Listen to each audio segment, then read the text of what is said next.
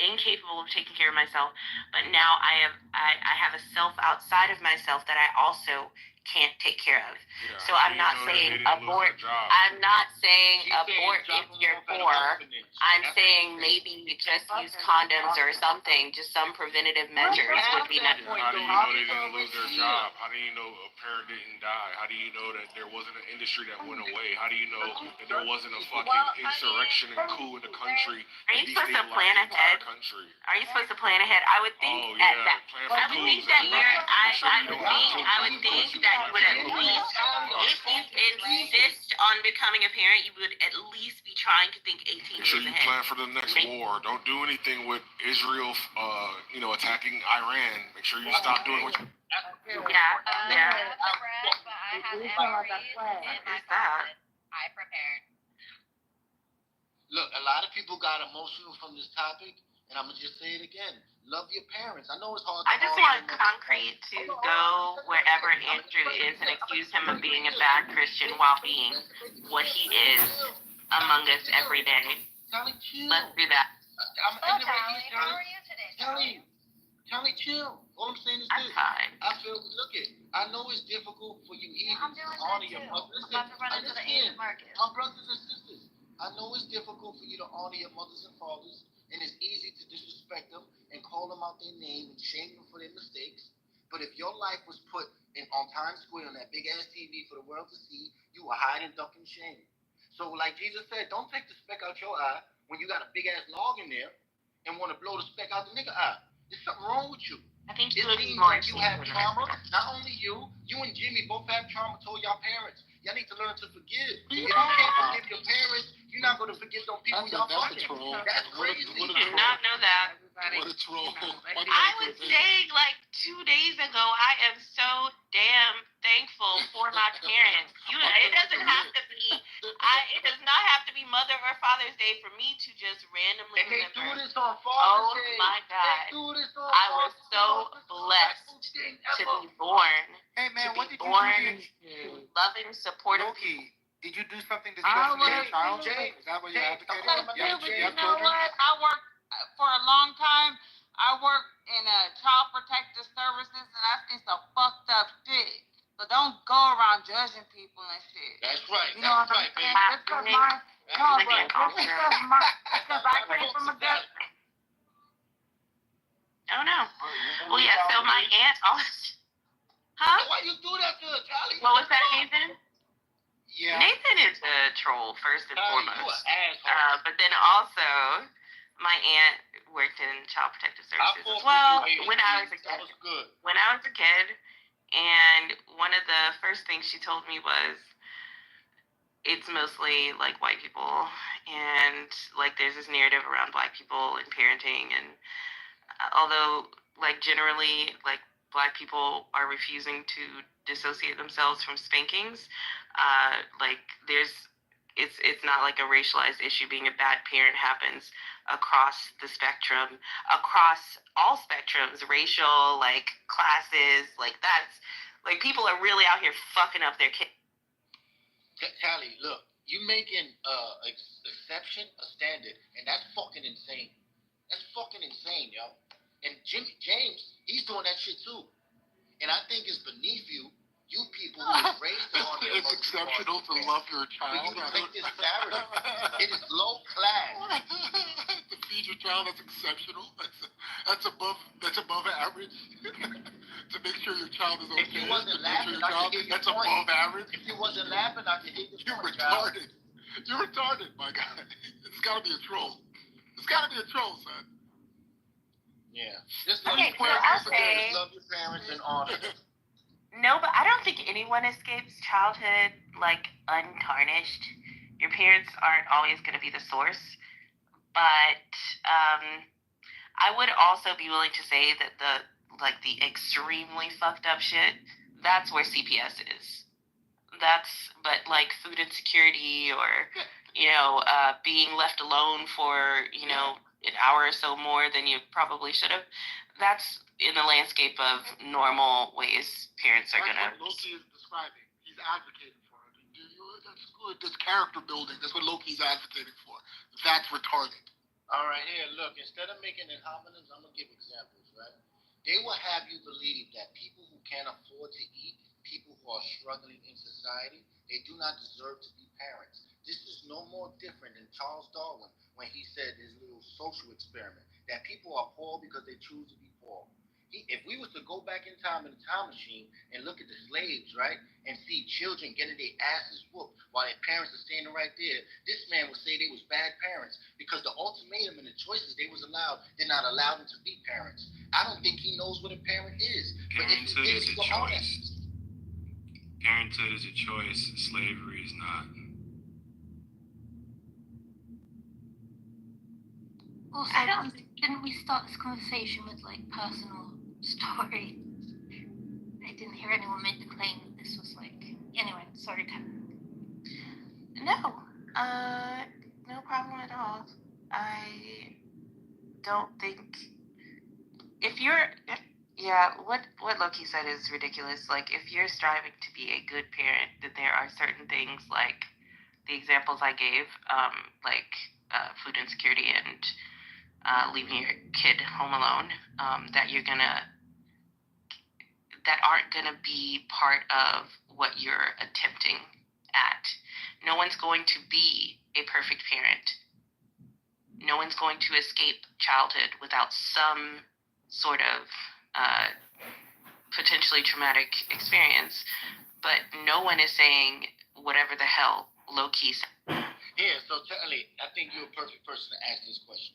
When Moses, right, his little Ethiopian wife said for him to take the rock and smash the front foreskin of his little infant child, right, and circumcise him, would you say he was a bad parent at that moment? Or would your religion or would your morality change that decision? Well, the kid's not gonna remember that, and fucking holes in the throat. Yeah, no, that's not what I did. Anyway, the kid's not gonna remember being circumcised, though. There is a movement of people who think circumcision is so circumcision is equal to being a bad. It's like an earpiece. What are we talking about, Loki? So you said, hold on. So you don't think circumcision? So what are we talking about, Loki? Hold on, I'm gonna ask you again. I'm just confused. You don't think circumcision is mutilation? No. It literally is genital mutilation by statute. No, it is not mutilation. It literally is. No, it is not mutilation. You're literally cutting off. You're literally cutting. Not mutilation. You're literally a tongue piercing is not mutilation. You guys are retarded. We talking about Hold on. No, we're talking about. This is a retarded conversation. We're talking about. I am absolutely happy that I'm circumcised. This is fucking retarded. Look, he got problems. This is retarded. On his dick with his parent. Most men that are circumcised are absolutely ecstatic that they're circumcised. Yeah, but for different reasons. I did it for Abraham, nigga. I did it because it's more aerodynamic, a little more sleek. You did it because you're in the West. Way better. Patty don't like turtlenecks. Patty don't like turtlenecks. It's just common practice. It's just common practice here. Facts. You didn't do it for Abraham, probably. I just like to say this. Thank you, Bima, and whoever. I think Matt. We beat this spoken foreigner. That's all. I'm done with this conversation since I won. Love your parents. You and all did of them. not. That's the moral story. You did not win anything. What was that term from earlier that I learned? Pigeon chess? Did you go, Bish? Just pigeon chess us? Probably. Yeah, I think it's where the bird flies in, fucks up the board, and then claims victory. Oh, yeah.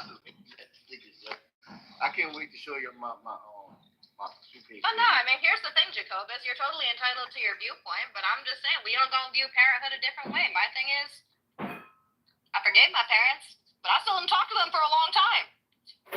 I didn't talk to them for a minute. I still forgave them, though, and I ended up talking to them towards the end, but damn. Took me a minute. And it takes everyone a minute, son. I'll tell you this, Puerto Rican.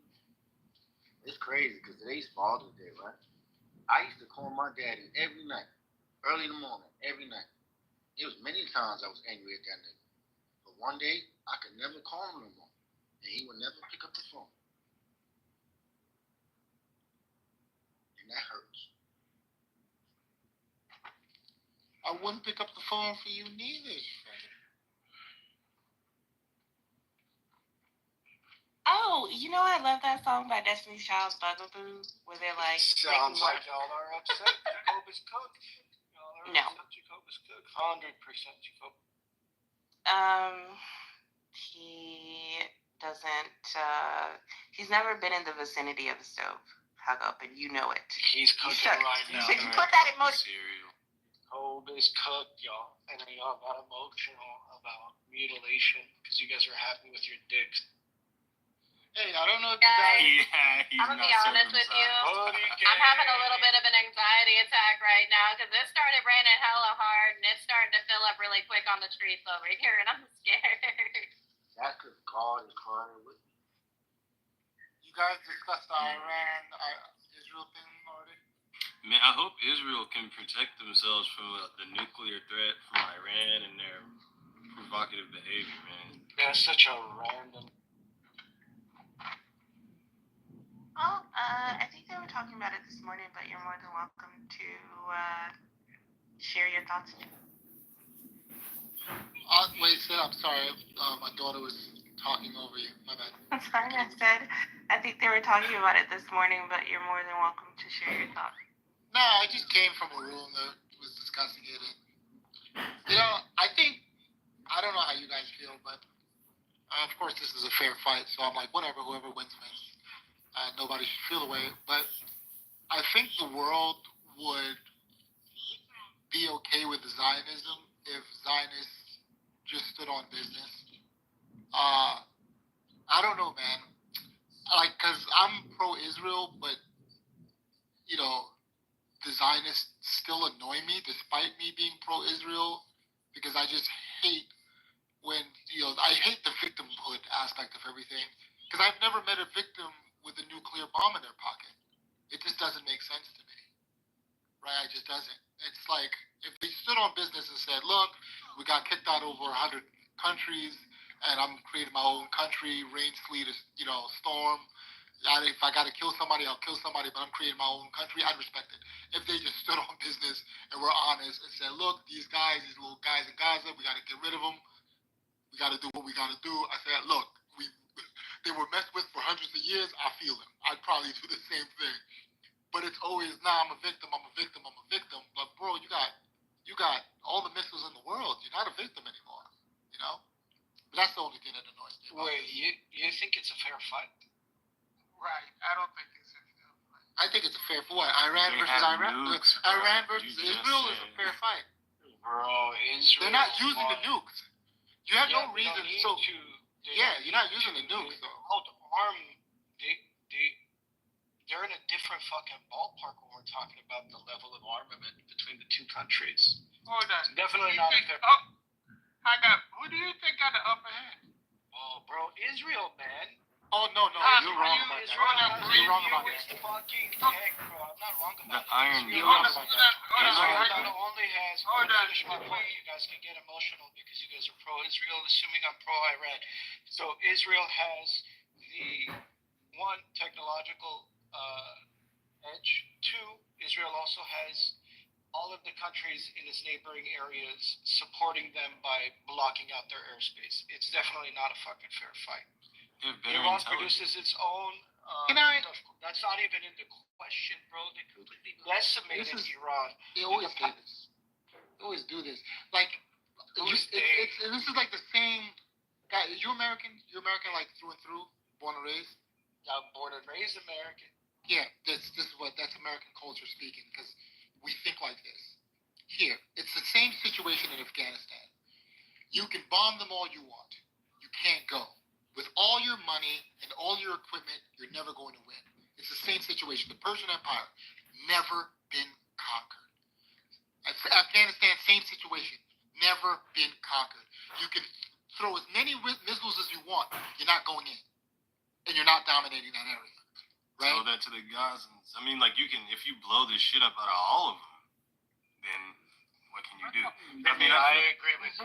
By the way, I'm from the region, right? So I agree with you. I share a border with Iran. My home country shares a border with Iran. I know of all people how resilient and they will fight to the last person. The Persians and Iranians are.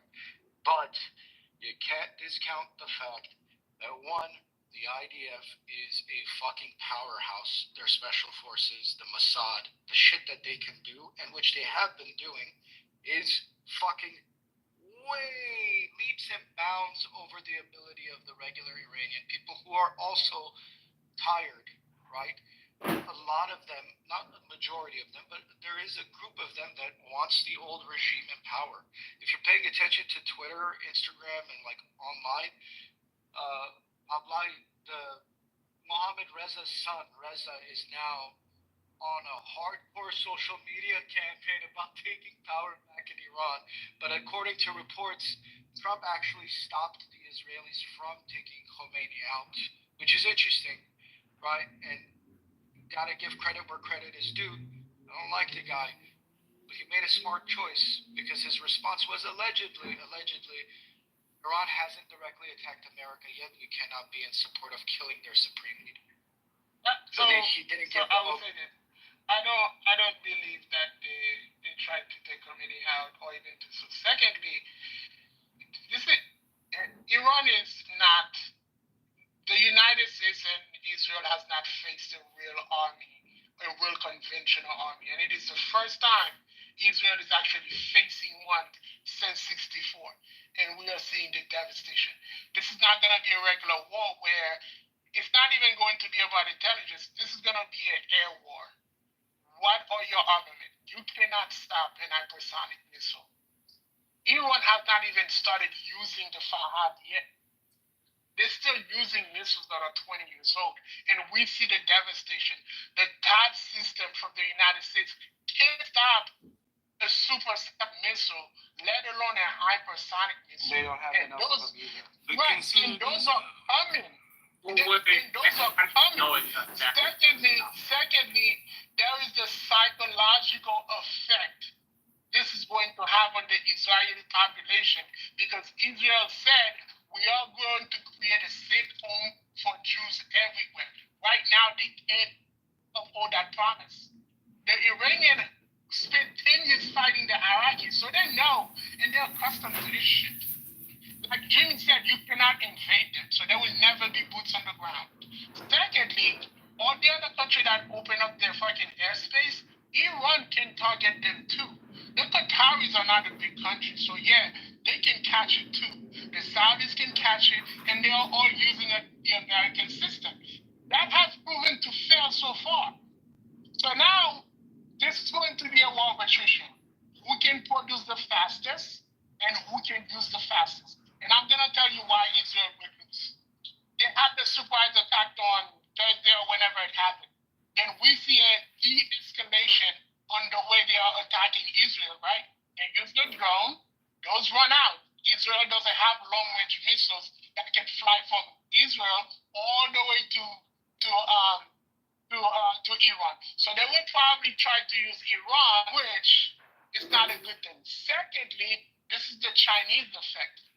China and Iran heavily. I'm part of a telegram where we track military plane and flight that goes in and out.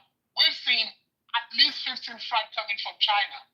China is testing out their military hardware. Because with the lot of success Pakistan had against India, now they are testing even more. That's probably going to be the end of the real winner here. I think, in my opinion, this is going to be bad for Israel. And I think they need to have a come to Jesus moment before it's too late. Hilarious. Hilarious. Yo, can I give you some pushback? All Diddy? Can I give you some pushback? All Diddy? No pause? If you think that the Turkic nations are gonna allow Israel to fall, you're gonna have a very fun wake-up call, right? Because Azerbaijan has continued to launch missiles and drones from Baku towards Iran by the behest and order of Israel from Tel Aviv. And Turkey is also manning a bunch of F-15s and 35s in the air, blowing up whatever they can that's coming over the Jordanian airspace. Jordan really doesn't have much of an army nor a standing army to do anything. They're just a bunch of pussies. Everybody's known this. But the Turks and Azeris have very large standing armies that are very well equipped, and they need Israel to stay there because it guarantees their regional power, which is extremely important to the Turks in Ankara and Constantinople. They need this war, right? And they're tired of Iran posturing, trying to be the new regional superpower. Russia was supposed to come to the aid of Iran, but Russia's engulfed in a crazy war right now because it's wrapped up and is extremely, extremely more gruesome than it was a year, 2 years ago in Ukraine. The back and forth is crazy. And I don't know, the ultimate exclamation point is Iran requested mediation conversations 8 hours ago. They were denied, and then Israel or the U.S. approached, the West essentially approached for mediation while they were being bombed, and Iran said, go fuck yourself. So they're going back and forth on their position too. They don't have a leg to stand on. I think that Israel will flatten Tehran by the time the IRGC can muster up troops. And that's with the help of the West, including the UK and the US. But don't you think, like, well, I guess it's kind of telling that while they were engaged in conflict with people in Gaza, they were just chilling, right? But now that they've engaged with Iran, the leader of Israel is in Greece, if I'm not mistaken, right? And they've also taken steps to put their top leaders in civilian areas, right? In the event that if they do take damage, that they get to say, oh, they're killing civilians or something, right? That's the one argument that people make to say, like, it seems like Israel is afraid, right? But I feel like I do hope for the best for Israel, although I have criticism for some of their stances. I think they can pull it out, man, because they have much more advanced weaponry. They have the Iron Dome. They have a lot of American backing. I think that, with the support of the Americans and the surrounding region, they will be able to pull through.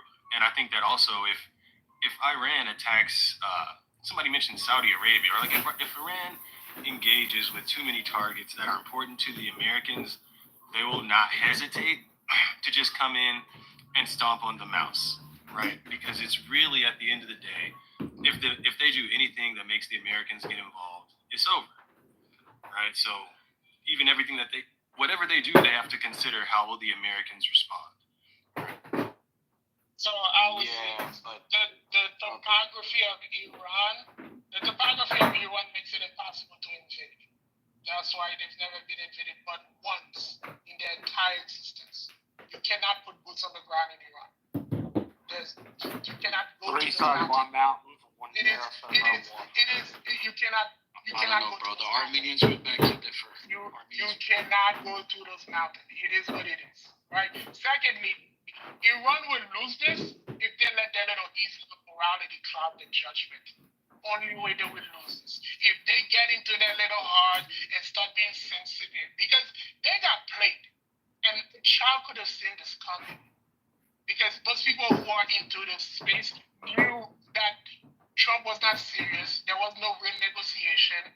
We were looking at movement of airplane and the way those AB planes are flying near the border. They were doing recognitions like last week. So I don't know how they didn't see it coming. I think that's the only, the Iranians are naive, and I will say this. They are incompetent and naive, and that will be probably their downfall. The fact that they never developed a nuclear weapon shows how naive they are. Because they should have done it a long time ago. This pussyfooting around, having a fatwa saying, well, we don't want to have a nuclear weapon. Like, are you fucking crazy? And this is why we are where we are today. They don't have a deterrent. As far as Israel don't have the manpower, they don't have the army to even step foot on Iranian soil. They don't have the hardware either to do it without the United States. The United States can come and save them with some B-2s, but that will be it. The Iranians are now flying the suicide drone, the Syed 2. That's because the Iron Dome is not working. Once the Iron Dome stops working, Israel is wide open, and they will be flooded with those drones that are made for $10,000 each. So it will be a war of attrition. Right. It will be a war of attrition. Who can build faster and then who can use it? And that's what it's going to come down to. The United States is also not going to be stupid and put all their eggs in one basket and leave themselves open. Understand this. Yes, they can bring a striker group and an aircraft carrier. An hypersonic missile can take out an aircraft carrier. Nobody wants to do that. It takes 10 years to build one aircraft carrier.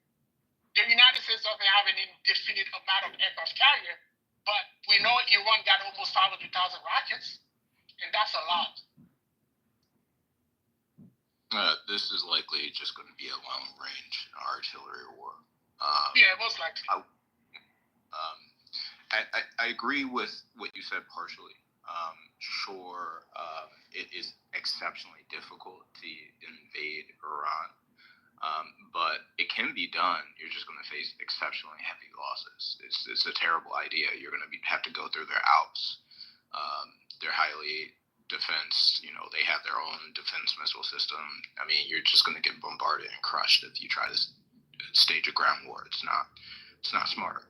Which is why the Israeli Air Force is taking the charge in the fight, because that is their best option. It is concerning though, because there are going to be limitations. Like, for example, we know that Israel is nuclear armed. We know that the yield of Iranian long-range missiles, it's not super high. So these aren't like vacuum bombs. They're not bunker busters. They're not going to do wide-range damage. They're more meant for localized bombardment. So I don't know. We'll see.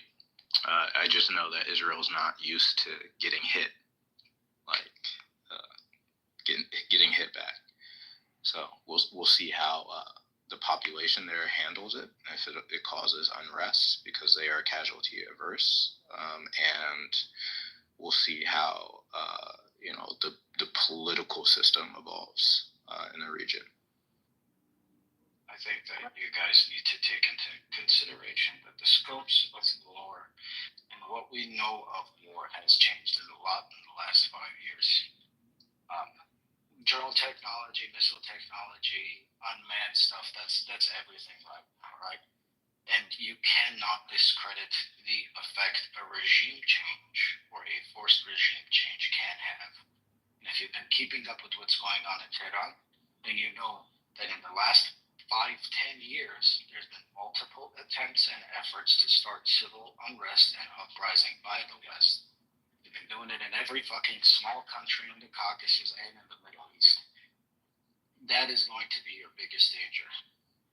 I'm down to have a one-on-one about this later, Matt, but it's Father's Day, so happy Father's Day to everybody. I'm going to go barbecue. I hope not a lot of people died. It's going to be the worst outcome, as a lot of innocent lives are going to be lost. But such is the cost of war. Happy Father's Day, Hagap.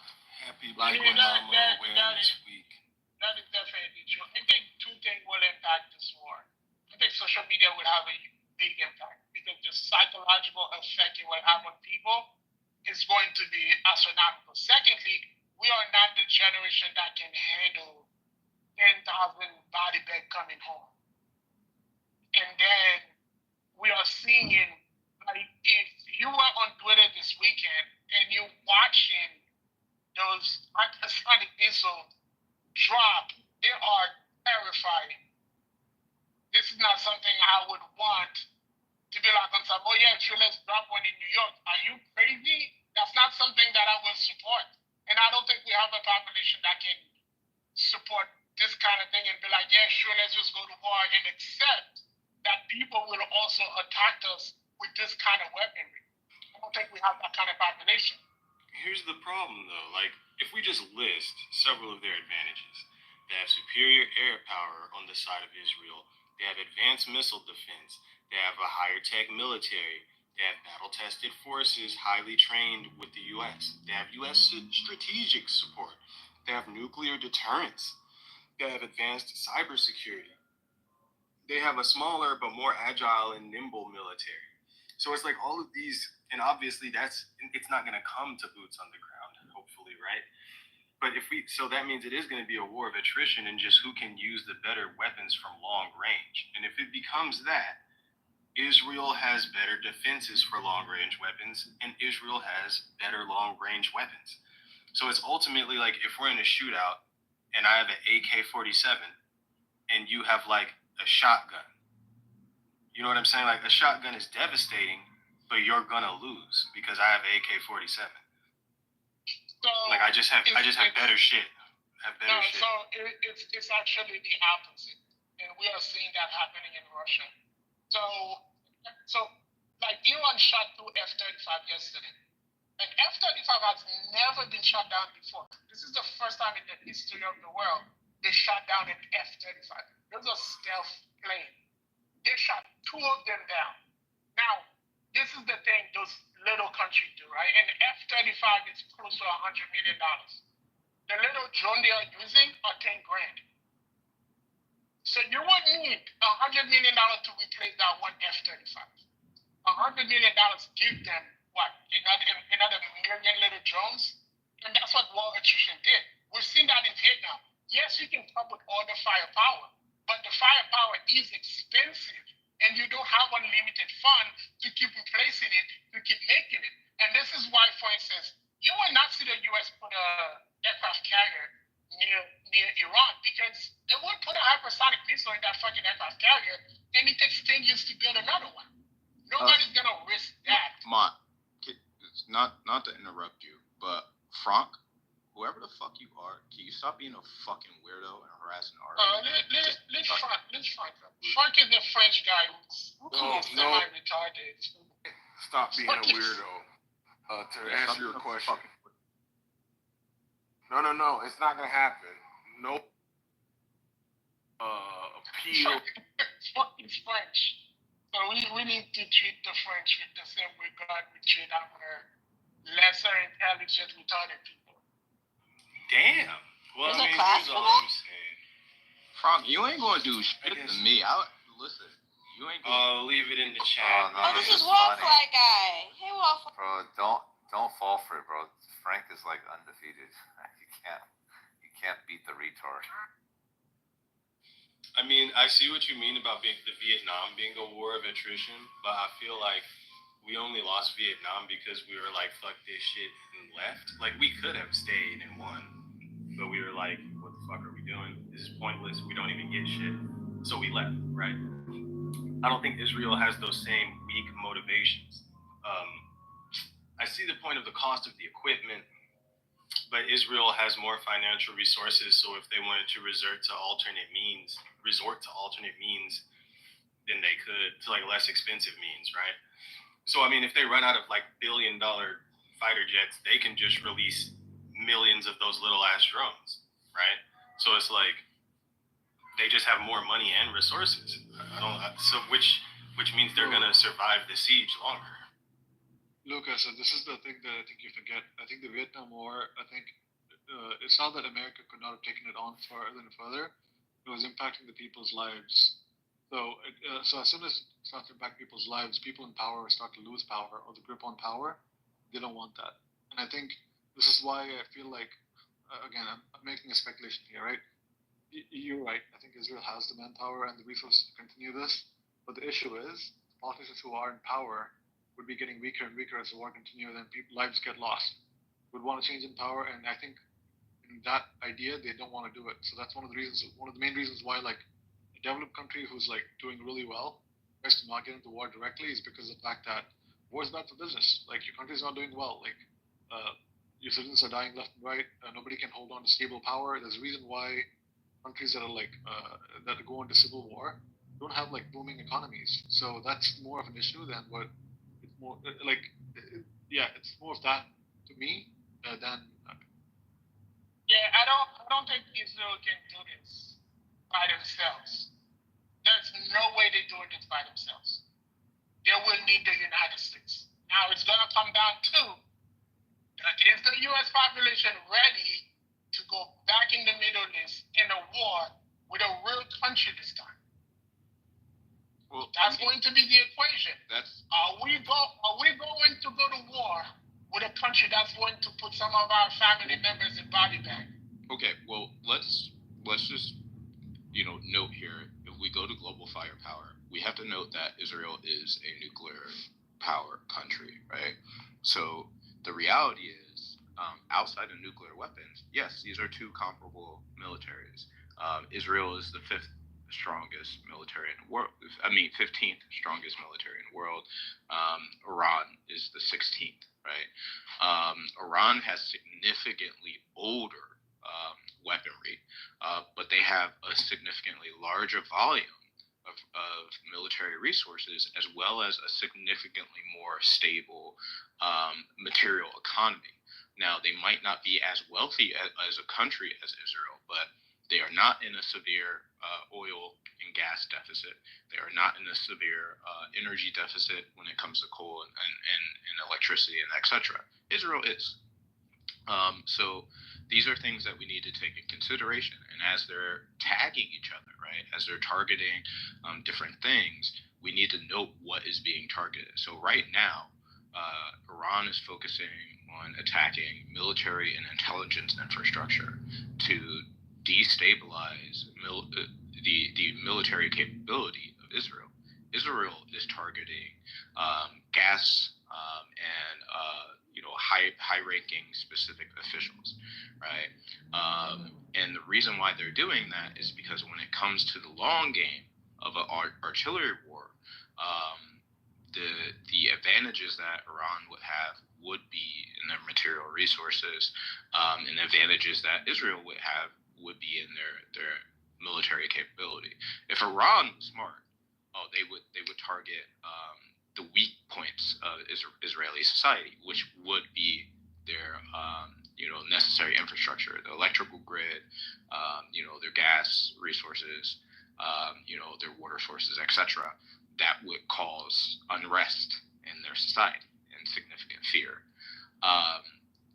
But I think that they're hesitant in doing something like that due to the unpredictability of the Israeli government and the fact that they have nukes. And the reality is, any war with a nuclear powered nation is not a true war.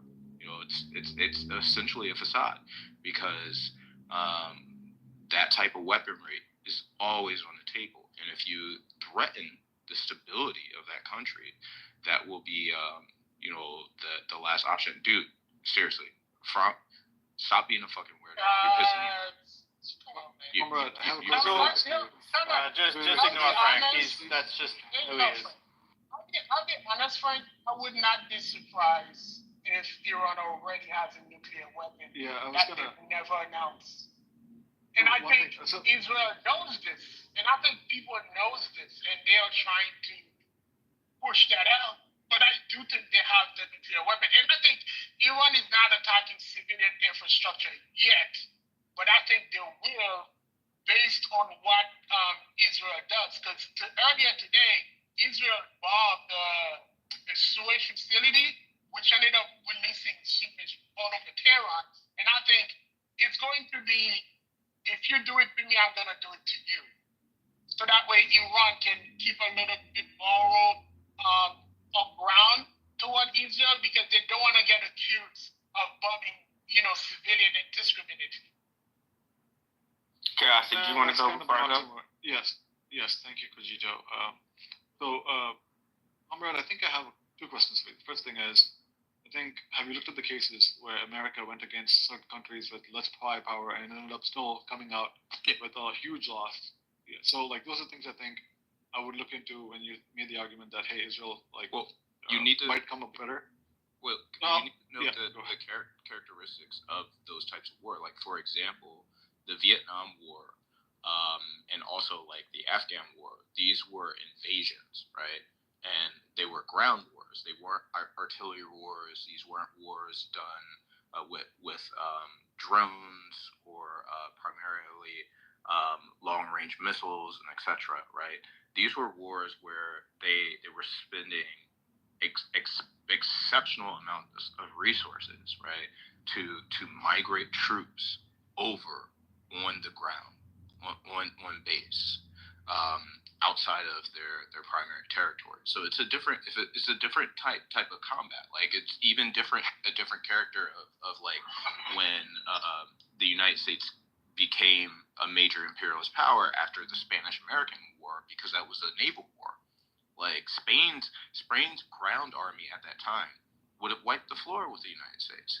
But the United States, at the time being a weaker country, was able to defeat them and dismantling their resources because they focused on naval battle. So it depends on the character of the war.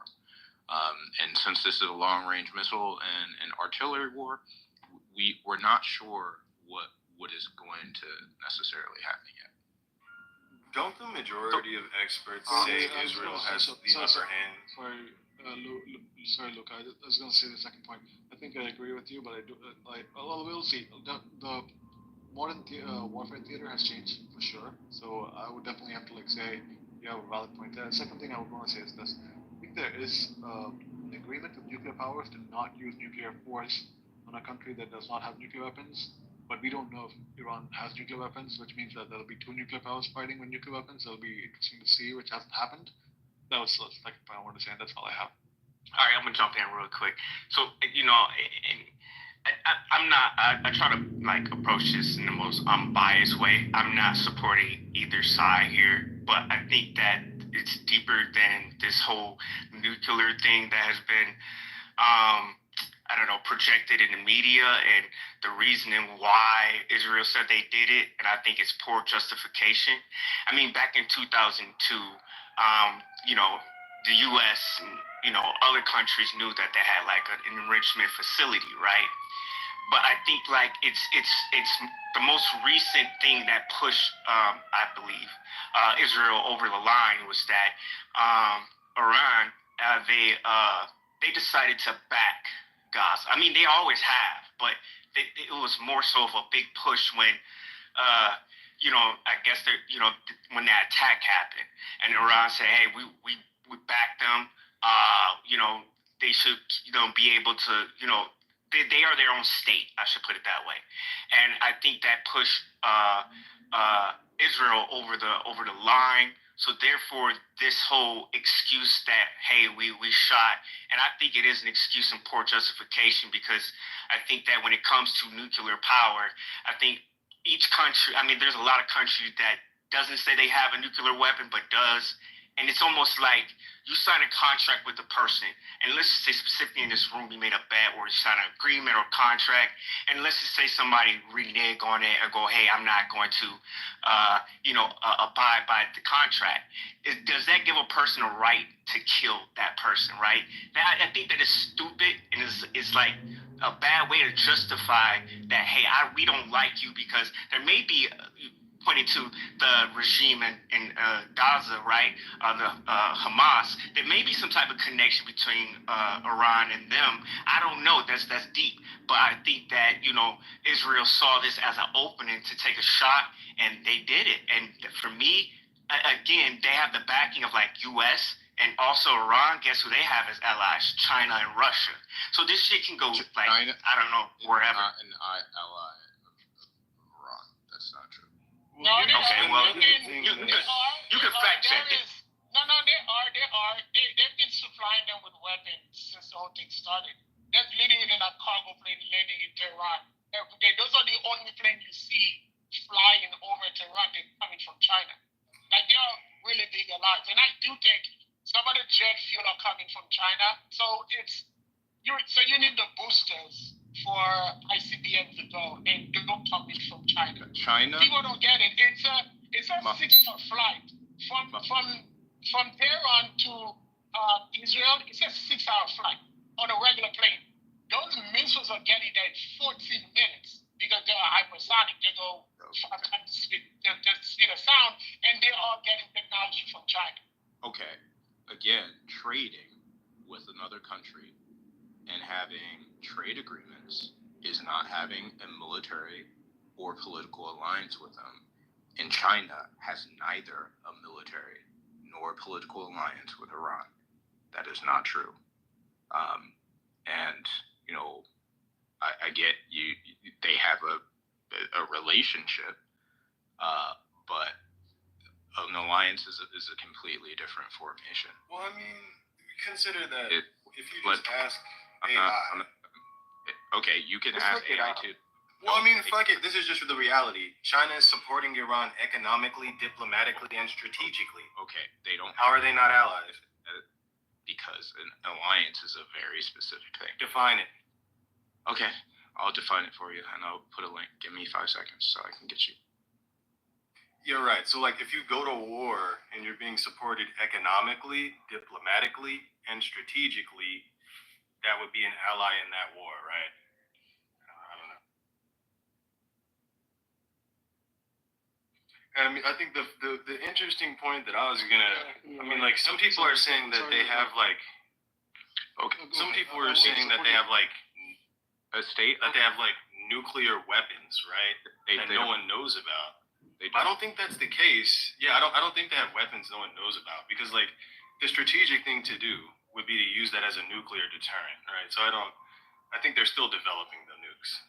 Look at, so 2 things, right? The first thing is you are right in the first aspect.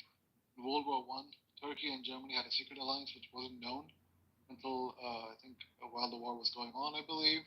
So that could also be the case here. We don't know. And the second thing is, I think even Israel hasn't officially declared that they have nuclear weapons. They just have brushed aside the question about it. They haven't like officially told anybody that they have nuclear weapons. It's widely understood that they have. So like that's another point that I wanted to like add. Right. I think the thing is too, I think when we look at Iran wants to kind of rejoin the international community and not have sanctions. They want to be part of SWIFT. They want to open the border to new market. They want to go into new market. So it's not in their best interest to announce that, oh yeah, sure, we have a nuclear bomb, because you see how North Korea is treated. They're like, all right, fuck these people, we leave them alone, and they're just not part of our system. I think sometimes the element of surprise, because Iran does this kind of thing where they don't tell you what they have, they kind of stay quiet, which sometimes it's annoying. And I think that's what we are seeing. It's not possible, right? And in the modern era, or any era during the development of the Manhattan Project and the atomic age, to hide nuclear weapons, because nuclear weapons aren't just like bullets or grenades. They need to be contained in specialized facilities and managed, because guess what? A hot bomb, right? A bomb that is charged and is utilizing enriched uranium, it lets off radiation, which means that it needs a containment facility. And typically, there's either going to need to be a specialized plane if you're going to drop it, if it's a gravity bomb that can carry it, or there needs to be a facility for the rockets to launch via, a intercontinental ballistic facility or a submarine. So no, there is zero evidence that Iran has a nuclear weapon, and we should not speculate on such, because we have satellites, right? Major governments would know if Iran had nuclear weapons or the capability to create such. Also, back to what it means to have a military alliance, the United States Defense describes an alliance as a formal agreement between 2 or more nations and national defense that their promises that they would support each other, particularly during a war. And I'm sorry, but no, China and Iran are not in an alliance. Okay? They don't have an alliance. Yeah, sure. I mean, if we can go with that definition. Please recommend the book. No, it's okay. Please recommend the nuclear war. So the reason why I would say Iran does have a delivery system, right? It's called the RS-28. They bought it from Russia. It is the ICBM that can carry warhead. Secondly, the Forson, I think it's called Forson Nuclear Facility, which is inside a mountain. And that's why sometimes it doesn't give off radiation, because it's not built in a facility like conventional facility like other places. And so that's the hard part with Iran. They build their facilities inside mountain, which gives them the quote unquote the perfect cover. And this is why the attack the other day did not fail, because the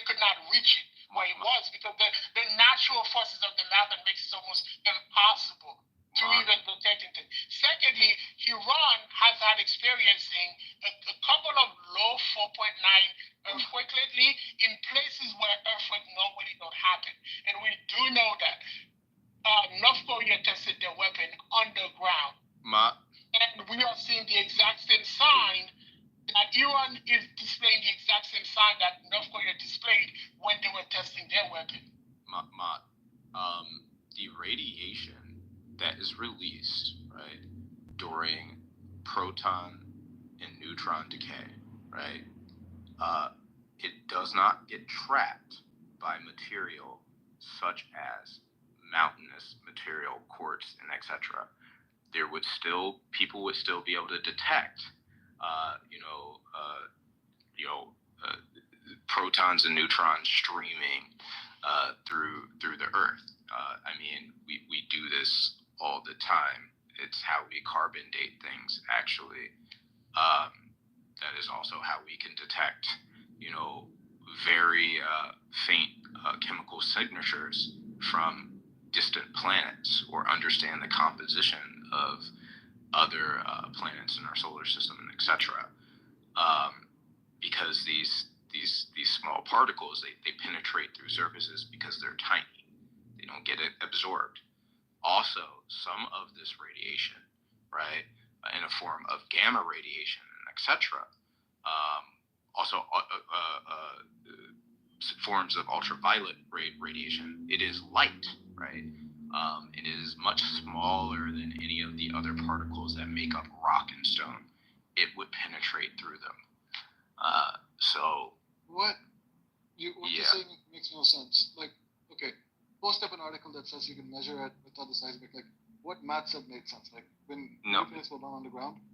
Let me finish, please, and then we could respond back with I'm willing to learn. So what math said makes sense? Like, most of the things that we talk about, like, hey, they can have nuclear power is measured by seismic activity. I've never seen anyone say, hey, the radiation is seeping through it. And also, like, I don't know what you talked about with carbon dating. I thought carbon dating was talking about carbon decay and not about, like, radioactivity. Correct. So I'm kind of, like, confused by that. Carbon decay chaos. It lets off radiation, dude. Yeah, so yes, it does, but I don't think, like, it's not the same way that you're talking about. Okay. It is. It is quite literally a form of nuclear decay. But the problem is, like, I just asked, like, have there been strange earthquakes that seem like nukes? The answer is scientific evidence does not support those claims, right? And I mean, I don't know, bro. I'm saying if they had nukes, none of this would be happening. Like, all they would have to, like, no one fucks with North Korea because they have nukes. So, like, as soon as they had nukes, they would just say, hey, guys, we got nukes, and then no one would ever fuck with them ever. So it's like... So there's a political ramification that North Korea doesn't care to be part of the world in a conventional way. Iran has other aspiration to be like a great country that want to participate in international game. They want to be the whole shit. They want to be part of the greater economy.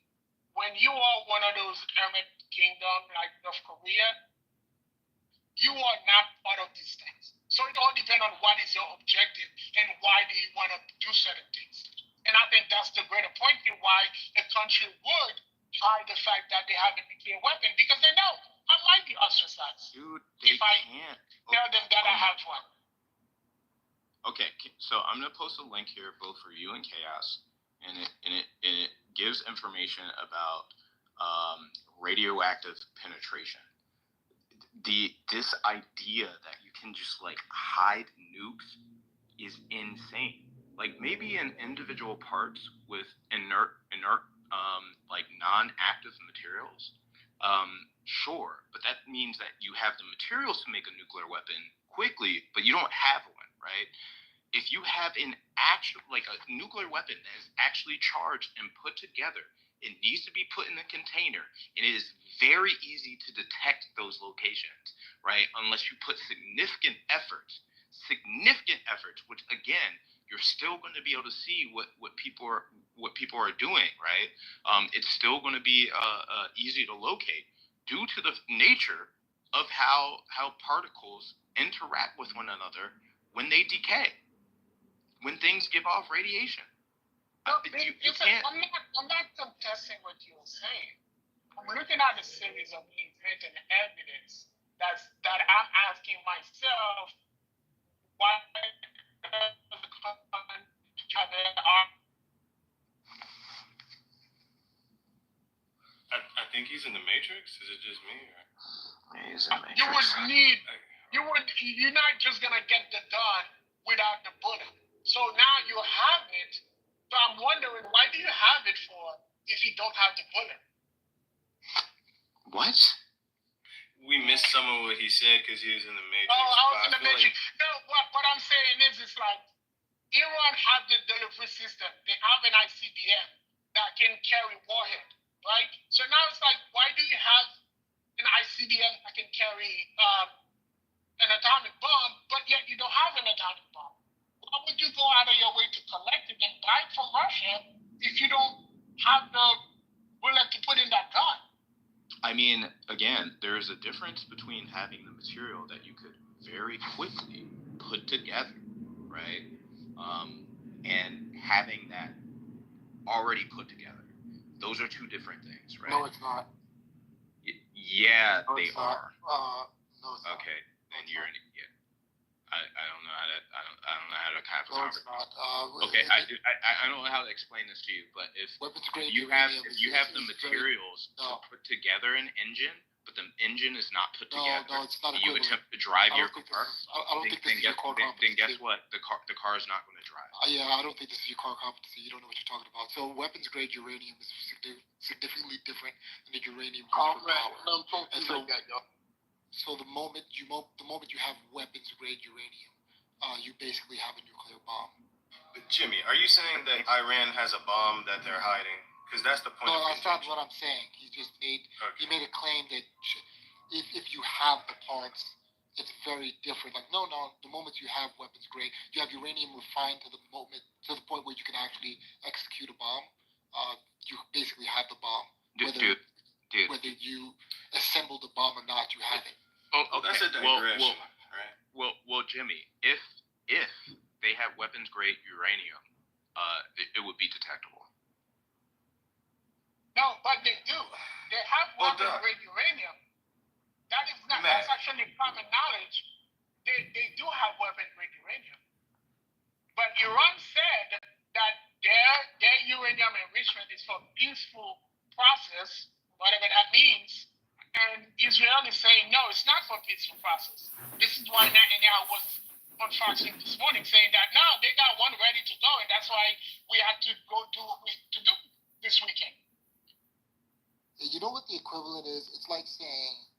Iran does not have weapons grade uranium.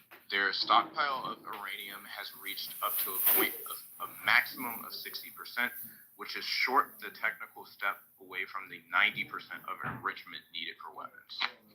Man, it's the consensus among most experts in the international community that Iran does not have nuclear weapons at this point, and that Israel has the military advantage.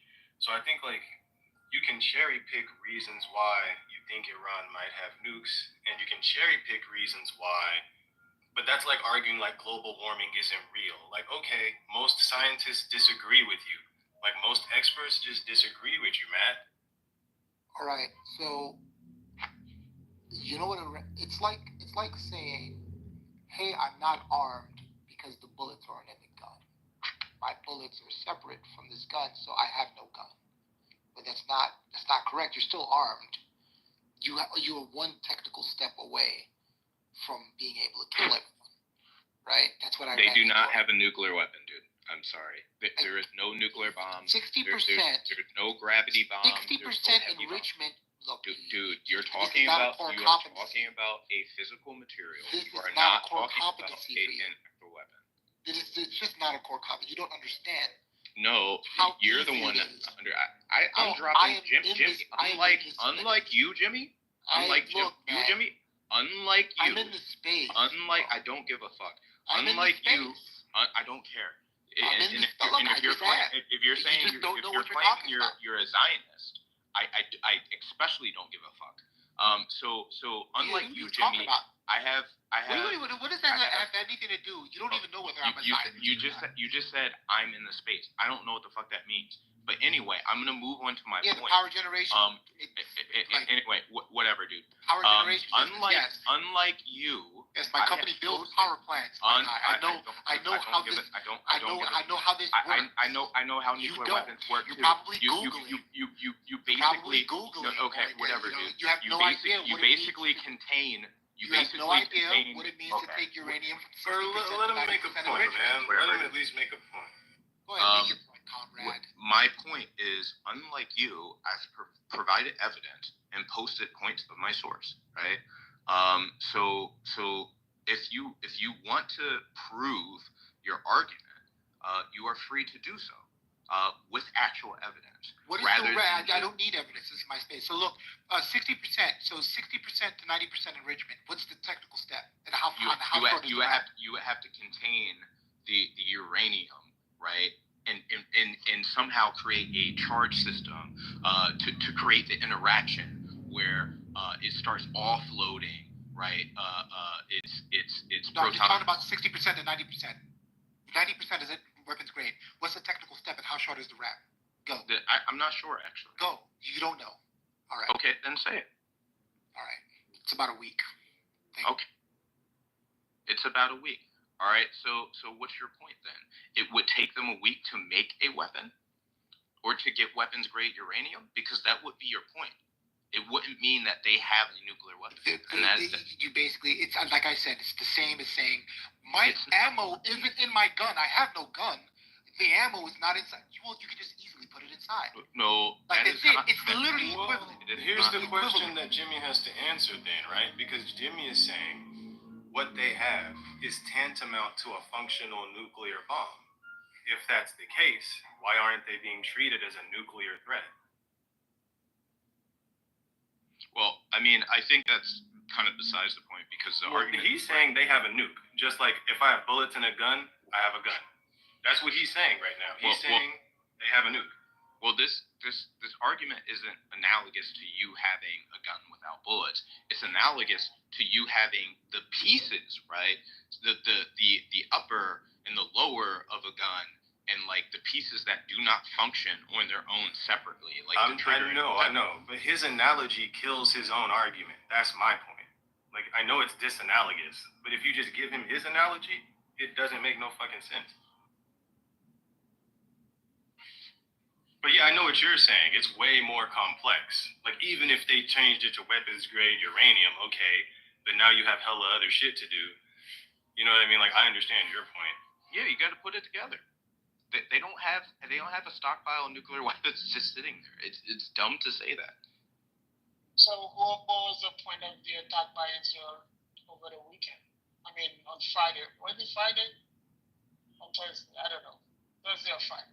So what was the point? Because now you are saying that they're driving 9 yards line. Thursday night for us, Friday. Well, it's likely because the ruling class in Israel wants to gain control and power over the region, their regional power. So they want to collapse one of their rivals, right? Particularly a rival which is a military threat to them and comparable. And given the fact that no one in the international community has meaningfully done shit to challenge the fact that Israel is quite literally committing a genocide in Gaza, right? Starving millions of people, even though the maximum constitution of any member of quote unquote Hamas has only been 40,000, right? At its max, right? They're starving 2.1 million people to death, right? I mean, they've gone on uncontested. So what better time is there to do a preemptive strike, and to wipe out one of their regional rivals when no one is going to oppose them? Do you think they fight more than they can chew? What? Do you think they have beaten more than they can chew? I mean, they're a pretty formidable military force. I don't think they've bitten off more than they can chew, and I don't think the ruling class in Israel gives a fuck about their general population. what they care about is, what every other group of capitalists care about. The people, the haves having more, and the have-nots just getting in line. Yeah, but comrade, you gotta admit the have so easy for the. Yo, you're cutting out. Hold on. Concrete. Cogito, Half's not in sorry there. that you can keep it up. I'm not just talking. You hear me now? Everybody in the room seems to understand. No, you just talking. Yeah. Nah. How about you ask about what you don't get, and then I can explain it to you. Hey, man. I was saying. Go ahead. I'm good now. Thank you. I was saying, comrades, you gotta admit that the have-nots make it pretty damn easy for the have-mores to do what they're doing. In fact, they almost encourage it because these people are so fucking retarded and lazy. Easily manipulated. Who are you talking about? The average person. The average person. The average person is drug addict, fucking alcoholic, low moral rectitude. Can't fucking, tie their shoes, don't care about their health, on and on and on. If you listen to these conversations in Clubhouse, you could easily just write a little script on how to manipulate 95% of the fucking Republican Party, right? And, sorry, go ahead. What do you want to say? I was specifically talking about, in the context of Israel, their ruling class and then their general population. So, unless you have a very thorough understanding of Israeli society, I wouldn't attribute. I just don't take it to be any different than any other society. That's the point. I thought when you say ruling class, you weren't speaking exclusively of the Israeli ruling class, right? I mean, we were talking about regional conflicts. Agreed, but you also mentioned the ruling class, and I just take it that that's a certain type of behavior that doesn't exclude itself to just Israelis. Are you disagreeing with that, or what? I was being specific, but you made a general. I wasn't being general. You made a general statement about the ruling class. Come on. Anyway, you don't have to commit to it. That's fine. I don't know why you would deny it, but that's fine. I'm not gonna argue with you. Yeah, that's it. That was it. Using Comrade's logic, the Cuban Missile Crisis was retarded. America overreacted because the missiles weren't. I would never say that word. You know what I mean? What, retarded? It's a beautiful word. I wouldn't say that. Word. And also, it's a beautiful word. It's amazing. Rolls right off the tongue. I would not support the United States. Did you vote for Kamala? No. Good.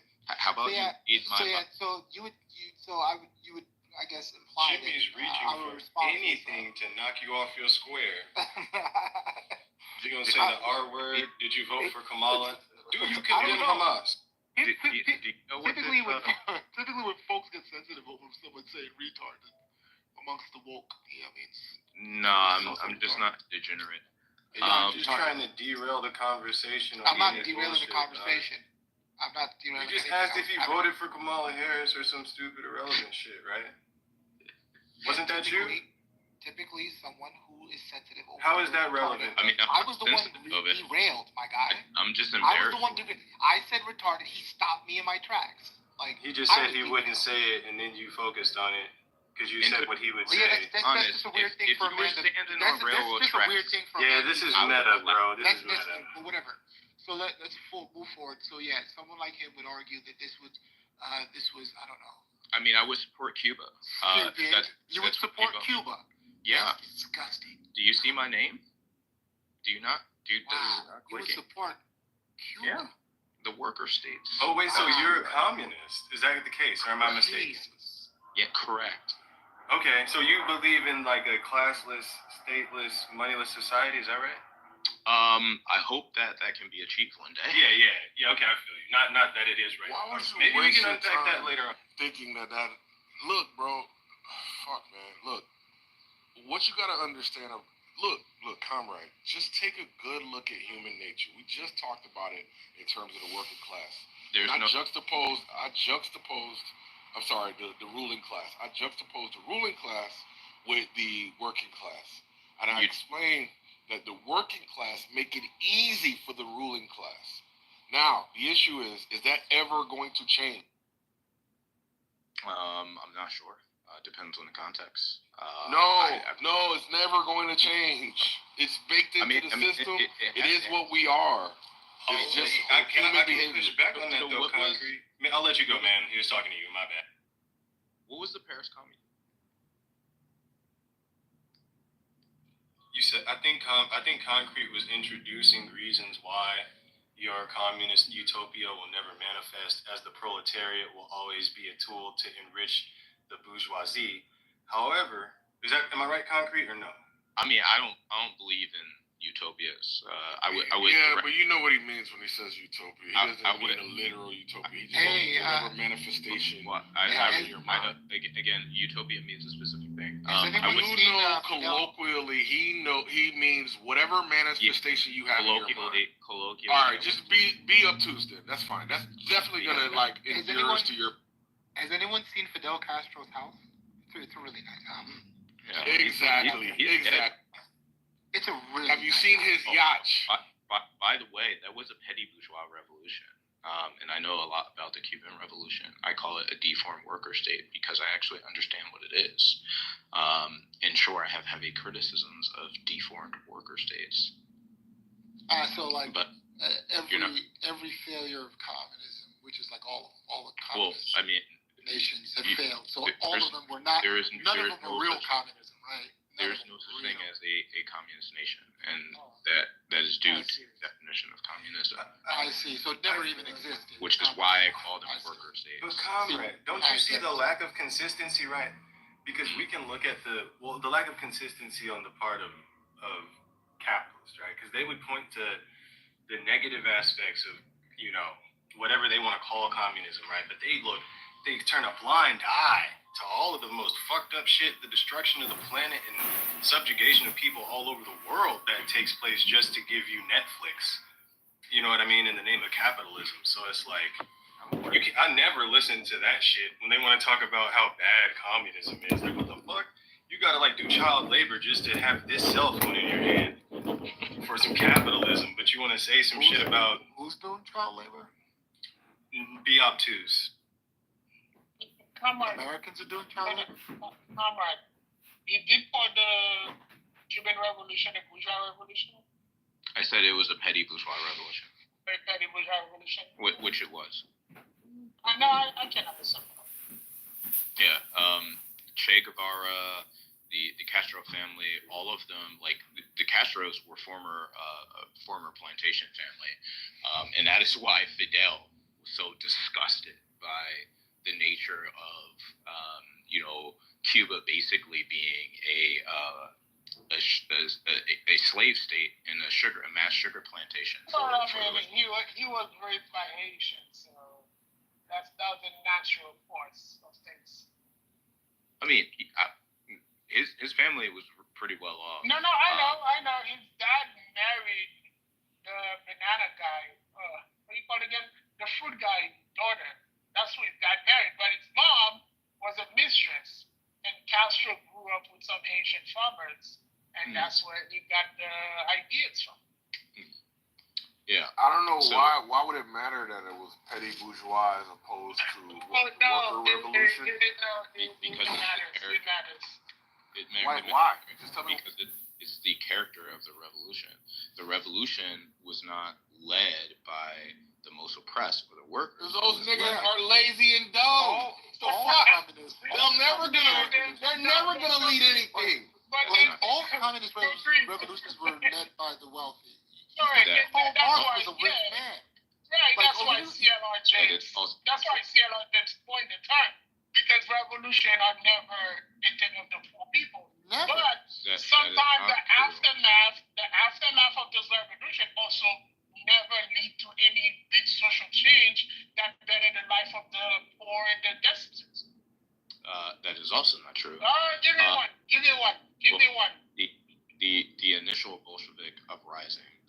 first 4 years of the Bolshevik uprisings before the usurpment by the Stalinists was absolutely. I know the history. You don't. Karl Marx was a wealthy man. The founder. Karl Marx was a wealthy man. Wait, do you let him cook for a second, Jimmy? I feel like he's trying to cook. Jimmy, are you get him after? Get him after. Listen, Marx was well dead. Do you know when the Bolshevik Revolution took place? That's the founder of everything. It's Karl Marx. Where all these ideas You're come a from? fucking idiot. Where's Karl Marx from? Karl Marx is not a founder of. Yeah, there is no communism without Karl Marx. Dude, the concept of communism existed God. long before Karl Marx. What are you talking about? And also, Marx is Lenin was the one who did that.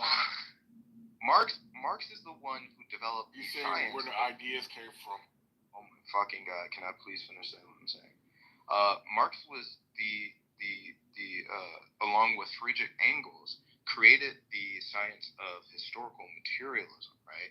Which gave a material description of what communism is. But there was always utopian communism and communist theory and etc. Long before Karl Marx was. He is the author of the Communist Manifesto, written with him and Engels. Before him, didn't exist. So it's basically it's the Bill of Rights. This is the fucking Constitution. It's everything. Yes, it is. Okay. Look. The reason why we attribute certain people to certain movements is because they are the ones who maybe propagated it the best to the widest audience and are deemed the most influential in that particular school of thought. It's not like a stretch to think that Karl Marx is the father of the modern concept of communism, right? I don't even know why you would argue it One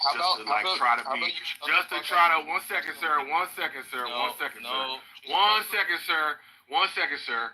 Just to fucking be pedantic, right? And petty, no pun intended regarding the petty bourgeois, right? I'm sure you're a revolutionary, and as soon as you got some power, you wouldn't see yourself as being like a less than or disenfranchised from the people, right? Because I'm sure you have delusions of grandeur and revolution that you wouldn't preclude yourself from because of your economic status and your education level, right? You still deem yourself a worthy leader. I'm almost done, bro. You still deem yourself a worthy fucking leader of the movement, right? And when they question your bona fides, hey, bro, didn't you grow up in a nice American home with good parents and a good education? You'll say, so what? My heart belongs to the people. I'm here for you guys, right? So anyway, your arguments against the point, if you have something that you'd like to say, just go ahead and fucking say it. Don't have to call people dumb. You can just say the reason why Karl Marx isn't the father of Shut up, bro. Stop. Bro. When you cried about being interrupted, you know what? Everybody acquiesced. Bro. When you cried about being overtalked, everybody. Bro, please shut up, bro. What's going on? You're crashing out. There's no mods. This is just. You make it a place where we don't interrupt each other. Okay, please, thank you. I appreciate it, Luca, but you're over talking me too, and that just adds to the cacophony of noises and. Anyway, so the whole thank you to Luca to get this fucking monkey to calm down. I appreciate that. But anyway, if you have a point about who you think is more apropos or more deserving of the title, the father of communism, just post the fucking name. Post the fucking seminal work. Shut the fuck up, faggot. Post the seminal work that everybody appeals to. Shut the fuck up, faggot. Post the seminal work that everybody appeals to when they talk about the concept of communism, and then let's see if it compares to the. Shut up, faggot. You're the one who. Let's just shut up, faggot.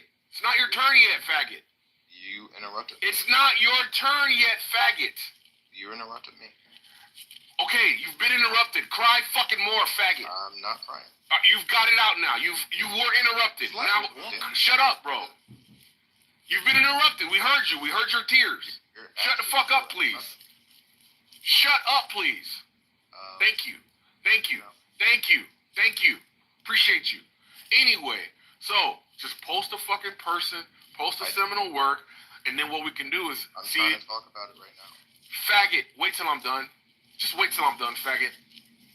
Thank you. Appreciate you, bro. Anyway, and then what we can do is we can do a comparison to see who comes first in the mind of people who are proponents of such a fucking economic system. And see if Marxism comes first in mind or this other person that you post. Go ahead. Just post.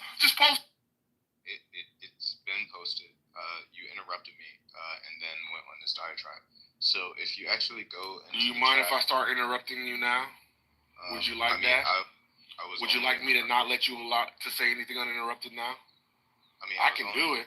You're not gonna like it, right? You're gonna cry more. So what I would advise you to do, if you're trying to de-escalate something and you don't want something to perpetuate, just stop being a faggot bitch and just let it go. Just stop. But being a crybaby bitch is just gonna encourage me to like hear more tears, right? Okay.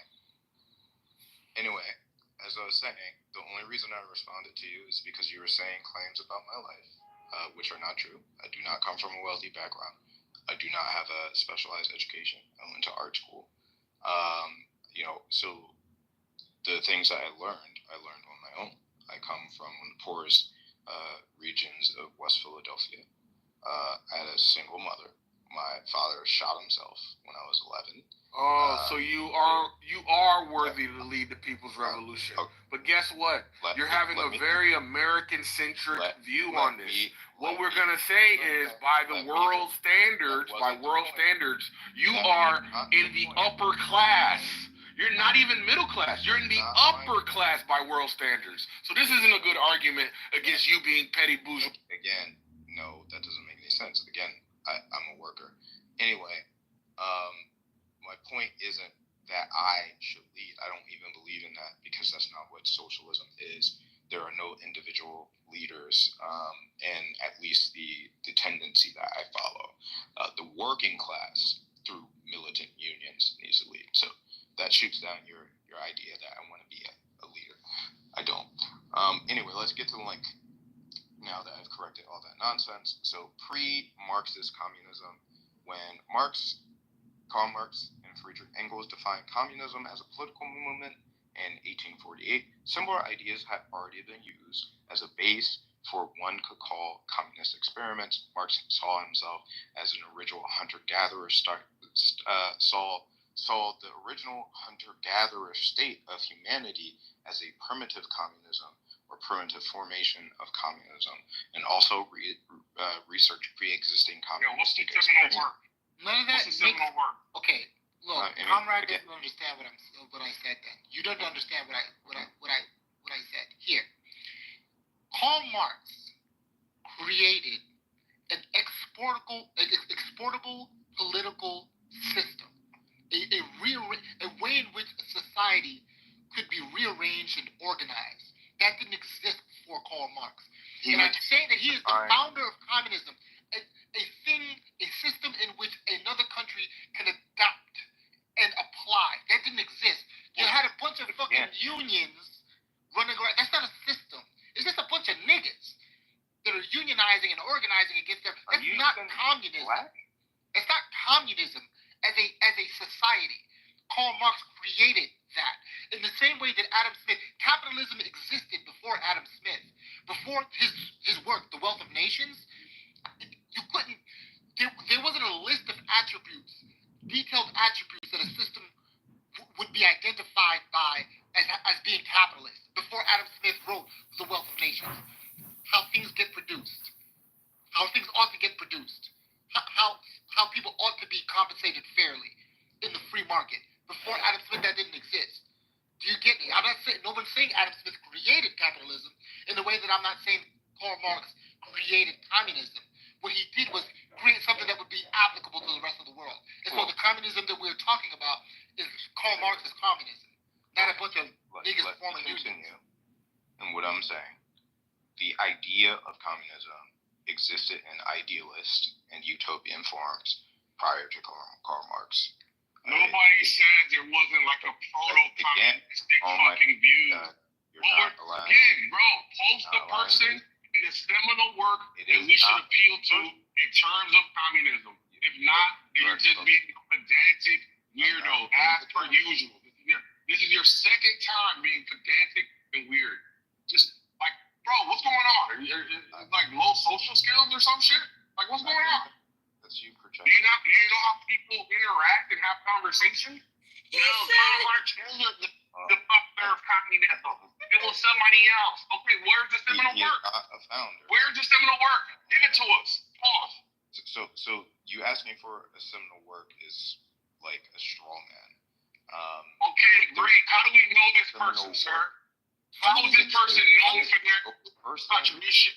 No person, there is no seminal work. There needs to be, if it's a governmental system, where's the Constitution? Wait. First of all, communism is not. Exactly. Yes, it is. No, it's not. Yes, it's been applied by governments, adopted by governments, and executed by governments. No, it's yes. not. Or can you just name anybody who wrote about it, right? Because we look at the Communist Manifesto, right? What are some other works that predate? Well, I mean, if you go in the link, they talk about the philosophy of communism and its idealist forms and much of pre-modern. It sounds like he's talking about the atomic thesis of communism, like different thinkers that contributed, right? We have Karl Marx like bringing it together in your one work, Communist Manifesto. Well, no. Karl Marx gave a material meaning to communism. Friedrich Engels and Karl Marx gave a material meaning to communism. But it was used colloquially for a long period of time.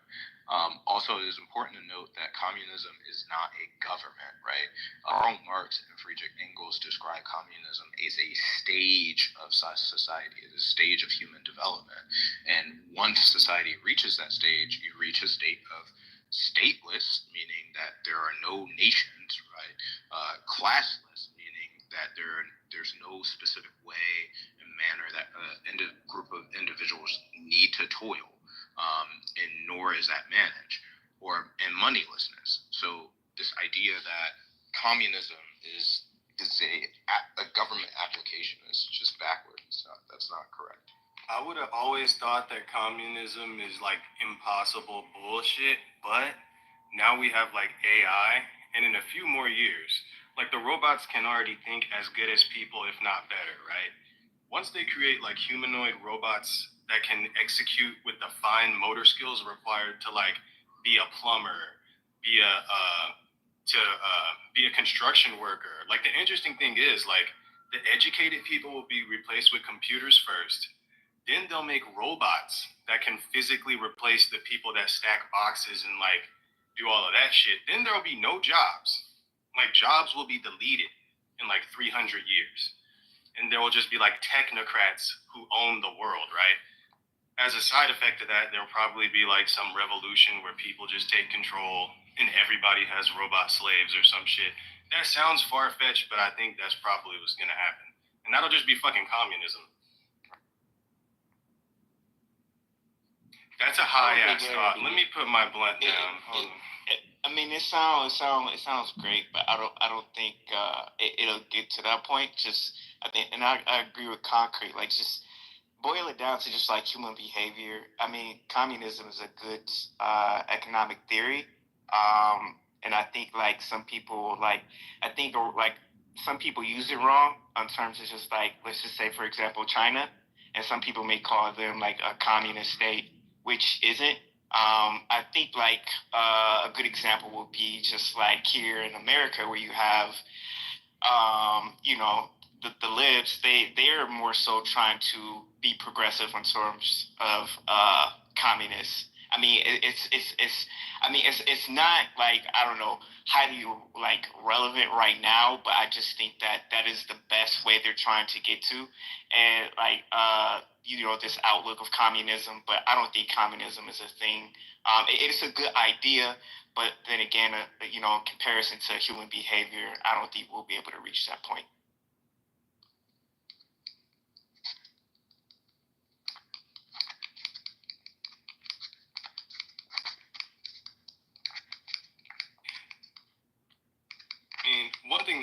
dude, is like, so you say a classless, stateless, moneyless society. How would people acquire goods in a moneyless society?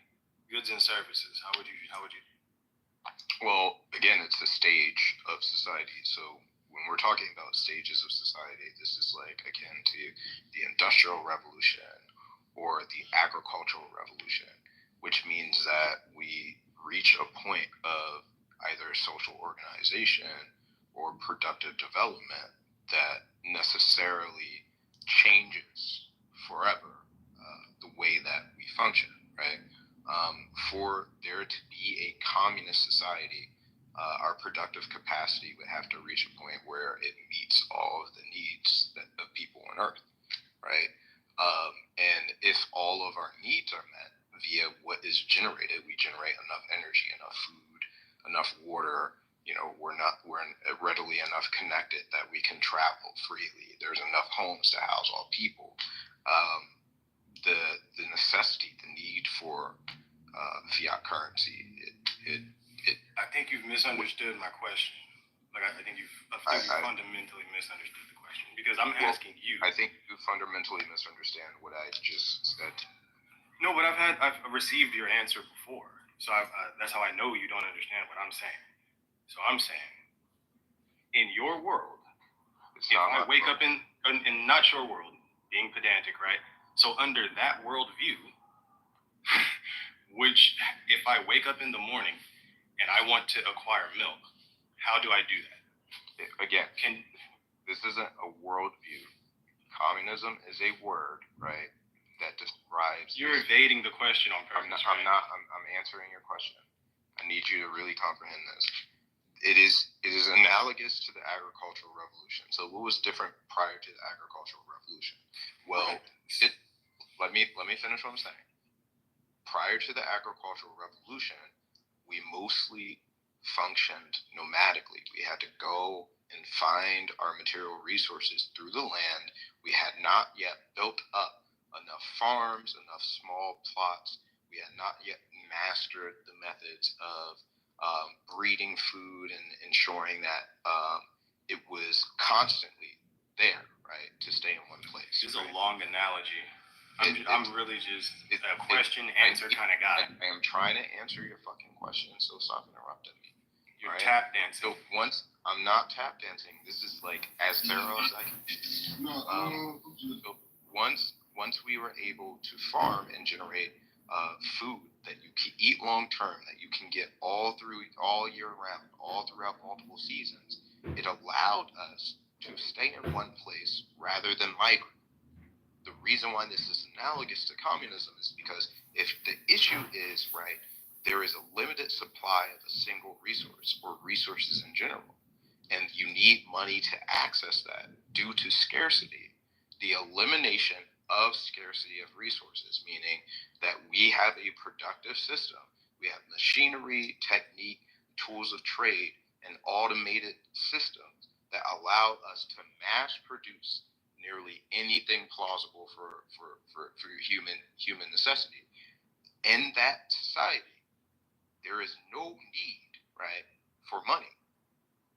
Right. So the answer to my question is not, if you consider like Hunter, the answer is everything will be fully automated and made available to you through technology. Right. So the long ass story is fucking unnecessary. If I ask how do you get goods and services, the answer is the workforce will be fully automated. Right? I mean, it's too hypothetical. I just answered the question in 5 fucking seconds. You gave a fucking speech about hunter-gatherer. But again, you need to understand that it is about the production and the productive forces reaching that capacity. Yeah, I think that capacity is inevitable with the technology that we have. Eventually, all this shit will be automated. Right? And that's what's up. I mean, so I guess like your answer to the question is automation.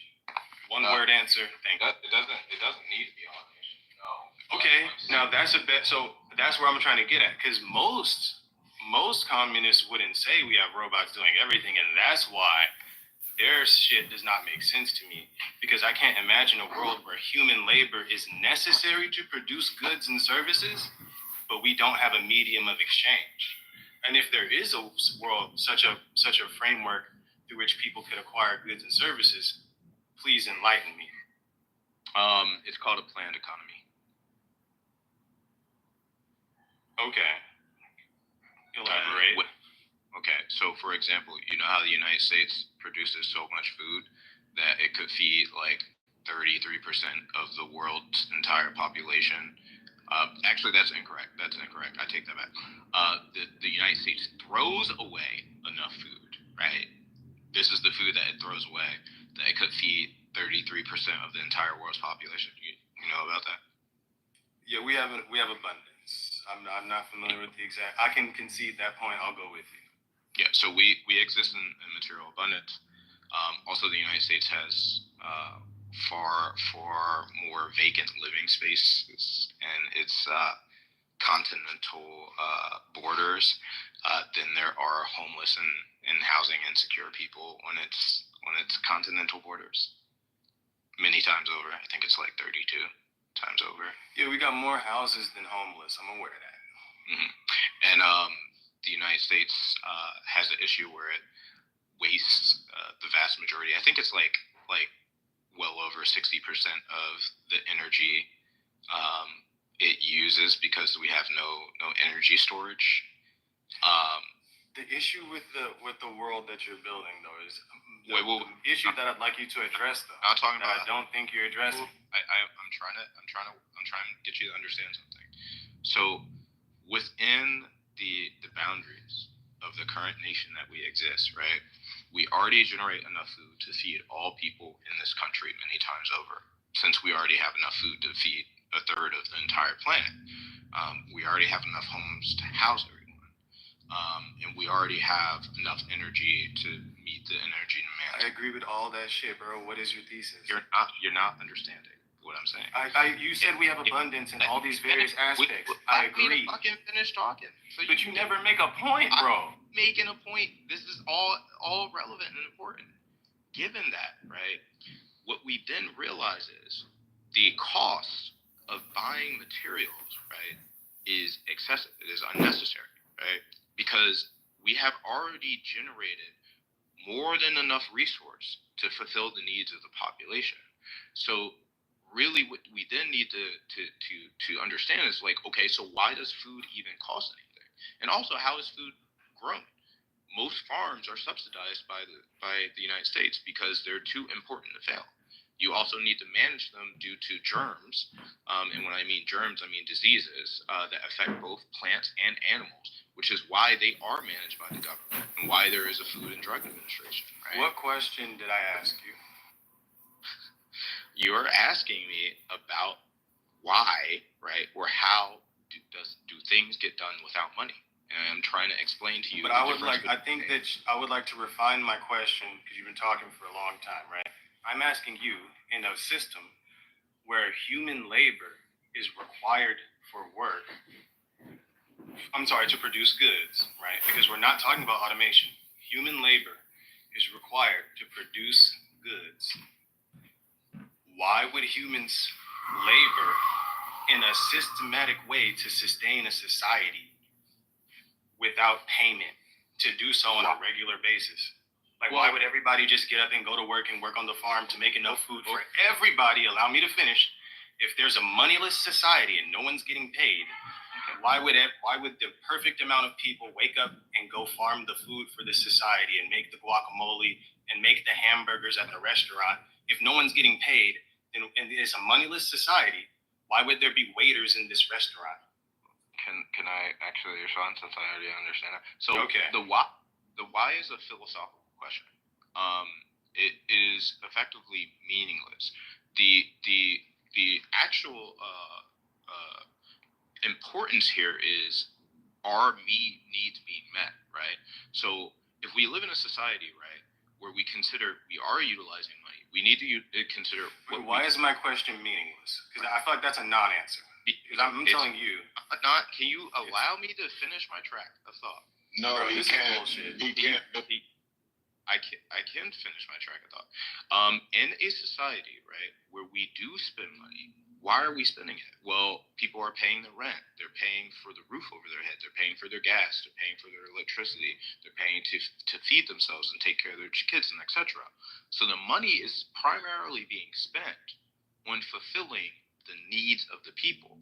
In a society without money, where our economy is planned, where there is material abundance, right, and the needs of the people are being met, the question is, what is the purpose of the money?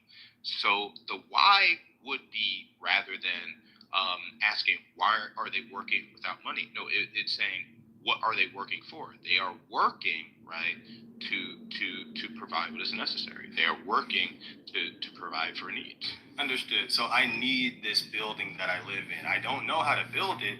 Now, in a society without money, why would construction workers build this brand new apartment for me to live in? Maybe because we live in a collective society, right? Where again, there is a planned economy, and those construction workers may have a skill at building homes, but they might not know how to grow food. And maybe you know how to grow food, and they want to eat, right? But they understand that in order for them to eat, right, all the people that grow the food need a home. I understand that, and the thing is, you have a stateless society too, right? That doesn't mean there's no form of government. That just means there's not like a state.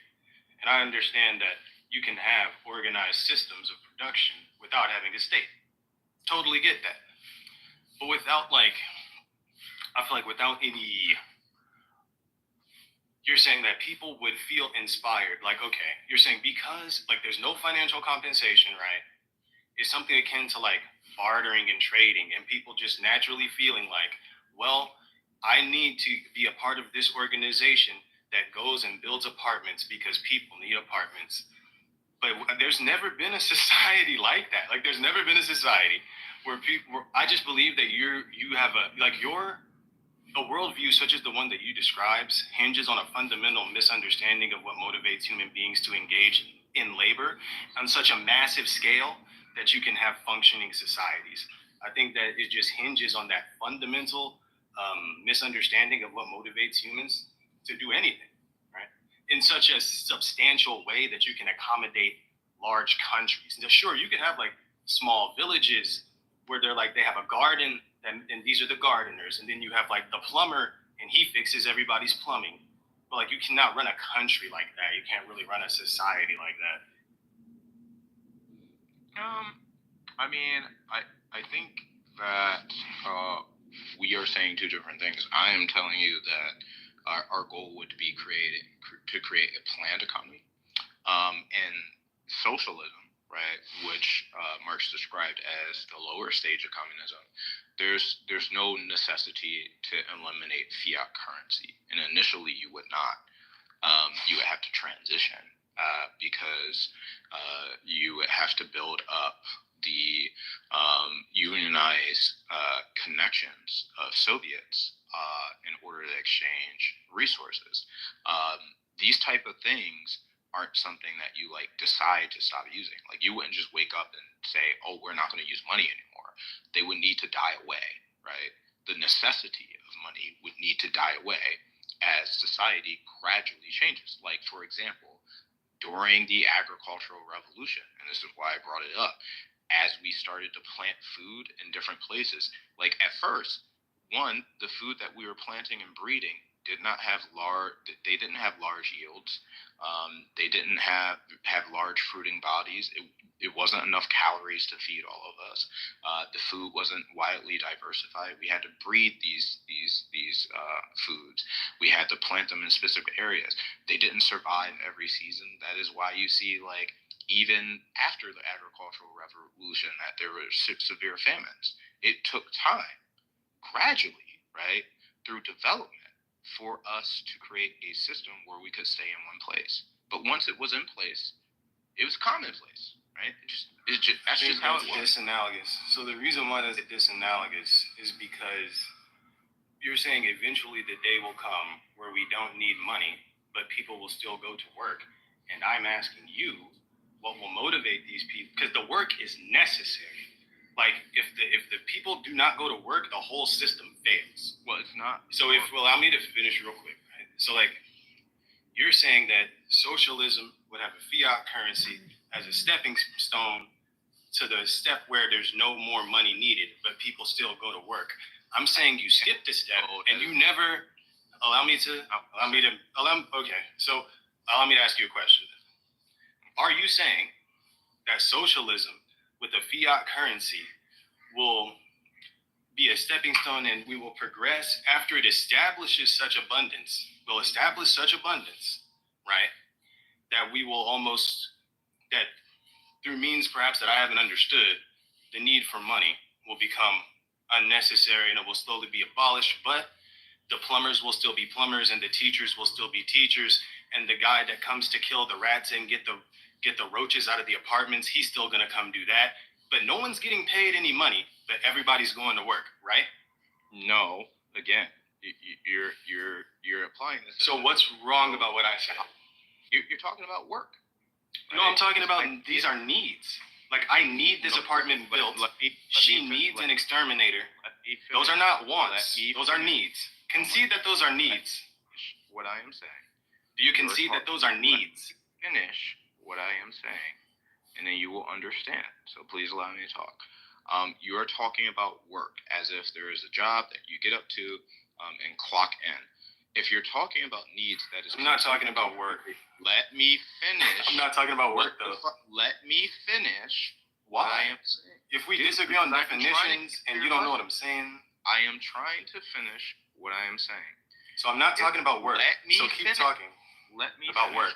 Let me finish what I am saying. Just know that I'm not talking about work. Let me finish what I am saying. If we are talking about just meeting the need, like for example, there is a finite amount of people. There will be a finite amount of people. The goal, right, of creating apartment complexes or the goal of creating material abundance is to meet those needs. We're not just going to sit there and be like, in a planned economy and be like, oh, well, there's currently today, June 16th, there's currently 8.1 billion people on this planet. I guess all we need is 8 billion homes. That doesn't make any sense, right? I never said we were going to do that. Are you talking about that? Oh my fucking God. You're doing a straw man, though. I'm not doing a straw man. Then what the fuck is the relevance of what you just said? I'm not arguing. You must not be very intelligent if you don't understand the relevance of what I said. You're talking about shit I'm not talking about. That's the problem. You just brought up someone building apartments. like that has full relevance to what we're talking about, right? Then you just said today everyone's gonna wake up and build apartments for $8. No, you're doing a straw man. I never said that something as simple as that could happen. That's what you're intentionally dodging the point. I am not. You will not talk about what motivates people to do work in that society. You will not say why people do work. You just tell fucking stories. I don't know how to pronounce your name. I'm just going to say Kane. But I need you to comprehend that when you talk about motivation... This guy's retarded. He's fucking dumb. When you talk about motivations for people, that is a philosophical notion, right? Okay, well, he rage quit. Whatever. That was interesting.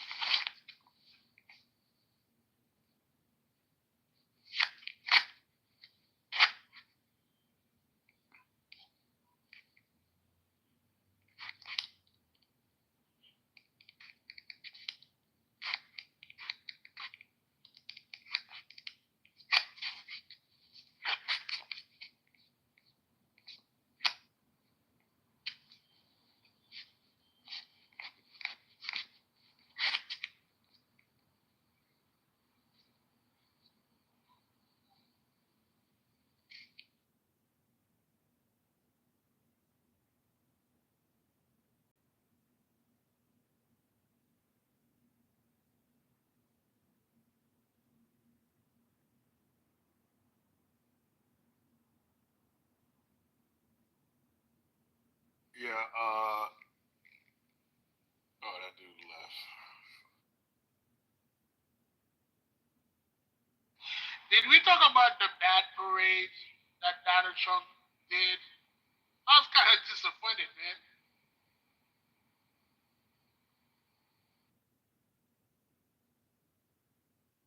His birthday parade. Yeah, man. I was kind of disappointed at the parade. I was expecting some nice shit. We're good at putting this kind of shit together. So, it was cool. So Sorry, it was cool. So Matt, what you're telling me is that you and your family wore matching Donald Trump "We Love You" T-shirts and shorts, and went to the parade and were highly disappointed. Is that?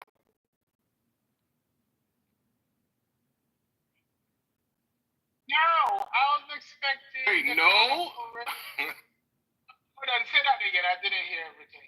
I said, I take it that you and your family wore matching "We Love Donald Trump" T-shirts and went to the parade. You spent the day off and you went to the parade. Is that not what happened? No, I went to a wedding. No? I went to a wedding. Yeah, I went to a wedding in Arizona yesterday. Oh, nice. Because I was expecting, I'm like, you know how like when you see the Chinese and the Russian, even the fucking French can do this shit right. And I'm like, why our guys are not in their class A? They were like in the military green, and I'm like, yo, bro, what happened to, like, can you imagine, like, the Marines? They have such a beautiful uniform, and they were not in it. Then it was kind of a bit disappointing, because I didn't like the marching. It was the army. It was just the army, not just the military, but the army. The army is the Greens, so we had to represent. Also, they did like cool stuff. There were people there cheering. The people that attended were happy. They went through every war era. They went through every uniform associated with it. They even had like a fake George Washington on a horse. Like it was, you know, it was a parade. It was fun to see. Have you ever seen the Chinese parade? I don't. But they have a whole military parade though. But this was just the Army's birthday. Just the Army. So you guys don't have Class A uniform, like the suit and tie and shit? Yeah, of course. We have big class dress blues, Class A. Class A is without the jacket and everything like that. But yeah, but that's the formal events, you know? This is the Army's birthday. I wanted to see the shit that is like where everybody's walking lockstep with the high kick and shit. I didn't see none of that shit. They also had like I think they were collector's items and not like actual historical military stuff, because the men that were driving them were not in uniform. So like there were opportunities for like civilians to participate as well in that one. I wonder next year the U.S. birthday, what, 250, I think? Next is going to be 250, right? I want to see like one of those amazingly well-choreographed military parades with like airplane flying over with the fucking, show us some of them, missiles that our tax dollars pay for. But the Army doesn't have airplanes. The Army doesn't have airplanes? Nah, they got. Yeah, they are, right? But they don't pilot airplanes. That's the Marines and, it's the Navy. Marines and the Air Force. The Army has the helicopters, the Blackhawks, the Chinooks, those. But they don't have any planes. Anything to do with planes in the Army, those are like joint operations with the Air Force and the Army.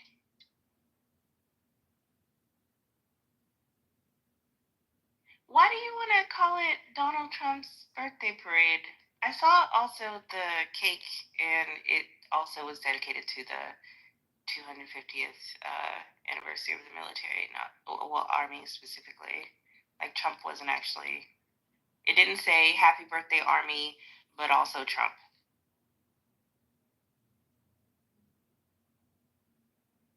He was there. I don't think he was happy. I saw some of the pictures. He didn't look happy. Does he ever? I mean, he could have had something. I don't know.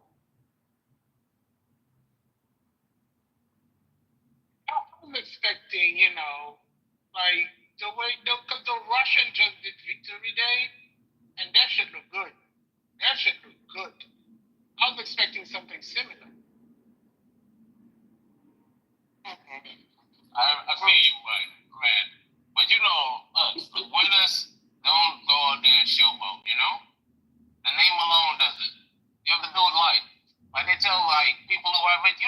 out there like you have it. I want to blend in. I think that the U.S. was doing something like that. It was a modest. Like when North Korea, when Russia do it, they go all out because they're trying to show that they do have power. Right. But the people who have power, they don't need to do. Oh, they're both dictatorships, maybe, Matt, just like. Oh, well, I mean. Hey, listen, man. Sometimes you gotta embrace who you are. Listen. I'm a little bit upset at Israel anyway, but still. What do they have to do with the parade? No, not the parade, right? No, next week is my wife's birthday, right? And we were gonna go to Alula in Saudi Arabia. Now we had to cancel because them niggas is just, making shit not safe in the region. Like they could have waited a month or something, but now I gotta scramble and find something else to go do. I'm so glad that you are prioritizing, your wife and her birthday. I don't think the rest of the world is beholden to that, though. Yeah, I'm not sure it's by choice. Happy birthday, Mrs. Matt. Not sure it's by choice, but you gotta do what you gotta do.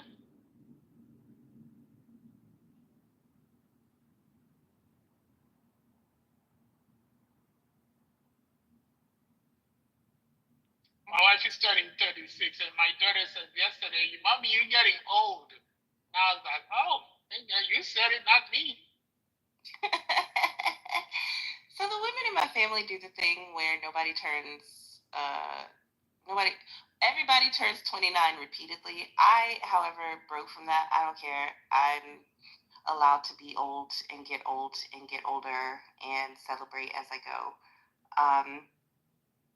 Yeah, but also if we're all living to 120 now, she's still she's not even hit her quarter life crisis, or barely. Yeah, it's nothing wrong with getting old. Now she wears kitten heels. She doesn't do the high heels anymore, which is good because now I don't have to carry fucking shoes and shit. Those are the Michelle Obama heels. I love that for you, man. Nathan nod you there. Yo. So I was in a room earlier, and Barth and that one guy Andy were talking about were both mods. Oh yeah, he's online. The Ayman or Ayman. And I heard him going back and forth with Albedo. How do you think it's gonna go with? Fuck, dude. The guy's pretty goddamn passive. So your confidence is wavering? I just understand. Look, it's not impossible, dude. So I understand how these things can have an effect on the psychology of people, but yeah, it's fucking but him and Barth were up there fucking side by side green bean homies. They were there was a third man in there too, but wait, Ayman and Barth or yeah. They're both. Oh yeah, Barth does that. I don't know if it was Barth's room though, but they were up. But Barth was quiet though. This guy was he was going back and forth with Albedo. Albedo's a fucking black belt, and so Albedo was you can tell he just had momentum, was piecing him up. But Barth's no Albedo. But Barth wasn't getting in on the action though either. He was just quiet. But I was listening to him speak, and I was like, this person doesn't seem like somebody I would want to listen to. No offense. So this is going to be funny if it goes down.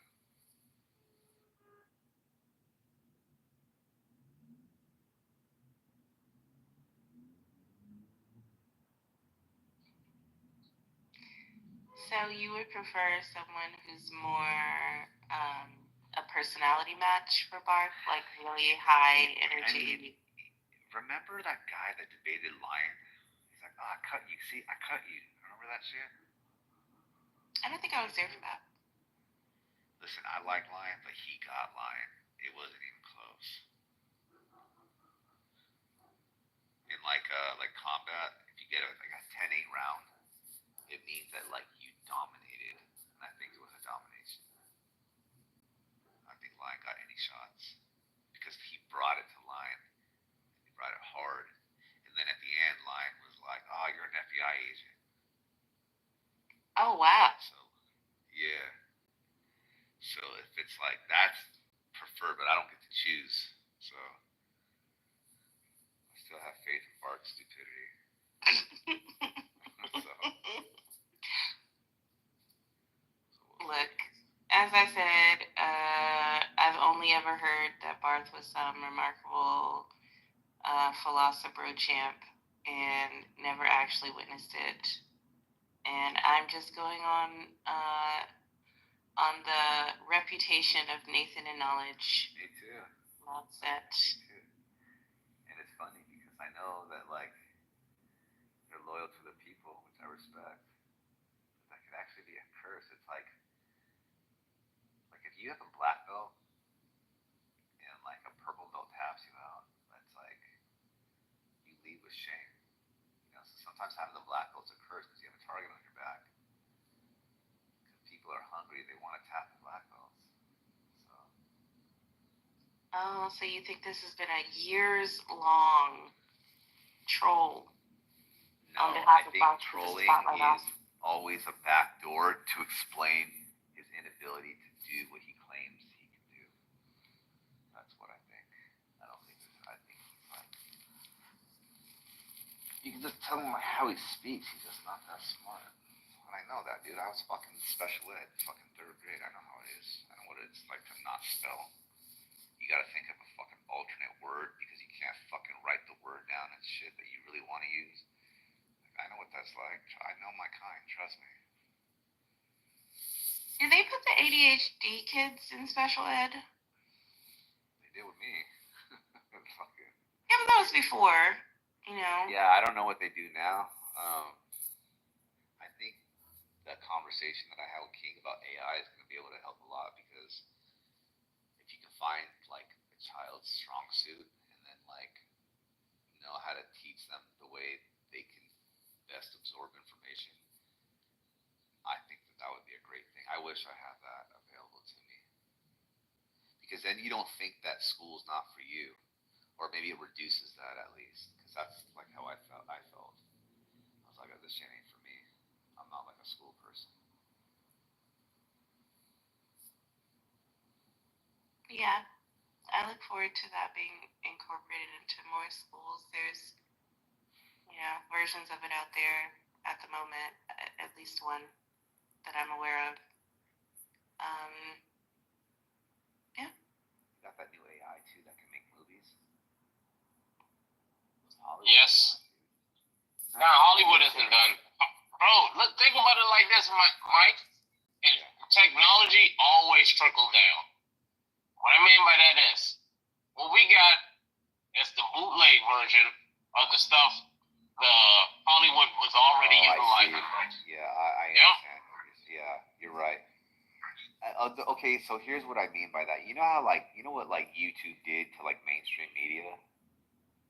I think that this AI like movie generator shit is gonna do that to like Hollywood, where now people are gonna be like just able to put out their own content and it can get famous and it's not gonna require actors or like movie sets or anything like that.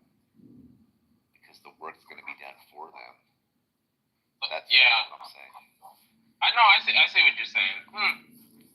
Well, I think it's gonna be like a subscription-based thing on like a lot of the models, like some of the rigs and all that other stuff. Maybe you might have to pay for that, maybe for the likeness. I don't know how they're gonna do it, but definitely Hollywood is gonna benefit from this. I don't think they're done. I think they have a huge stake in this. Yeah, you're right. Let me change it. What I mean is like just like the the actors of fucking sex couches, stuff like that. I think that's. I don't think that's. You don't have to do that anymore. What about a premium on actors? maybe the market might become less, less saturated, right? Because right now it's oversaturated with a whole bunch of actors and everything like that. Now, you might not need extras and all of that stuff. They can be AI generated, you know. But if you want something authentic, you'll pay a little extra money for real actors instead of AI generated actors. But there are limitations on it. Right now there are. Yeah, I see what you're saying. Yeah, I don't see it. I would love to make my own movie. I know what movie I would make too. What type of movie? I would make a movie of Superman beating the shit out of fucking Batman. Like realistic shit. This idea that Batman's IQ is somehow going to be able to get Superman is so retarded to me. Because Superman's an alien, bro. He already has a high IQ. Batman is a rich guy with a utility belt. It's not a real fight. It's not a fucking fight. You stay in the sky and you shoot your laser and it's done. But that's the thing. In that world, when you have a lot of money, it's like you have magic powers. You can do anything with money. Nah, you can't do what Superman can do. You can't take a punch to the face from Superman. You can buy something that can do what Superman can do.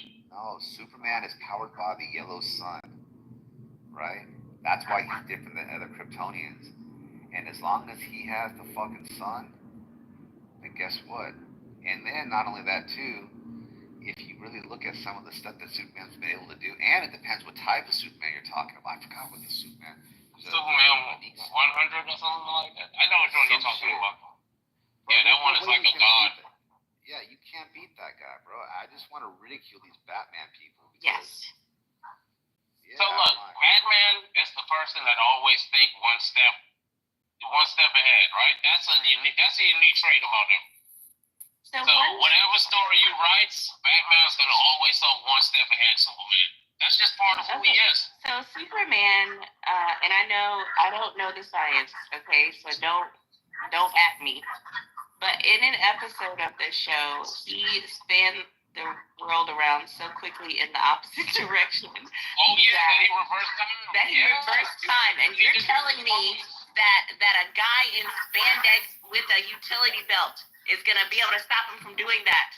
And just No, he isn't gonna stop him from doing that. He is gonna help him prevent it from actually in case he does do something like that. But he's impacted by the reversal of time. He's not able to step outside of that utility belt. No, it's as soon as Superman. You throw a rock at him, and that's it.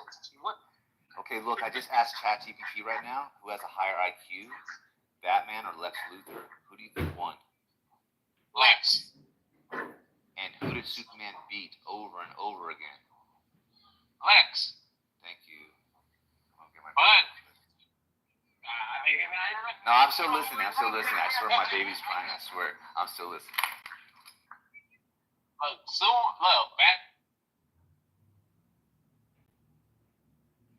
Your audio went out, Nathan. Yeah. It's right. He had a protocol measure. Sorry. Yeah, Batman had a protocol measure, right? Just in case something happens to the Justice League. And he had a way to neutralize everyone. Even Superman.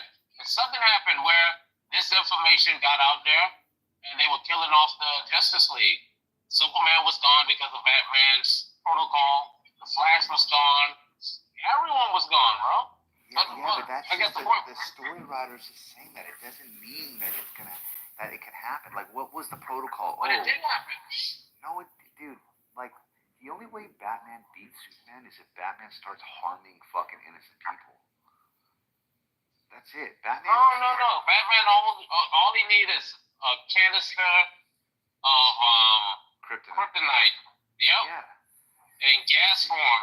And if Superman happens to try to attack him in such a way, it will just trigger this pressure, and the kryptonite gas will neutralize Superman. No, see, this is where you're wrong, because Superman can travel at such a speed where he can demolish atoms.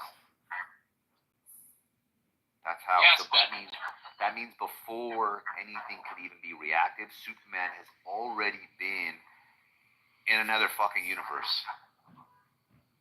You see what I mean? I don't know if when you look at the true potential of Superman,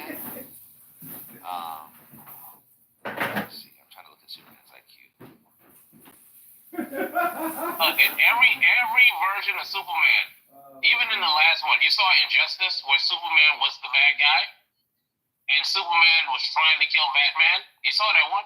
That movie? No, I didn't see it. It's when so the movie was the premise was that Joker killed Lois.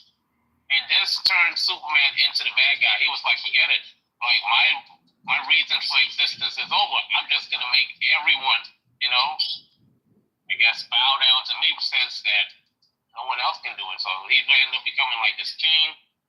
So what Superman did was Superman reached out to another Superman, and that Superman ended up in a different dimension, ended up feeding that Superman.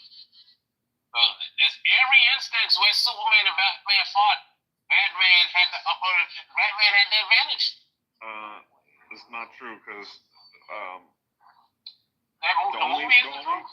And you're saying in every instance, the one where he doesn't kill Batman is only because Batman says his mother's name to him, and he wasn't even really. He stops from killing him. He could have snapped his. Okay. You're talking about the live action. I'm talking about like the animated one based on the comics. So one of them is like an orphan that had a good family that loved them, and the other one is Batman. So if one of them was, so like ridden or riddled with childhood trauma, that the mere mention of his mother's name would send them into like shock and tears. Also, that person would be Batman and not Superman. Did you watch any? Nathan, did you watch any of the What If series? The Marvel What If series? The Marvel one? I didn't see season 2, but yes, I saw all of season 1. I didn't finish season 2 though. Well, I think it was season 1 when Ultron gets. Yes, that was when he kept on going. Yes. Yeah, what I'm saying is, in the scenario that you guys are talking about, Mike mentioned it earlier, but like, remember when he just literally shoots the beam out of his head and cuts Thanos in half? Like that, he doesn't even have to get close to Batman. No, I agree. Listen, I agree with you. Superman does have that capability, but being able to utilize that against Batman, that's where I think it's going to be difficult. You might just think that Batman is just some mere human, but no, Batman isn't just a mere human. Batman is the human. In that world, he is the number one human. Smart, strength, all of that, man. He's like stronger than your average human, smarter than your average human. No. Yeah, he is like a... Bane killed him, though. In the comic books, Bane killed him. Nah, Bane broke his back. He didn't kill him. Oh, that's a good point. It's the human versus superhuman. I think that in all cases, we have it that Batman wins. Yeah, Tim, I don't know if you know this, but in the comic books, there's one of the comic books where Alfred, the butler, killed Superman. I'm saying, y'all don't know how Superman. That's a good one. You know who beat Superman too? Muhammad Ali. So there was a comic, right? And this is part canon. That what they did was they flew Superman to a different planet, right? And this planet had a particular sun. And this sun allowed him to be just like a regular human. And him being a regular human, right? Not having the superpowers, strength and all that, but he still knows his techniques and martial arts and all that other stuff. He went against Muhammad Ali in a boxing fight. And Muhammad Ali whooped that man's ass. If Muhammad Ali can do it, come on, Batman.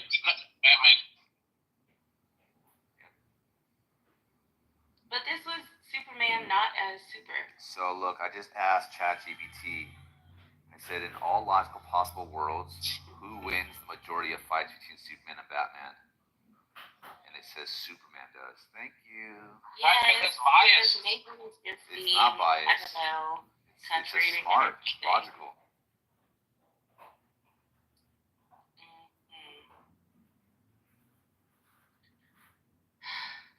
Just let Nathan have this one.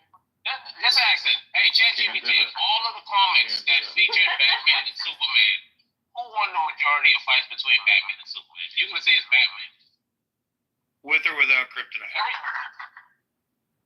What do you mean with or without kryptonite? course they're gonna use something to weaken Superman. Batman would do it. He's strategic.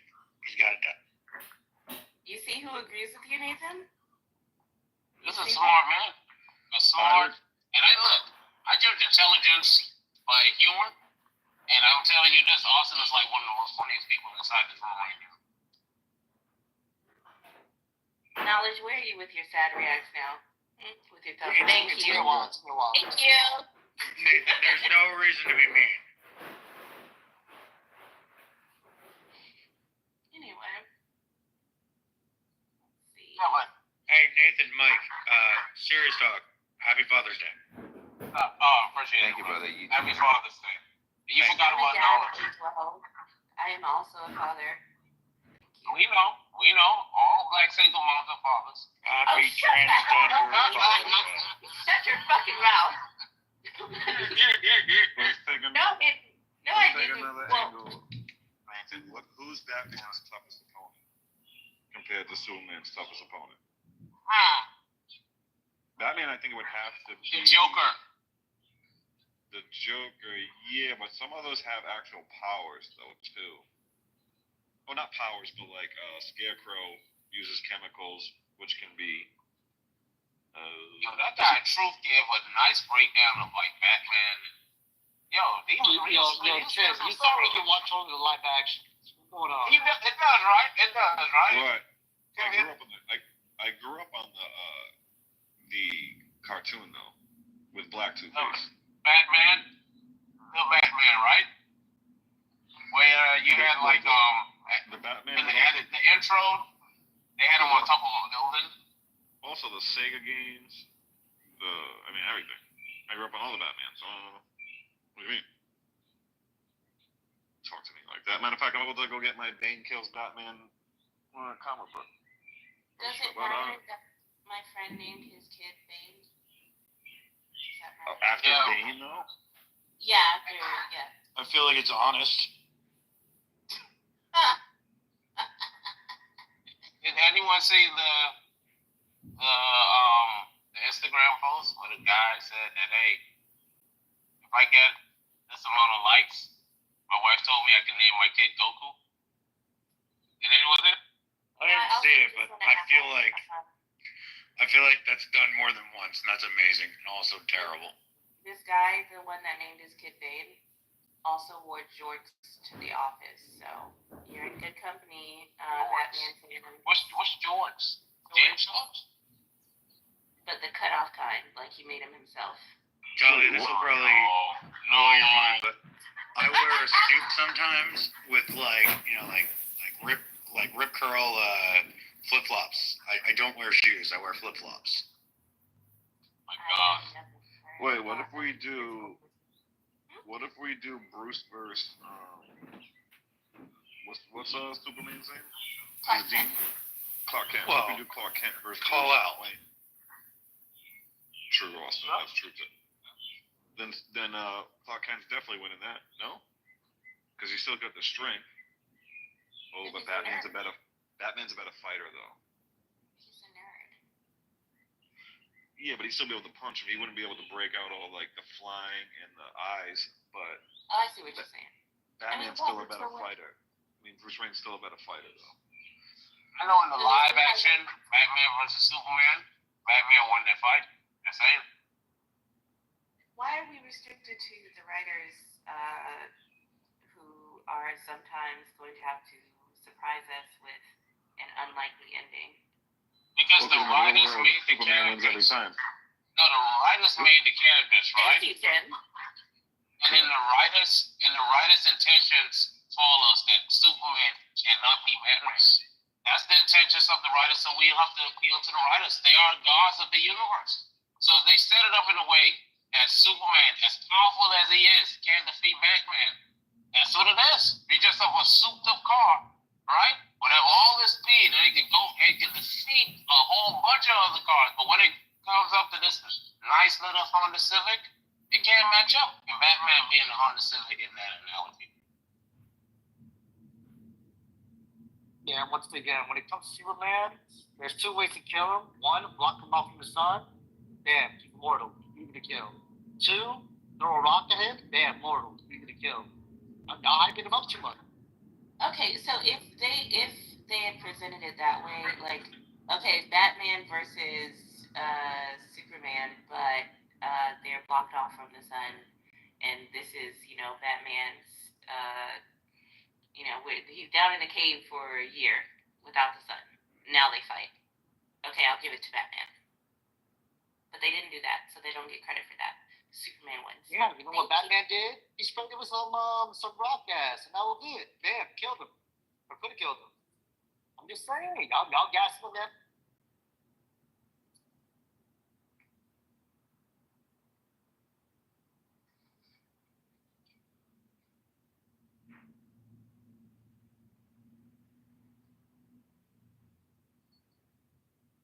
And if we're gonna keep it a buck, I think the strongest superhero is gonna be Sentry. I think Sentry will whoop Superman's ass. You remember that debate they had about Thor versus Superman? And one of Superman's weakness back then, I don't know how it is in different universe, but one of his weakness was magic. He was weak to magic, bro. So they had Thor whooping Superman, bro. I didn't see it, but at one point in time, they gave it to Thor, bro. Yeah, but Thor's different, though. Thor's got the gods on his side. Tim, come on. Thor had the power from the gods. He had the magic from the gods. And he also lived on the sun he lived on the sun for, I think, was like 10, 20, whatever, a crazy amount of years. He also lived on the sun. So that didn't work on him. Bro, and they made Superman I don't know if you guys remember watching Lois and Clark, but even on Superman, they made him weak against lightning, bro. Remember that time lightning struck him, and then his powers went to someone else? If anyone remember Lois and Clark? I don't remember that episode, but that was, yeah. That was one of the best Superman back in the days, man. Yo, a skunk has me cornered right now.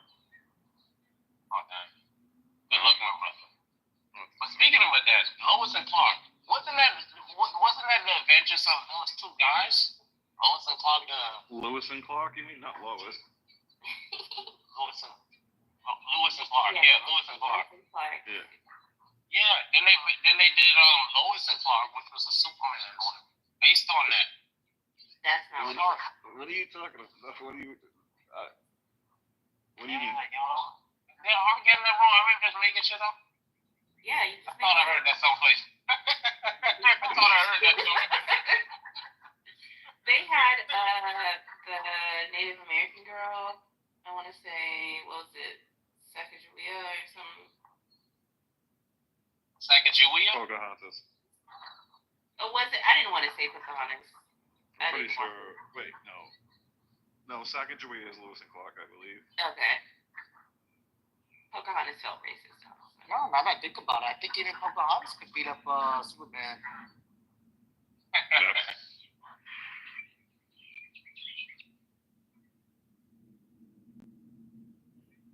Okay, so Tim versus the skunk. Who wins? They walked away. I won. Oh.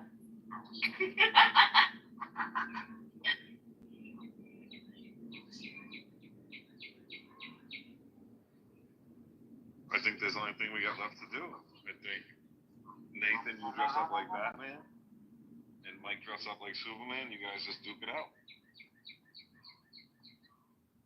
You know I'm gonna do it because I'm Batman. It's because you're black. I just thought about it. I think Miss Marvel would beat up Superman. She don't have any weaknesses. That's not. That's. Yeah, that is like one of the strongest Marvel characters. That is true. No, I think you got it with Sentry. What about Rogue? So here's the problem with Rogue. That's my favorite all-time character. Her issue is, like, she can essentially... She has to be able to, like, get a grip on Superman, number one. That's touch, not just a grip. That's a touch. No, I know, but... And then... Yeah, she's good. She's a good person, but, She's like Marvel's Superman. She can fly. She has super strength. Oh, and they drain it. She doesn't just take the power; she drains it too. That's a good one. Yep. Ooh, that could be a fun. Have they done that sort of crossover before? No, they keep talking with Rogue. They keep making her like a freshman or sophomore in high school, when this chick is like a badass Cajun, like. Is she Cajun? I thought she was just country. I thought what's his name was Cajun, the Haitian. So she could just be like she could be a Southern belle, but she has a very strong accent. Like it would have to be. Now that you say it, I would have given her Cajun too. What's his name? What's his name? Remy LeBlue. Yeah, Remy. Gambit is Cajun for sure, and then they were love interests. But they could matter of fact, never kiss. Have you watched X-Men '98? X-Men '97, but yes. '97, sorry, yeah, X-Men '97. Bro, yeah. I want to watch that series again, bro. No, it's good. Amazing, it's bro. Good. And then Topps put a card set out for it too. I got a bunch of the cards. Can you screenshot some, bro? I'll see how it look. What of my road cards? Oh, no, I can Google it. I'll just. Oh no, I'll show you. They have. No, I have one on eBay right here. Check this out. I got an autograph.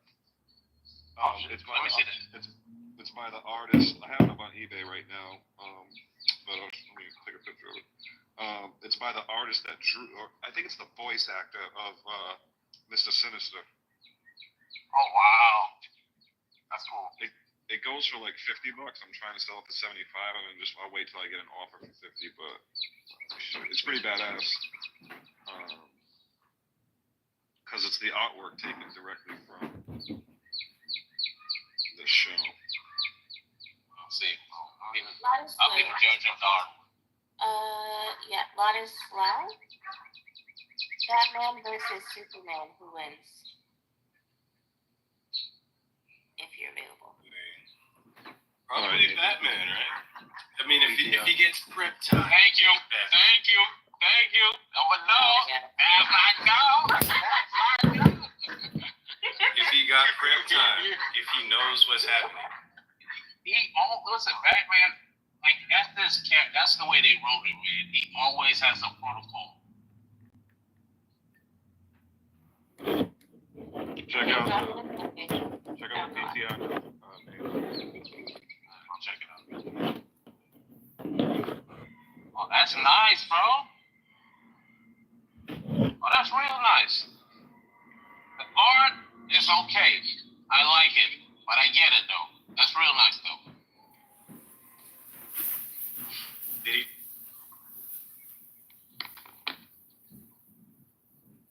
No. That's a autograph card of the voice actor of Sinister. Oh, that's tight. So you went to $50. That's Tim's occupation. Yeah, that's Tim's occupation. He trade and sell cards. Okay, that's tight. He's selling this for $75. Mrs. Lopez. Batman versus Superman. Who wins? Senor. Shut up, Nathan. Shut up. What did you say, Batman? No. Yeah, Batman versus Superman. Who wins? Batman. What is wrong with you people? What? You bang on the other side. Hold on. Who's spazzing out? So he doesn't have any real superpower.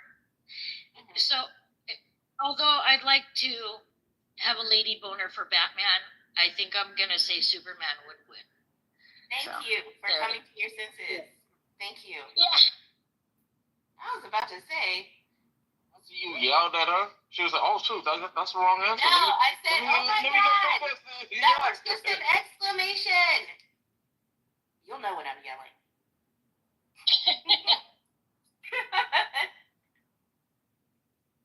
I'm easily excitable. I just am on mute most of the time. So, anyway. It's like, who's smarter though? Tony Stark or Batman? Probably Tony Stark. Tony That's a Stark. good question.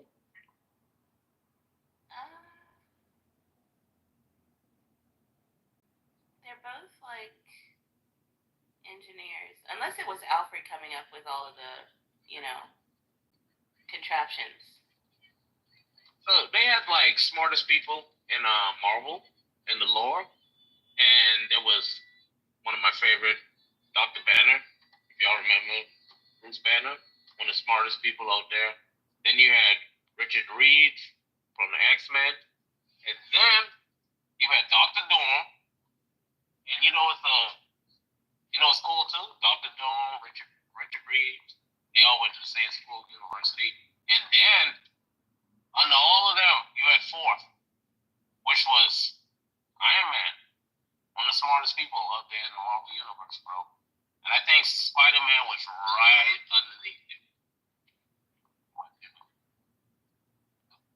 Yeah, I guess we always forget Peter is a smart guy.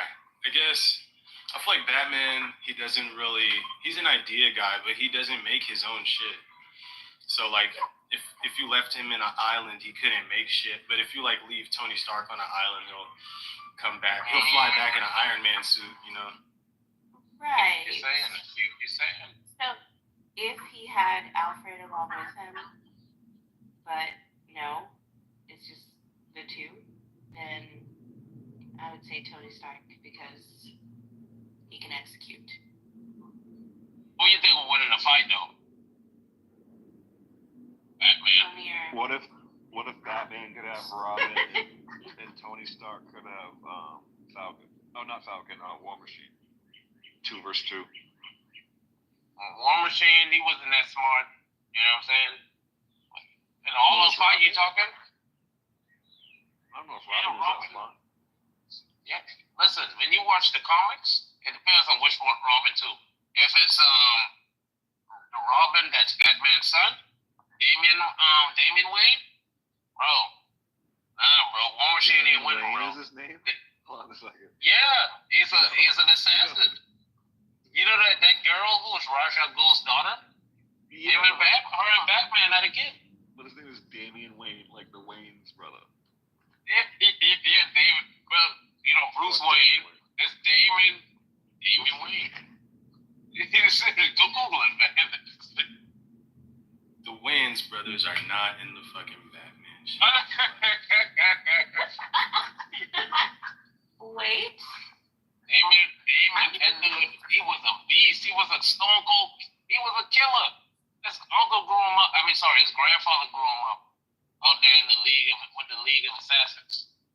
Yeah, but you don't think he got his first?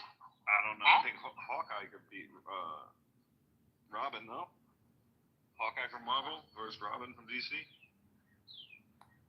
Why do you think Hawkeye would be able to beat him? He seems to be able to survive every single circumstance in front of him, and he can only shoot arrows. He's the fucking Yamcha of DC, dog. He's like... Yamcha. He's just an extra body.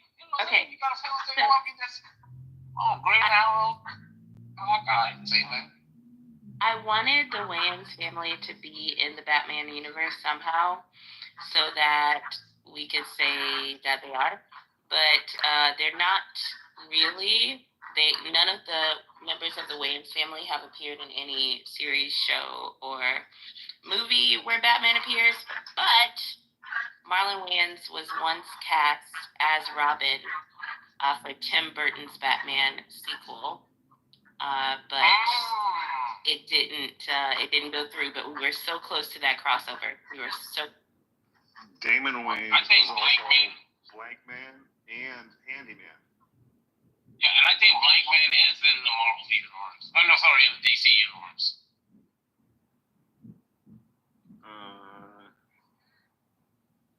Am I right? Did that one just slip through? Let's keep it. Lore, it's in the lore. That's what I heard. Nobody asked ChatGPT. Let's just keep it.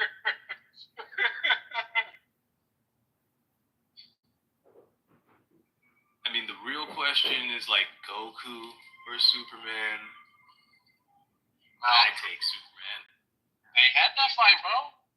What's that show? What's that YouTube? No, what about the series? One Punch dude? Oh yeah, he beat Superman. One Punch Man beat Superman. Popeye beat Superman. Popeye beats One Punch Man. What is? Yo, this is. Yo, what's this? Are you serious? All you have to do is take his spinach away. Get up.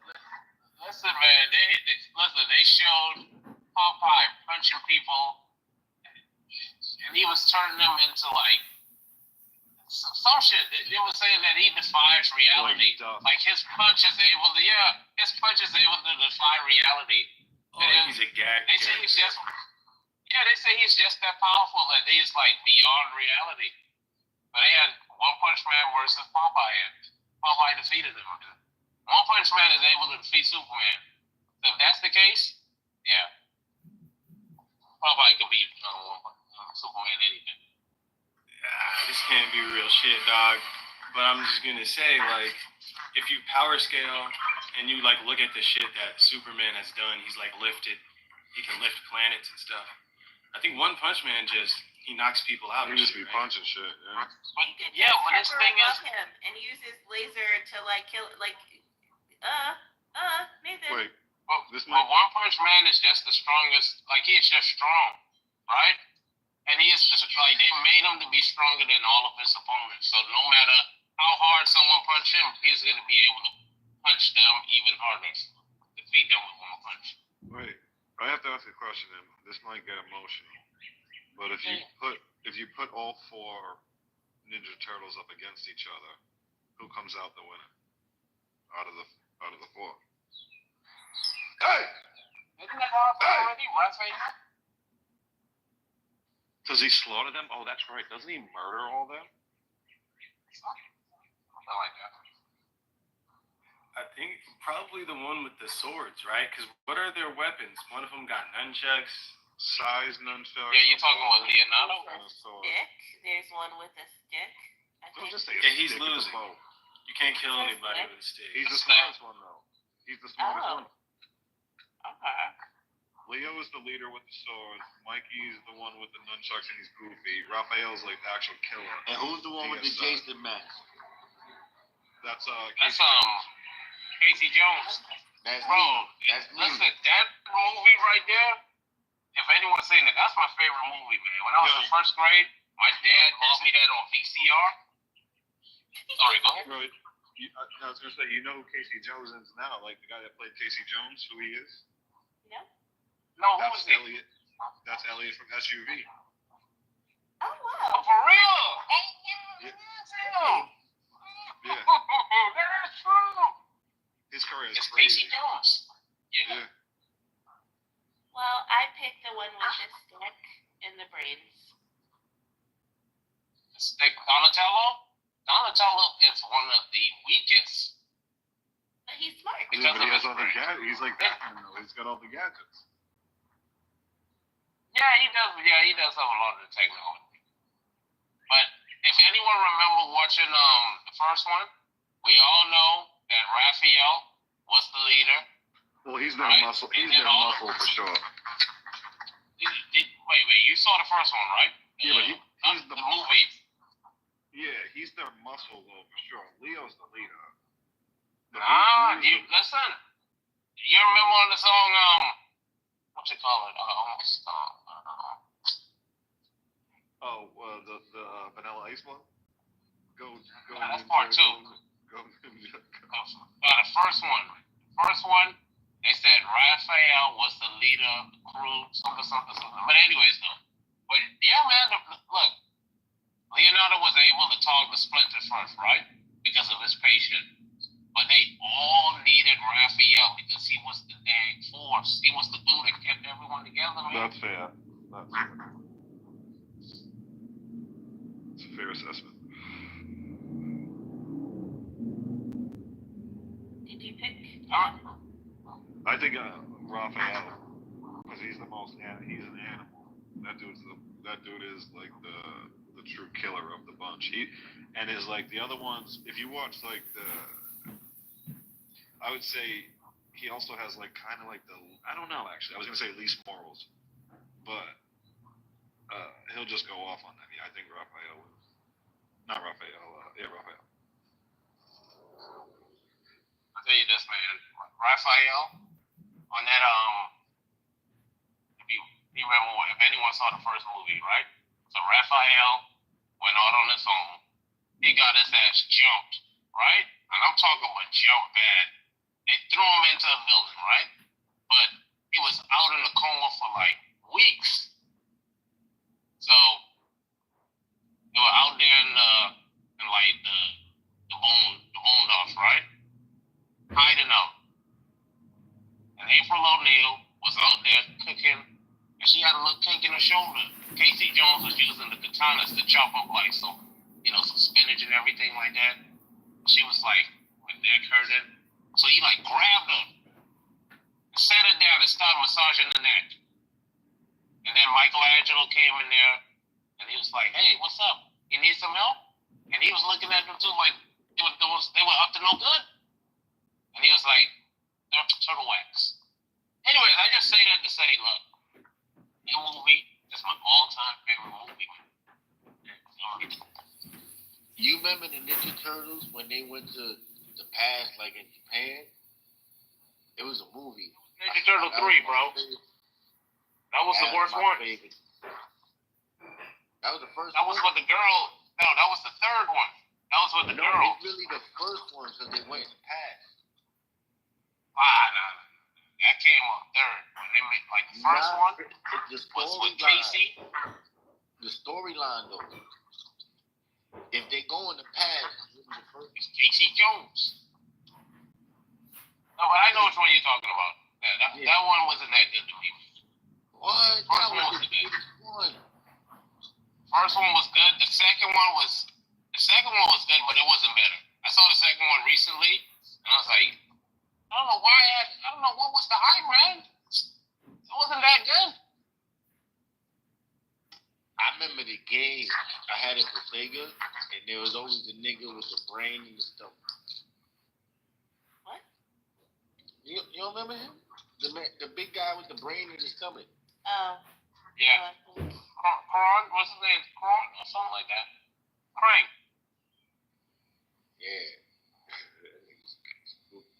Listen, I remember that when they kidnapped Splinter, right? And when they went back to the hideout and they saw everything all messed up and Splinter was gone, bro.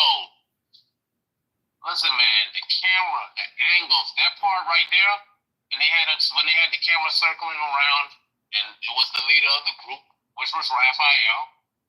He just yelled. He was like, Raphael was the one. Yeah, if you watch Ninja Turtles 1, Raphael was the leader in Ninja Turtles 1. In the movie, the live action movie. It changed. Why was there a live action movie? What the fuck? You didn't see that? 1991? Why would you say it? Brian, what are you talking about, bro? That shit sounds stupid as fuck. Are they like Muppets or something? Like, no, that's the one where they Muppets. I can't believe you didn't see it, bro. What? And they really look like Ninja Turtles. Man, that was the same when they was doing the nunchucks. And he was like,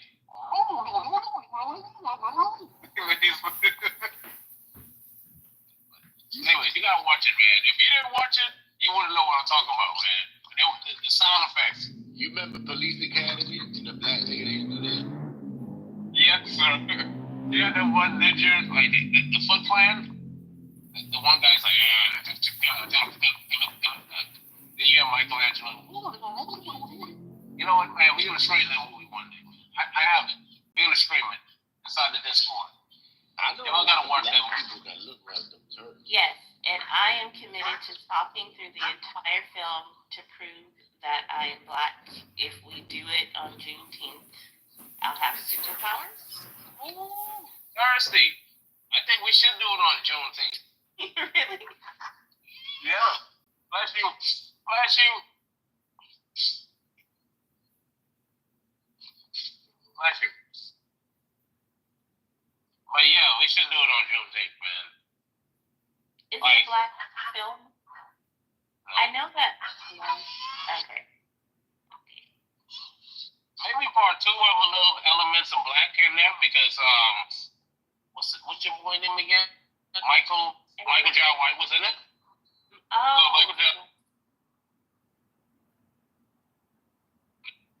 He played one of the headshots. I know who he is. I still think part 3 was better, yo. Them niggas go to pass. Part 3 was trash, bro. I'll tell you what's good though. I don't think you remember it all the way. You need to see that one more time. And then watch Surf Ninjas. Watch Surf Ninjas after that. You remember American Ninja? Anyone ever seen that movie before?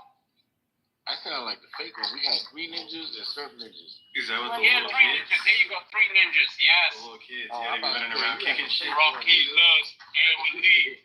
Rocky loves. The 3 ninjas, yeah. That's why I like the Surf Ninjas, because when the Surf Ninjas came out, yo, bro, that's why I like the Switch. You don't remember that little nigga had like the Game Gear? Bro, I don't remember that movie. Listen, I never seen Surf Ninjas. For some reason, it didn't make it to the Bahamas, bro.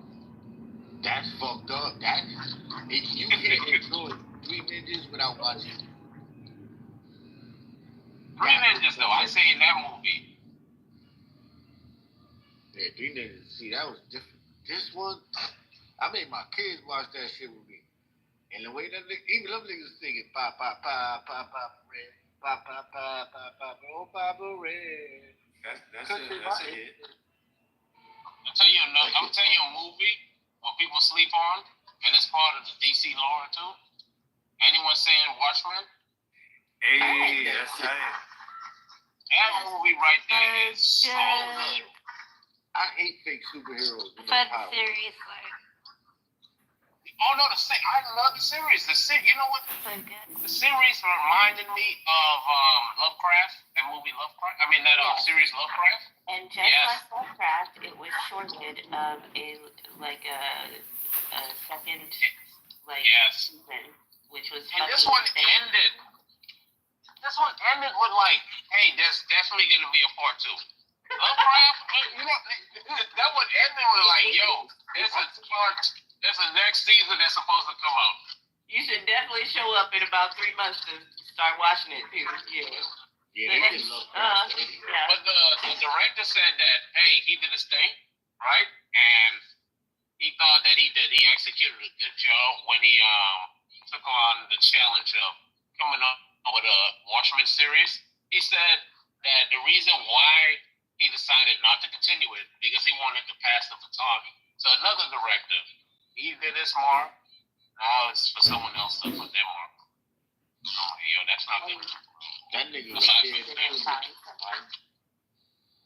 He's scared to finish. You don't think Lovecraft was like that? Like, that shit finished bad. That shit was good. Lovecraft was canceled. What?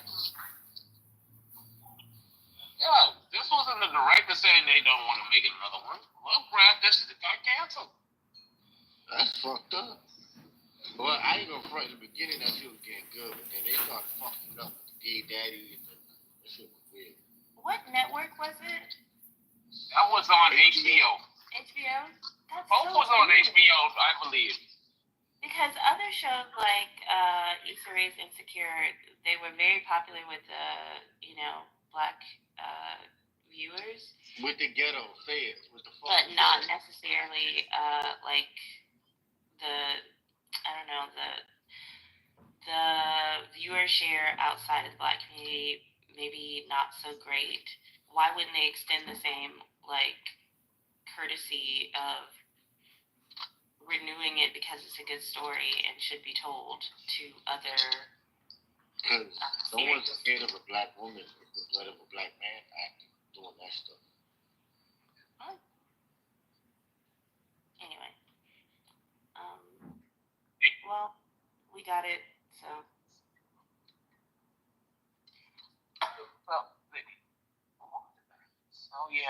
Lovecraft was similar to the Watchmen series. They had didn't they have Watchmen? The whole what's that thing again too? that place called over there in Oklahoma when they had the Black Wall Street. Mm-hmm. Black Wall Street was in both, right? Yeah. I don't know if it was in Washington. I know it was in Washington. I think it was in Washington. I'm not sure about Watchmen.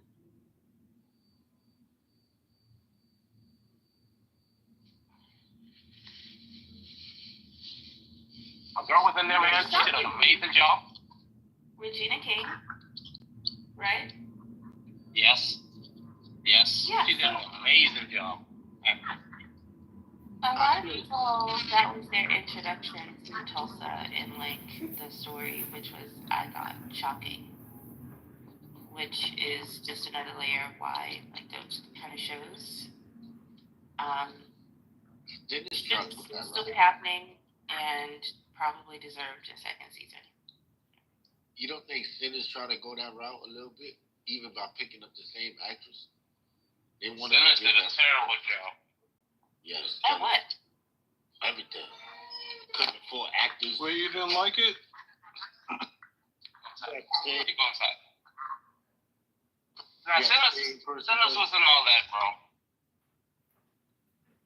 What historical event was Sinners highlighting or centered around or even mentioned? What did they do? I only watched it the one time, so I don't. I didn't see it. I thought it was like the 40s or some shit, though, right? Yeah, Sinners was in his half. But I don't remember anything historic. Well, what? They talked about being over there in Illinois, in Chicago. Sinners is 1932. Thanks, Dawn. I think that's what it said. I'm not wearing my glasses. Sorry. I heard somebody describe the movie as a Django version of 50 Shades. Why would they do that? I don't understand. No. It wasn't no. Just no. Maybe like a Django Twilight or something? I don't know. Why Django in it? That's what I want to know. I just want to know. It was the Django version of From Dusk Till Dawn. There you go. I would be less offended by that. But I also love From Dusk Till Dawn. So I feel two movies that are art, like pure art. The first is Nosferatu. That was horror. That was hypersexual. That was demonic. It was just brilliant, right? It was a retelling of a traditional old story. It was beautiful. To make a silent movie come to life. Second, The Harder They Fall. That was art. It was art. It was like a kindergarten director showing you his beautiful macaroni picture. For the level of a black person to achieve that type of tremendous, extraordinary work, it was brilliant. But it was pathetic compared to other black westerns or any other western. But it was worth noting. Is that the one that premiered on Netflix? Yes. Why was it pathetic? What do you mean? I thought it was good. All right, I hate to say this. Denzel is brilliant because that nigga could act in a white theater. He could do that. He could go play Romeo and Juliet. He could go even play Nosferatu. The nigga played Macbeth. Macbeth, nigga. You know who the fuck Macbeth is? And he killed it. He said, give me my armor. He did good with that one. I love that shit. Yeah, I don't care. But other black actors don't got that. When we see them act, it's like a kindergartner. It's pathetic work compared to a Sidney Poitier or something. Yeah, I don't feel like listening to you grapple with your... No. He's preaching, Tali. He's preaching. Tali be jealous because I'm black. Sidney Poitier is one of the best black actors. Yeah, Tali. Sidney Poitier is one of the best black actors. She thought I said Singleton. That's a problem. Sidney Poitier is Bahamian. Just so you know, he's from the Bahamas. AK, shut the fuck fuck up. You know. Oh, no, it's open one. It's open. Respect to the mods, respect to the stage. Yeah. What's up, Add me to the queue. Respect. That's open one. Nah, I would like to say something to you real quick, Nathan. Real quick. I came on the app and this room was towards the top of my hallway. Usually I gotta scroll towards the bottom. Sometimes I gotta scroll crazy. And sometimes I type in chillers. What the fuck right? does he think this So is, IT? I'm saying this to say that you so frustrated, Tally. I say that to say that all you gotta do is put Zionism for you not to be shadow banned on most apps. I did it right this time, bro. That's amazing, bro. Tally was Tally was the one who came up with the title. Tally was the one who came up with the title. Tally had a jumping this morning. We had like 50 people in here. No, I was not here. And I would have given mic to all the Jews every time. Thank you, Tally. Tally. Have a good evening. Damn, I gotta go already. Hold on, let me fix it. Yeah, so how was the conversation this morning? I'm so glad I chose peace and comfort and tranquility of my home. But I hope y'all had fun. You say that you were submissive? Did you just say that in less words? Why do you want to trigger me? Why? I could have sworn I heard you say that yesterday, though. You said I'm being submissive. Yes. No, that was malicious compliance.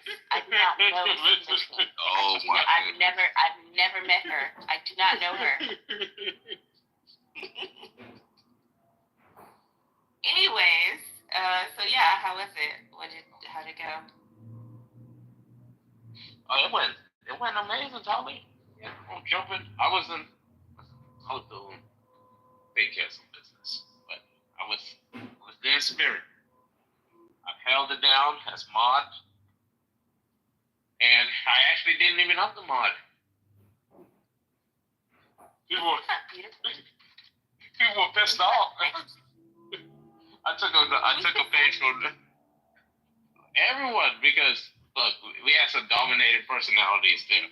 We had El Normo, and El Normo was doing El Normo, right?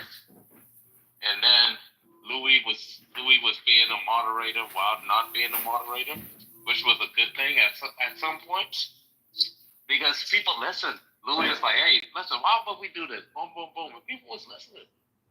I thought that was cool. But then after a while, the room when it came off again, and then I had to step in and just say, "Hey, y'all stop it." And guess what? People listened. They stopped for a little while, but yeah, the room was That's right. Sometimes you gotta spit a random line like, "Yo, AKA, niggas suspect you a lot more. They thought you was cool." Anyways, I used to give De-escalate Jacobus. I used to give Norm so much shit. And now I understand. I understand why he is the way he is on here. What? Disgusting. What's that? You ain't got no fucking home training, bro. I bet you wipe your ass with the same hand you blow your nose with. I bet you hang your leash up where the keys go by the door. I bet you still wash members over geese butt naked, baby nigga. I bet you take shit's beer back. Damn right. Come on back right on that toilet. Disgusting. You lean back on the toilet. Disgusting. I bet you spray your body with bath, and body wash, bro. That nigga dry in between his toes.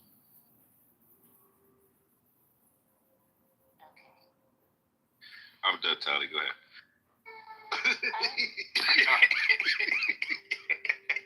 I ain't say nothing. Be real, bro. When Jacobus talk, you ever just so happen to lick your lips? What's wrong with y'all? Would you like that to be the case? Like, why are you so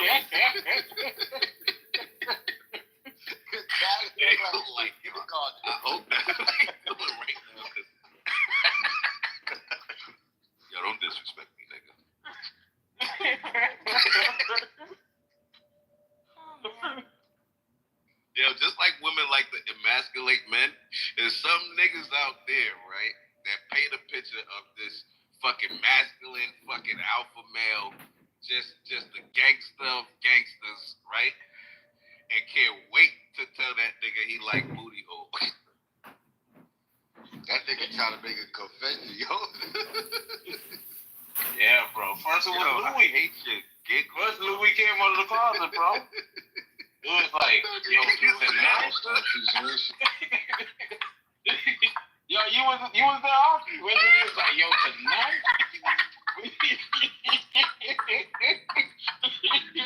Yo, stop, yo. Stop. You gotta stop, yo. I remember he said that. Yo, look at you. Yo, tonight we are different. Yo, I'm telling Louis as soon as I see this nigga. It's their month, you guys. It's their month. You ain't got a station. Louis right there in the room. You muted. The silence is consent. Nigga, I came off the mic and I told you fuck you. Pause, nigga. Some vacation. Oh, I'm shit, straight. Louis right there. I'm straight, bro. That nigga was taking it on the chin. He said refer to me as N-word. Louis gay, N-word not.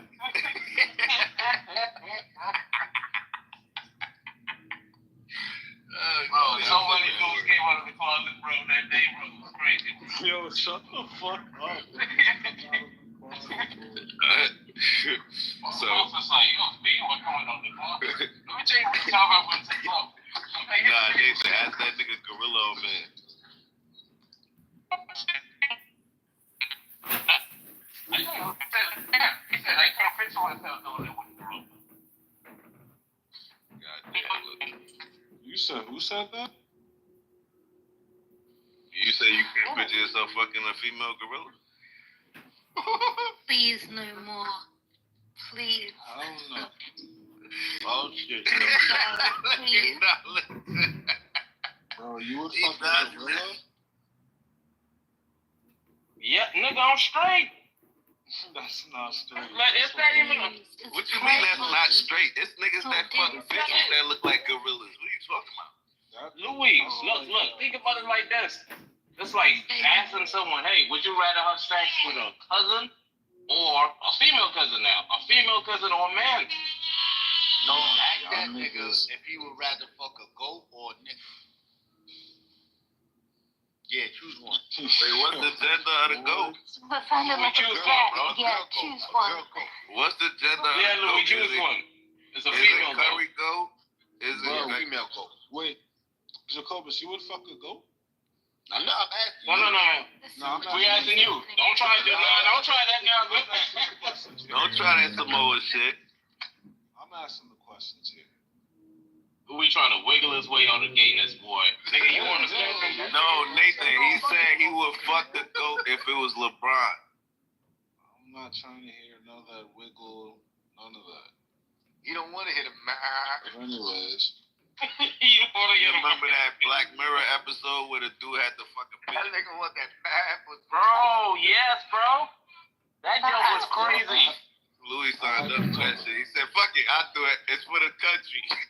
Hell no, bro. That was the worst episode of that. That was a great fucking episode. I'm like, yo, why the fuck? And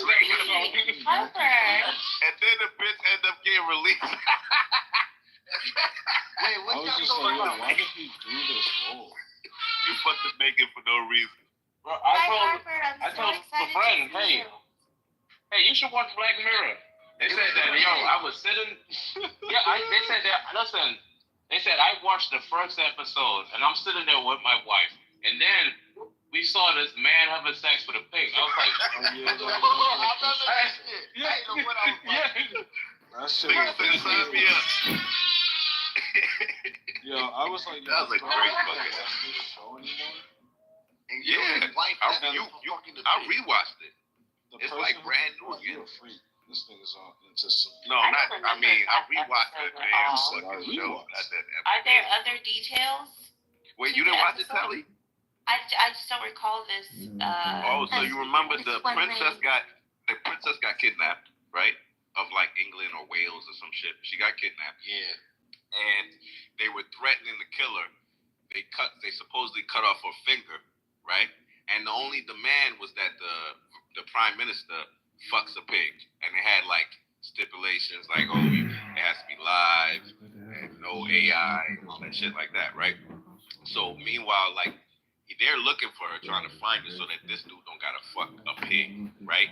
Now social media get a hold of it and they're weighing in like, oh, we think he should do it. Oh, we think we shouldn't do it. Now the polls, like, they're doing the whole like up for re-election next year type shit. Like, oh, we got to make sure that we're on the good side of the people or whatever, what they want, right? So long story short, they tried a little fucking operation run down on this building and ended up not being her, right? It got out to the public that instead of him wanting to fuck the pig, they went against the rules and tried to find it and almost killed the girl, right? Like the people looking at it like you trying to kill the princess, right? So it come down, he gotta fuck the fucking pig. And he fucks the fucking pig live on TV. Everybody's fucking watching this shit at the bar and all the type of shit. They live casting it. He fucks the pig. And while he's fucking the pig and everybody's watching TV, the kidnappers release her and ended up being some kind of artist that was mad at the government. And it was his last piece of work and he killed himself. No, it wasn't the artist. It was the butcher. It was the artist. The butcher. It was the butcher. Yeah, the butcher. Yeah, he was the artist. Yeah. Oh, I didn't know he was an artist. I don't remember that part. Yeah, it was his last masterpiece. So excited about like the series that I used to just like binge, and the same way like if I get too excited about a book and I'll just like read for like 12 hours. Yeah, and then I'll have to like read it again to like get the minute details. Yeah. Yeah, that's how it was for Harry Potter with me in high school. I read through all of them shits, and then I was like, Hermione, who? Nah, it was a little dumb shit that I fucking forgot. I think that's the fastest shit I ever read was that Harry Potter shit. I'm sorry, but Hermione, who is like so disrespectful. Nah, I'm an OG. Don't play with me like that. That was a jokey joke. But what did you call her before you fucking watched the movie? Like when you read the book, how did you say her name? Because I pronounced it in high school, Hermione. Like that's how I read it in the books, like Hermione. It was Hermione. Hermione? Alright. Ain't no way a nigga from America just came up with Hermione. They got an O in there. They got an O in there. So. Yeah, Harry Potter missed me, and when I tried to watch the first movie, I fell asleep. So, want to send you subscribe to colonized ideas of magic. I want to send you this fucking lady that does this reel on Instagram, right? She's discovering Harry Potter for the first time, right? And she reads. I don't know if she reads the books first and then shows her journey. Or she watches the movies first and then reads the books, some shit like that. But she's funny as fuck, and she gets you amped up for the books. And she kind of, if you don't want to read the books, it's good to watch her. And she kind of like, get you, you get a summary. It's like a summary. Are you talking about that girl that's like always crying? The black girl. Yeah, she's great. I like her. I want to say that like I want to say that her reels are like genuine. I mean, but like. You maybe it is that good of a book, but you crying every time and you being able to catch it every time, it's just like, girl, But I mean, she Harry Potter turns out to be like she might be putting some fucking flies in her eyes or some shit, but that should be believable. And it be the points that she's talking about when she's all like either crying or being dramatic or whatever, it's warranted. You feel what I'm saying? Like she like what? Tom Riddle. She started wigging the fuck out. That should make you want to go read the book. When she found out that Scabbers, the rat, freaking betrayed like Ron Weasley, she threw that shit. She was like, Scabbers! She fucking crashed out on the Scabbers, bro. I was just like, oh shit. That's how we all felt though. Like, word up, like reaction. I was just like, this fucking rat. When I saw, like, you know, and so, yeah.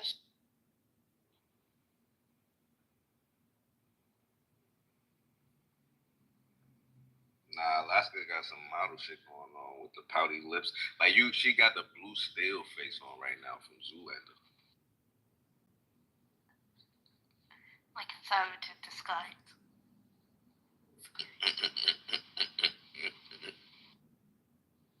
She looks like Frank. Frank. The worst thing that needs to be said. No, for sure. Yeah. She looks. Don't call that. Look, now she want to fight. She really want to fight now.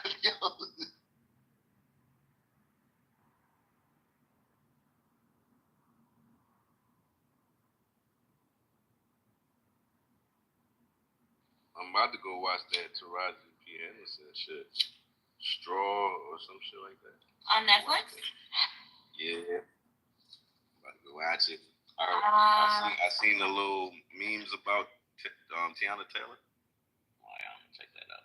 Well, I have seen some Black women talk about the movie. I'm still gonna watch it, but I'm like, let me be in a certain mood when I watch this, you know. Oh, yeah. That too. It's kind of like watching, what, For Colored Girls? Or For Colored Girls? Oh, my God. You gotta be super for that shit. Yeah, it's addictive out there. Yeah. Yeah, it's some difficult watches out there, and that's one of them, for sure. One of the watches, what would be a nice compliment is a little Alizé on the side. With that movie? Alizé. Why is always Alizé? Alizé tastes good. It don't burn your throat. It's sweet. It's perfect. It's like That's a whole drink. That's like Hypnotic. People, what? They still make that? Yeah, you mix I think it with you can find Hypnotic. some Hypnotic. Alizé is like one of those club drinks that all the ghetto girls drank back in the days. The Tupac. So what I say? Yeah, exactly. You know what my favorite was? Well, my favorite was something called Blue Motherfucker. I don't know what's in it. I don't care. What about that that's Incredible Hulk? Huh? That Incredible Hulk. That shit That is nigga savage. He from New York. Mine was always the Long Nobody Island else about that? because it always used to get you messed up because it had a whole bunch of stuff in it. It had tequila. What you talking about, Jungle Juice? They have a little straw Long in it. Island. I mean, a little umbrella. Umbrellas? Look at him drinking through the straw. Jacobus, that man was drinking through the straw from a young age. As soon as he hit 21, he was drinking through the straw. That's for the ladies, bro. It's according to who you was chilling with, though, because I knew you motherfuckers was taking Jaeger bombs. Jaeger bombs were... Yeah, bro, I used to fuck with them shits when I got around the white boys. What? I said, what is that? Just because it was free. Like this, bro. Just because it's free. And I would never just go and ask for that. Man, I was fucking with that shit. I was fucking with that shit. I don't think I ever bought it, though, but, like, yeah, I was pretending I didn't know what it was when I was around white people, so they could give me one. And then, like, the Spanish people, they taught me about the tequila, man. I'm hooked to tequila now. But, like, you know, according to who you drink, like, you know, it's motherfuckers that fuck with that real liquor, like the European foreigners. Like, they'll fucking, no, you're not nothing. Drink that straight. Even with the tequila, because your first friends are always, like, family or whatever. And my family's been friends with this Irish family for a couple generations. And the motherfuckers can drink. So I would go to the bar and I would get the tequila, but I would always have them, not always, I mean, I would get, you know, a couple rounds, but, like, I would just have them put water in my glass, because fuck that. Whatever your liver is on, I'm not on that, okay? But yeah, like, if I even smell tequila now, no. It don't smell like nothing. Drink tequila, they call you Veronica. That's what they call you? If I start drinking tequila, everybody's having a good time, whether they want to. What kind of tequila here we go. Perky. Not in like a hoe type of way, but like I'm gonna Nah, you don't gotta explain yourself. It was enough said right there. I'm a fun guy. Like, wow. Nigga said I'm a fun guy. You see? Fucking creep. I bet that's what F sees. Well, Whitey sounded too. I'm a fun guy. Yeah, that was such an Epstein type of thing to I thought he was gonna fall. Fun guy. That's why I told you that rhyme, nigga. If it was cool, it was cool. It's Epstein like. Quotes by Epstein. I'm a fun guy. I'm a fun guy too. We all fun guys, everybody, right? Hey, fun guy. I'm uncomfortable. I am responsible. You're responsible. I don't think fun guy means to you. You a fun guy. You a fucking fun guy. No, I'm the worst. I like split off from the group. I'm hanging out, talking to strangers. Like, you don't want to go nowhere with me. Tally will leave without saying goodbye. Like, absolutely. And we just gotta be okay with it. We'll just invite her. Like, we'll text her, making sure she got home. But that's pretty much it. So just like, because they started like having that as like a question on like dating apps. Like, what kind of person are you? Like a leave, like a say goodbye before you leave, or you just take off? If we meet up, I'll bring my portable TV. What if you say you're a fun guy and then you never mind. Now, if you walk up to a random person and say, "Are you a fun guy?" It sounds like you're asking for drugs. And now imagine, are you a fun guy? If somebody walks up to me and says, "Are you They'll a fun tell you guy?" define fun. I'm gonna be like, "Yeah, I'm a fun guy." Do you have Coke? That's what you're asking. That's what you're asking. You know, because mushrooms are a fungi or fungi. You get it? You know what I noticed, yo? Unfortunate, but like you know who to ask for. Like you will just know. Like you know what it is? It's the fence packs. They give it away. If you're carrying a fence pack, it's like I know you got drugs on you. 100%. Or a gun. Yo, you know what I don't like? I be chilling with the white Spanish niggas in Manhattan, and I be having like a real good time, like really be in my own head, enjoy myself. But them niggas at the end, I'm like, every other time they don't remember nothing. Them niggas be doing coke and shit. And I wasn't raised to do no shit like that. Like that shit is like bad for you. I be chilling with times. niggas, These are the times. but they be doing coke. But I do coke. Never do drugs unless it comes from. I don't know about That sounds believable. Look, I grew up with drug dealers in front of my building every day. Even right now, like right now, I go home, there's drug dealers in front of my building. And they sell drugs, right? Like, look, it's normal. It's like, it's so normal that they not really doing nothing wrong in my head. That's how normal this shit became, right? So, basically, nigga, fuck, I was telling you all that. You was telling us about how people was doing coke. And so like, to me, like, we was raised never do crack. Like, crack is like the devil. And cocaine is like his brother. Coke is okay. No, what the fuck? Yeah, like, you want to niggas nobody does that. You're not supposed to do that. In their front 7-Eleven downtown. Fucking. That nigga's the devil. I think people do meth.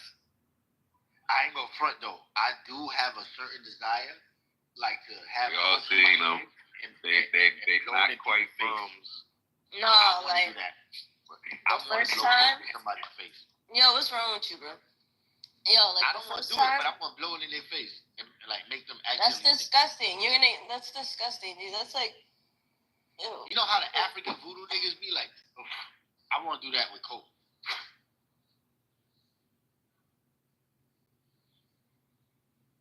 Sorry, I almost died. But yeah, yo, first time I went partying with my homegirl over here, New Year's Eve. Just got, just getting adjusted in Miami, right? We go out. She gets too fucking hammered, right? But she comes to this place all the time. And like,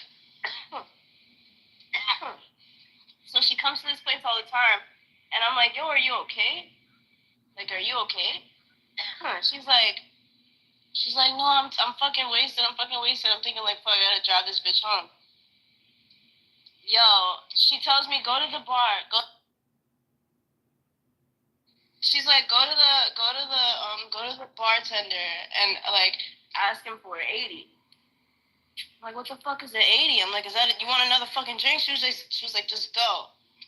She was like, just go. Right?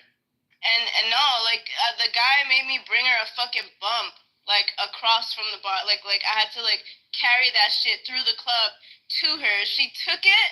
Yo, you would have thought like, yo, you would have thought somebody was like took a defibrillator and was just like cleared. Like, you know, like yo, she was up. Like yo, she hit the dance floor again and everything. That shit was crazy. I saw that shit was That's not a bump. crazy. That's a But line. a lot of people, she did a bump.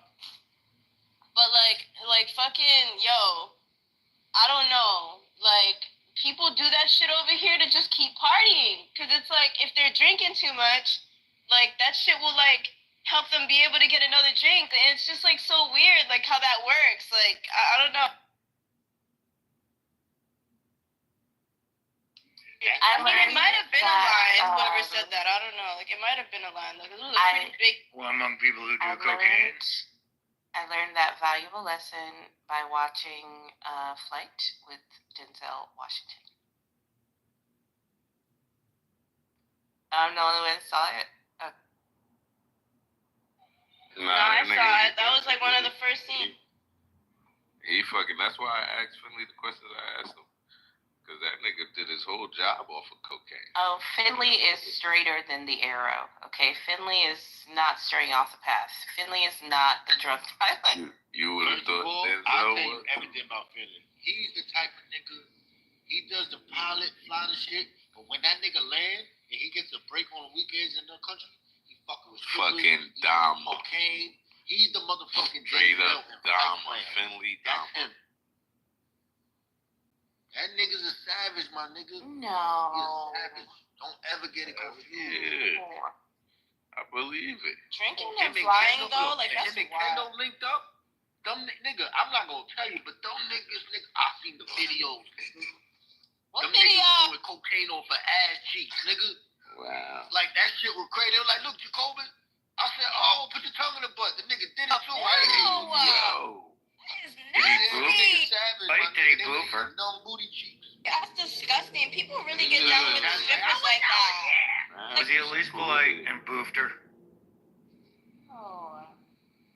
I would never be caught dead at one of those stripper parties. Like, you know the ones where they just let those people come over and they're like naked down to fucking undies and then they just come all oily and shit and just start dancing on you. Like, half of them be looking like they're ready to just fuck. Like right there. It's just like, ew. You don't never No. I don't want anybody's balls in my fucking face or tits unwarranted. Like, my balls smell like cedar trees.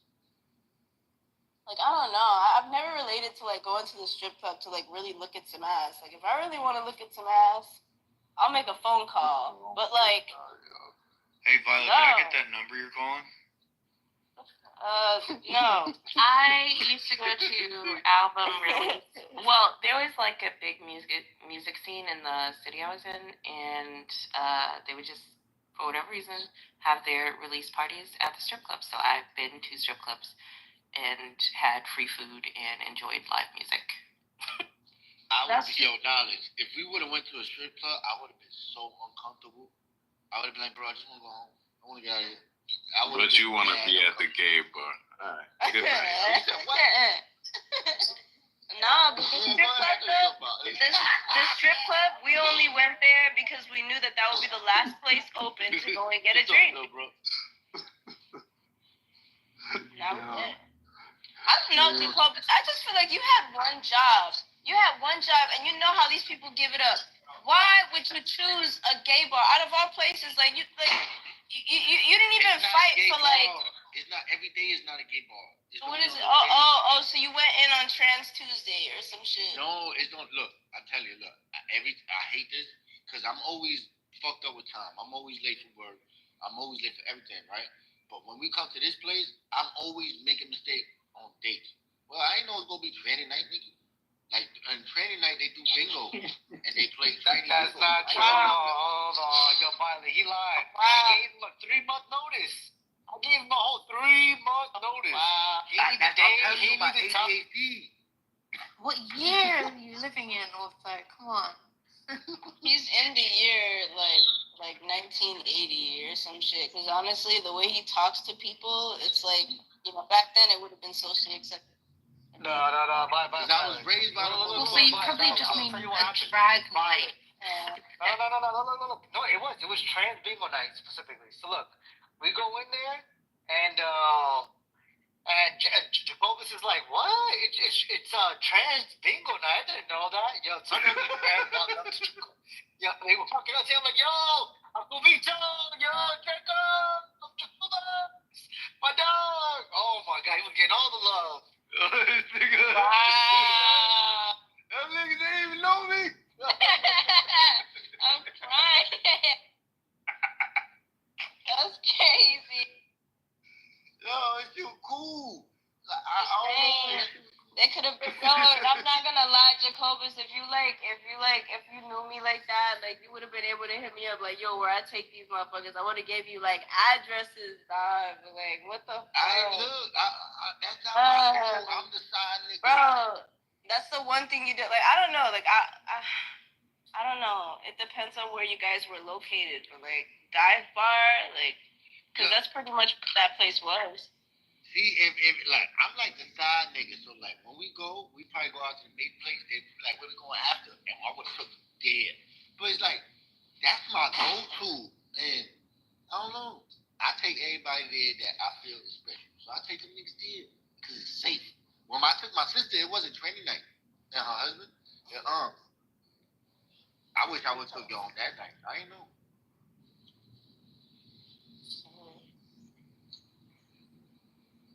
But the gays are safe people.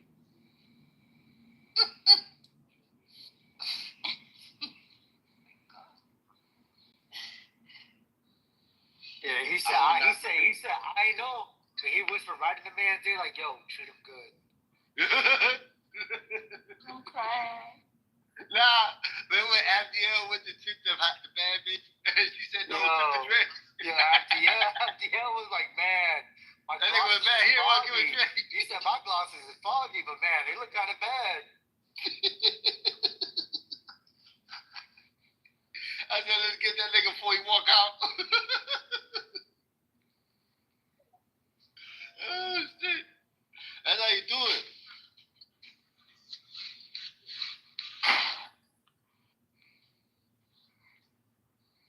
So, I'm supposed to be linking up with Tim and Abdiel. So, this is going to be part 2. I feel like these niggas going to take me to the most bikers bar. I feel that shit. I feel it.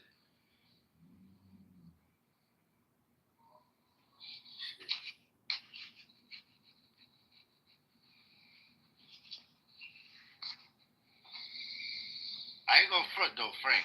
I'm gonna take a vacation to France, and I'm gonna brag about when I meet you, bro. Wait, Just don't kill me, nigga. lived in France. Yeah, don't kill me, nigga. Like, cause I will cry. Like, Frank, I was always good to you. Look, that nigga's a killer. That nigga Frank gonna be like, perfume. He gonna be like, you taught me bad English. Not dead yet. Wow. Yo, you ain't never see that movie called Perfume? And it was like a French nigga, and he was taking the smell off of every woman by putting like oil on them and shit. And eventually he made this irresistible smell that people could, whenever they smell it, they would just go crazy over it. So he dozed himself all in it, and they ate him at the end. They ate him at the end. That's based on a true story, like. If it is, I ain't gonna front. That's some shit we should watch. No, it's based on a true story. Yeah. Dr. Freebird. Oh, shit. You so elegant, Alaska. Yo, I hate this nigga so much, yo. Cause you African, bro. Like your ancestors hated my ancestors. You don't believe it? You know what the first African did when he saw a Puerto Rican? Slapped the shit out of him. And nigga said, "You are my king." Yeah, you set yourself up.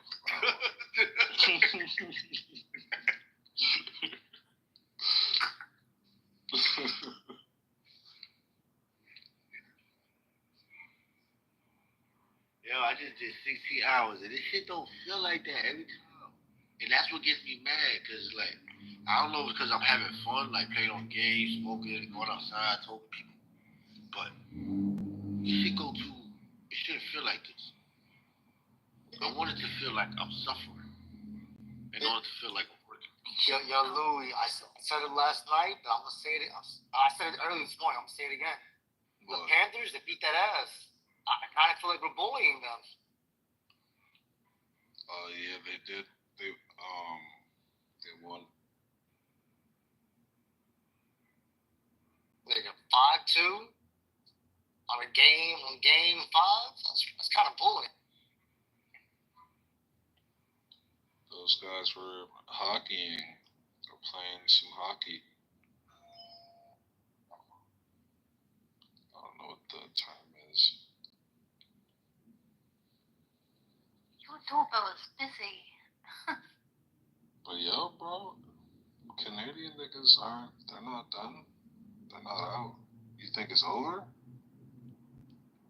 Yeah, I think I called it earlier this week. I said I don't think they're going to go to Game 6. I think they're going to forfeit by Game 6.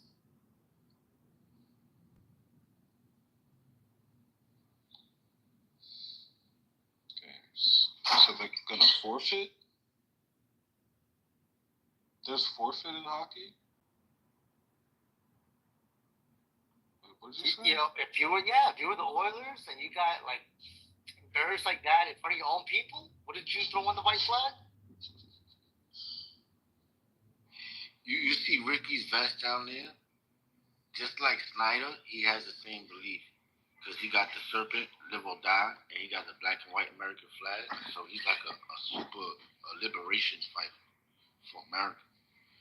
Who? They got little pamphlets. You said who? That dude Ricky, if you look at his vest, he got the live or die insignia on the vest with the black and white American flag. He's on that Snyder shit.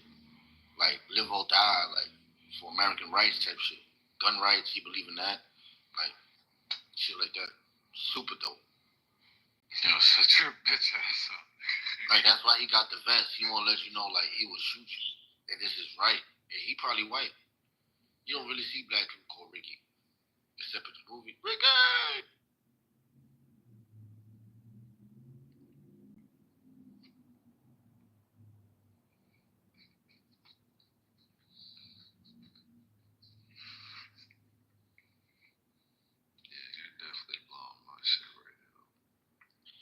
I want to hear Spencer. I'm curious. I'm dead ass curious. What do he sound like? You said who? The one that with his eyes, that's always looking at us with his eyes open? I know Spencer. I was thinking the same thing. Is that? I wonder what he sound like. Does he sound Arabic? Does he be like, does he have an Indian accent? Like, I'm mad curious. Does he curse? Does he curse? Why is his eyes always open? Like, shit like that. Look. He look got a Jewish nose, too. Yeah. One day he'll get comfortable with speak to us. He chill with us all the time. Yeah, he do be here all the time. That's good, Spencer. I really love that actor as well. What's his name? Wait, the Indian man?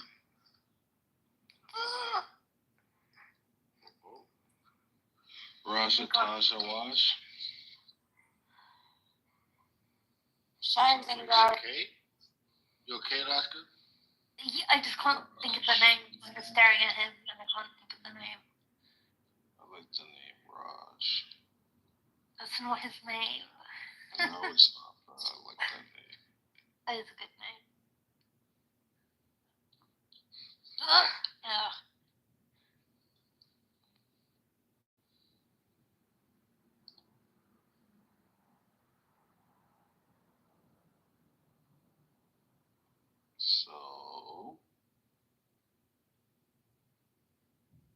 how's school? Good.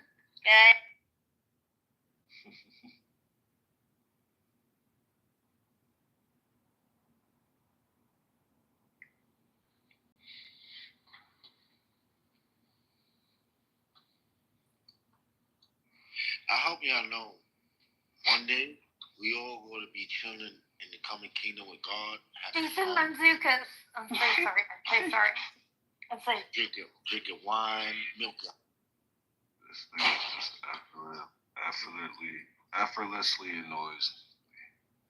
Cause you a sinner, nigga. He comes. Offensive.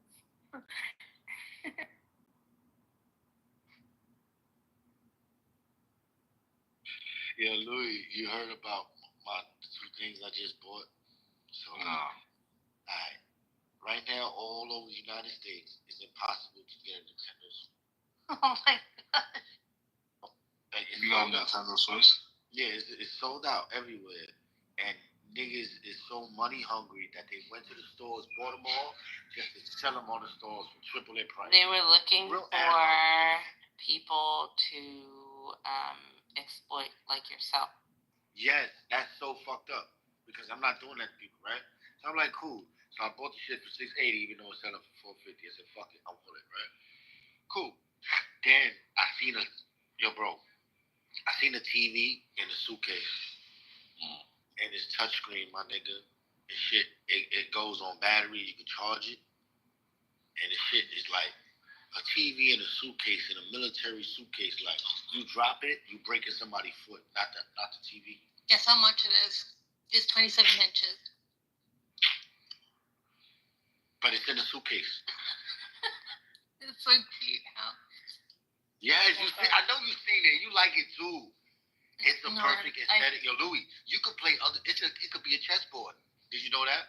It could be a fucking chessboard. So you carry a little suitcase, it could be a chessboard. You carry a little suitcase, a TV. You go camping with this shit. You should sell that. Work with this shit. This shit is cool, bro. It's called Stand By Me Go. Stand By Me Go. Because they got 3 editions. You got the Stand By Me, and it's like a stand with a TV on wheels. So, like, you know them hospital bitches when they sick, you can push that shit like that. And then they got Stand By Me 2, where it's like a portrait, but it's a TV on the wall. That's tough. But this one is like, I see what I'm saying? But this one is a suitcase, my nigga. It's a suitcase TV. It's a portable TV. That could be a fucking chessboard. It could be the internet. You could go on Clubhouse with this shit. Yes. It's actually a pretty good idea. I thought it was cool. I spent $1,300. 1,300? You said 1,300? You did. Nah, son. Nobody, look, bro. Nobody else is making it. Samsung is so close. Samsung just went and tried to make a folding screen in the suitcase type shit. They're not out. They're not going to be out for another 2 years. But these niggas was ahead of their time. And right now, this is where it get freaky. Every single handheld game you see from the Switch and all that, all them new shits go for 3 hours. That's it. The old Switches probably go for 9 or 5 or 7 hours. Some real good shit. But the portable TV go just like them shits. Because it's built with the same futuristic equipment that can't substantiate itself with battery life. But that shit is official. That's tough. You go on a hotel trip, you bring your shit with you. You go to a bitch's house, you bring your shit with you. Because some bitches don't want you, like, I don't want to ruin my home TV. I don't want to ruin another bitch TV playing my game. But what happens when you just say, hold on, bitch, pop the suitcase, and then, Maybe you should upgrade her TV instead. Hell nah, because niggas be lying, yo. Niggas be lying.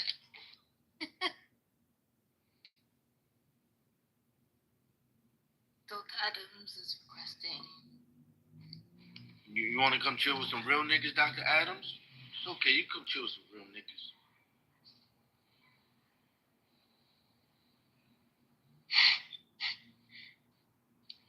Yo. And that, I ain't gonna front. The real reason I got that TV, though, is because I've been playing handicap on Fortnite, 30 frames per second. And I've been doing, like, only winning number 2. And it's like I could never pass that threshold. And I'm like, I know why, because I'm playing handicap. I shoot slower than others, I run others, but my mental skill makes me be number 2. I've even tested it out. I made Ashley my partner. And we won mad games together from number 2 and 1. Because of me. Me. And I tell these niggas every time, I'll get you to number 2. It's up to you if you want to be number 1, my nigga. We should all be adults and be playing Helldivers too, but it's okay. Yeah. Me, I haven't played video games in a long time. No one actually invited Doc Adams up, by the way. Sorry. Come on, Addie. You can come up this time. Right now, listen to the real niggas. So when you come up, you can understand what it is to be a real nigga.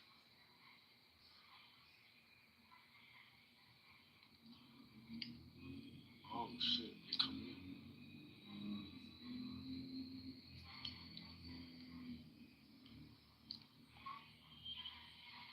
You know what? Grace and peace to everyone here. Every seed I sow is in faith.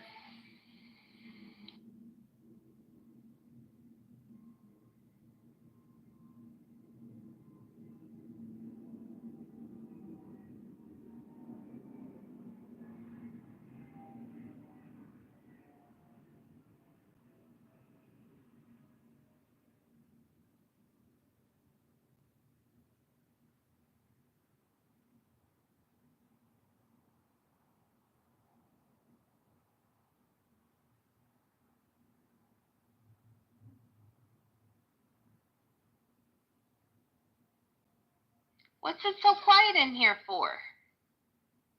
Oh, nothing. Oh, you lived a long time. Anyways, oh, nothing. Jacobus was just talking about his dumbass. Tally, maybe if you play like Ashley, you could be a winner too. She went to sleep with W's, crowns, and victory royale. She did that. Yeah, I've had plenty of victory royale. As a team member. Finally, had to let out. Finally. Tally had mercy. I was watching videos rather than listening to Jacobus speak. But yes, I have had plenty of victory royale on my own, solo. You a fucking liar. You ain't never do that. Not on rank, nigga. Oh, here comes Concrete. Here comes Concrete. Ashley did that shit on rank, and she did that shit on vicious sports monkey. Ashley, do you build? No. Oh, do she play rank? Oh, no. I can't build. I can't build to save my life. More than one time in rows. That's what I'm telling you, Tally. You gotta. I'm gonna tell WAP to get them to, whenever they reporting you, Adams, I'm gonna tell them to record you. That way you can't fucking lie your way out of it. Oh, who lied? Who lied? You're a fucking liar, you coward. Who lied? Who lied? You lied, you coward. Who lied? You lied, you coward. Who lied? You lied. Who lied?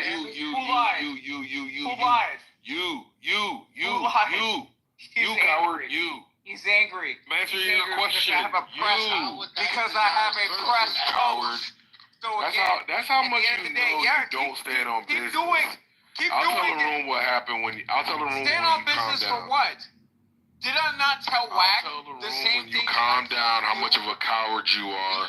You ran away from your fucking rhetoric. You fucking weirdo piece of shit. This is so weird. You fucking coward. You should be ashamed of yourself to call yourself a grown fucking man. Were you not there all you gotta say is you're afraid of him. Say you're afraid of Whack 100 because you both live in California and you're afraid that he would have pulled up on you and beat the shit out of you for talking like this. If you say you're afraid, then that makes total sense. If you're not afraid, then you're just a coward for no reason. Whack actually agreed with me. Are you dumb? Yeah, you're a fucking weirdo, bro. Are you dumb? Don't worry, I'll tell the room what happened. And when I find Whack in the room, I'm gonna tell him how you fucking lied, and I'm gonna tell him next time just record you. That's right. This is crazy. That'll get all the proof that he needs to fucking call you out on your bullshit. This is crazy. I'm ashamed. Call me out on what? Why you ran like that? Call me out on what? Being a coward, using cowardice as a Y'all are so fucking mad. So mad. You shame. I'm gonna say it like this one time. So mad. I was minding my fucking business. What coward? What coward? What coward? What coward? Why didn't you speak in that room, Concrete? Why didn't you speak in that room, Concrete? Why didn't you speak in that room, Concrete? Knowledge, you there? No, he's asleep.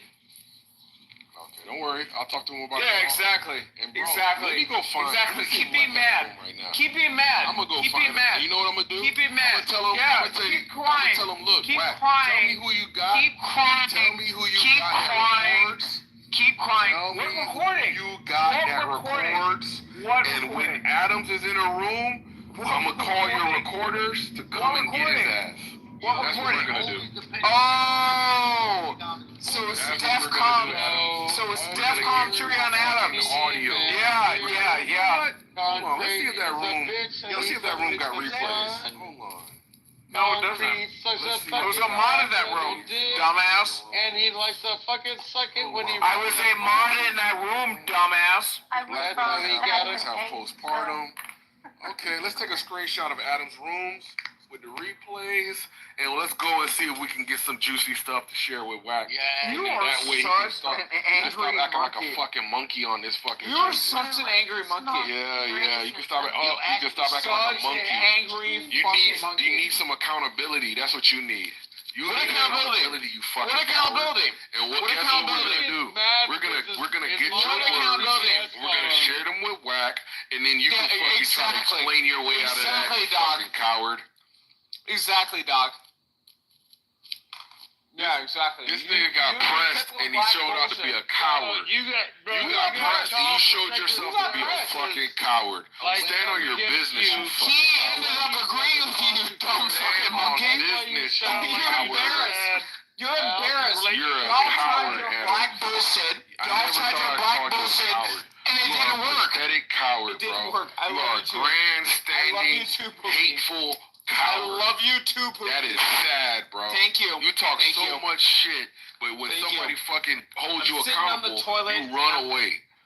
How I'm fucking taking the pathetic is concrete. that? You ran away Who on ran the audio away? app instead of Who ran standing away? on business. That Who just ran shows away? you that you are not even, you don't even Who stand ran by the away? fucking words you Monkey? say. Who When ran you away? talk to people, Who you ran don't away? even stand on it. Who That's the ran sad part. away? You know what you should have Who ran done? away? You should have said, you know what, Whack? I was Who in the ran heat of away? the moment. I was trying to push buttons, and I really don't mean that shit. But what you did, you tried to blame it. This nigga tried to blame it on Pepe. You tried to blame it on Pepe. You fucking coward. They don't want to have black men having conversations. Blame it on Pepe. Damn, I can't wait to tell Pepe how you He's tried to the throw one him that under the uses- bus with Whack. I just spoke to Pepe. Pepe is my cousin. Yeah, did you tell him you threw him under the bus? You fucking weirdo. Are you dumb? Are you dumb? You didn't fucking. Are You you didn't tell dumb? him that. Oh, when Whack came in the room, fucking, I told him that it was you calling people the N-word and porch monkeys and all of that. We Did you tell him that? I wasn't. Did you tell him What that? the fuck? Did you tell him that? Hey, this is Did you tell so him that? weird. Did you tell This Pepe is that? so weird. Did you tell Pepe that? Where's Pops? No, you didn't. Where's Pops? Don't worry. This nigga Don't Bring worry. Pops into the room. Fucking coward. Nigga need Poppy. Fucking coward. Exactly. Fucking hateful ass weirdo. Go Yeah. fucking get another communication. Just because you said oh, you're so mad. Go be You're white so somewhere, bro. mad. Go You're be so accepted mad. by them. Go You're go so have them mad. fucking accept You're your so fucking hateful mad. ass. Go You're be so white. mad. Go be white. Black fatigue. Nobody accepts you. The blacks don't Black accept you. The fatigue. whites don't accept you. Black You're fatigue. mad. You're mad because you're not accepted. I wish That's sad, bro. that You Wack gotta would heal have that heard hurt. this context. Being accepted is very important. You aren't accepted, and you're mad about it. You're taking out on black people. That's your fucking problem, bro. Get some fucking help. I'm sorry that you weren't accepted. It's a fucking gift and a curse. It is what it is. Maybe because you weren't accepted, you could be like Moses, and you could lead the people because you aren't like so entrenched with them that you don't have the same problems that they do. You maybe could lead them out of the wilderness, but you're so fucking dumb you don't even realize that. When you grew up in the prince's, in the king's house, in Pharaoh's house, you got fucking stupid. Instead of having a heart for your people, you got stupid, and you can't even lead your people because you're stupid. That's your problem. You're a dumb coward. And now guess what? We gotta get another fucking Moses. Did you not hear the pivotal question of Slack 100? Should we have better individuals or better community? Yeah, you didn't hear the answer. Because you're dumb. Because you're dumb. Hateful You're dummy dumb. looking for acceptance. Ghetto. Imagine You're that. dumb, You could ghetto, have and flat-footed. but instead you're a dummy. Dumb, flat-footed, and ghetto. Thank you. Thank you. Imagine Thank you. being a Thank fucking you. waste like this. Thank Because you you. are a hateful No, person. he is ghetto. Got no He is very ghetto. So what you were rejected? Ghetto. You think you're the only one that was rejected? Instead of what you rejected? instead of listening, open your monkey ears. Open your monkey ears. Thank you. Thank you. Open your monkey ears. Unaccepted and become Thank you. bitter. You learn from that. Thank you. Y'all trying to make this shit so much of a fucking scandal. Because they are of a level. I said what I said. I said what I said. Yes, shackled monkey. I said what I said. I said what I said. Thank you. Thank you. Thank you. Thank you. Thank you. Now we have a fat black woman. Now we have fat black woman. Now we have a fat black woman. Yeah, there we go. There we go. There we go. There we go. Keep crying. Keep crying. Keep crying. Keep crying. You are fucking crying for me, Argentina. Wish somebody would fucking know how much of a fucking keep crying. Keep crying, monkey. I'm thinking keep crying, monkey. Black developer keep crying, monkey. Keep crying. Let them know. Keep crying. Keep crying. I got my nose on in Beverly Hills. Thank you. Keep crying. Keep crying. Keep crying. Yes, I'm a piece of shit. Yes, I'm a piece of shit. Thank you. Thank you. I love you too, Concrete. I love you too, Concrete. The fuck out of our community. We don't need you. I love you too, Concrete. Yes. Go away, you fucking coward. Yes. Go Thank fucking you. worship white daddy. Go worship Israel. Thank you. You fucking weirdo. They don't need you either. No, I'm gonna worship Concrete. They don't want you. You're I'm gonna worship Concrete. Concrete is my new white zaddy. They're like, Concrete is my new white zaddy. Your movement. They're like, oh well, he's useful. He makes. Here we go. He makes us. Here we go. To who? Here we go. Who does Adams make look good? Here we go. Not to the blacks. We don't want anything to do with them. Take them. Jews, you can have them. Whites, you can have them. We don't want them. Started yelling. He's like not near anything, but he don't know his ass bone. Well, apparently it's like the most beautiful Caucasian. I can't believe you're such a fucking You don't know coward. you asked for a Yo, Mike, you know your room got bigger. You know your room got bigger since I've been in here. Imagine this, right? So you know how Adams like to call blacks porch monkeys and fucking all kind of shit, right? Never. How about Whack 100 heard about it? Never. Came and confronted You said it within the Never. I said. And Adams was like, "Oh, I never said that, Whack. I never said that. I didn't do that. I never did that." No. I said, "Oh, No. Hold on. I admitted to you. I admitted to saying porch monkey. He ran away from a man on the internet. I admitted to saying porch monkey. And when I tried to call it out, yo, Mike, you know what's so crazy? When I called it out, he threw me to the goop. Fucking weirdo, bro. Yes, I am half porch monkey. You're half There you go. monkey, half Neanderthal. So what are you saying? No, I'm half black. Why is he backpedal though? He's a coward. He's a coward. There's a difference between a porch monkey and a black person. You are a beastly Neanderthal. What? He tried to say that people were calling him a coon because he's successful and he knows about business. Yeah. I didn't say that. Wax said that. Are you okay? Anyways. Are you okay?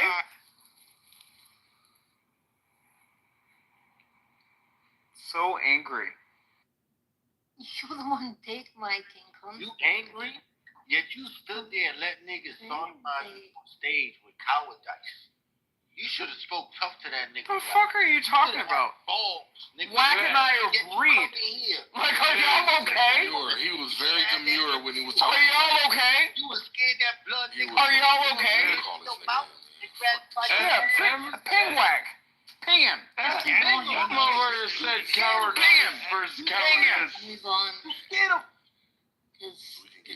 Watch cowardice. Watch Adam's whole tone fucking change, like the bitch. Yeah, because I respect him as a business person. Because I respect him as a business person. You're not a business person, Concrete. He was very respectful. Concrete. Again. Oh, there he again. is.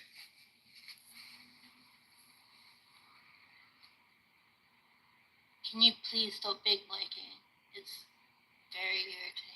First of all, you know who deserves a big mic? She will gorgeous ass. We should hear her voice. No, I find it very cowardly. I find it very fucking cowardly that you guys. No, shut the fuck up. Okay, so again, I find it very fucking cowardly that people want to tone police my speech on this app by bringing a person into a space that, quite frankly, agreed with what the fuck I said. Are y'all okay? This nigga pleading the fifth. The fuck is going on? You said he's pleading the fifth? Yup. Mike, I'm so tired of these black people. Like, I'm so tired. I'm so tired. Like, I'm so tired of these black people. I'm so fucking tired. Y'all tried to... Y'all tried to drag me, and it didn't fucking work. Wake up! Wake up, monkeys! Wake the fuck up! I'm not the fucking problem! Dude, go to a therapist. They can help you with these identity issues. Stop taking out the white people are calling you delusional. Like, did you brush your dirty ass British teeth before you came onto this mic and wanted me talking shit? Like, what the fuck is going on? The fuck is going on? The fuck is going on? You know she scrubbed that gap between her front teeth. Yeah, right. You're a failed Petra Ecclestone. Come see me when you can actually, right, exactly.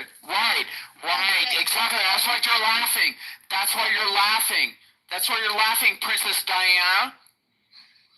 I'm anti-monarchy, but okay. So weird. Anti-monarchy. Yeah. What the fuck are you talking about? Do you know who the fuck you're talking to? Like you? Oh my god. Do you know who the fuck you're talking to? That's the day that played the Green Goblin. You know what I'm talking about? Mommy, that nigga, William Dafoe. I'm getting the kids to sleep. I got little to do tonight. I'll be on Fortnite after I get kiddos to sleep. See, you a real one. You go get a W, not Tally. Right. We love you. You know, strong brother. We definitely love you.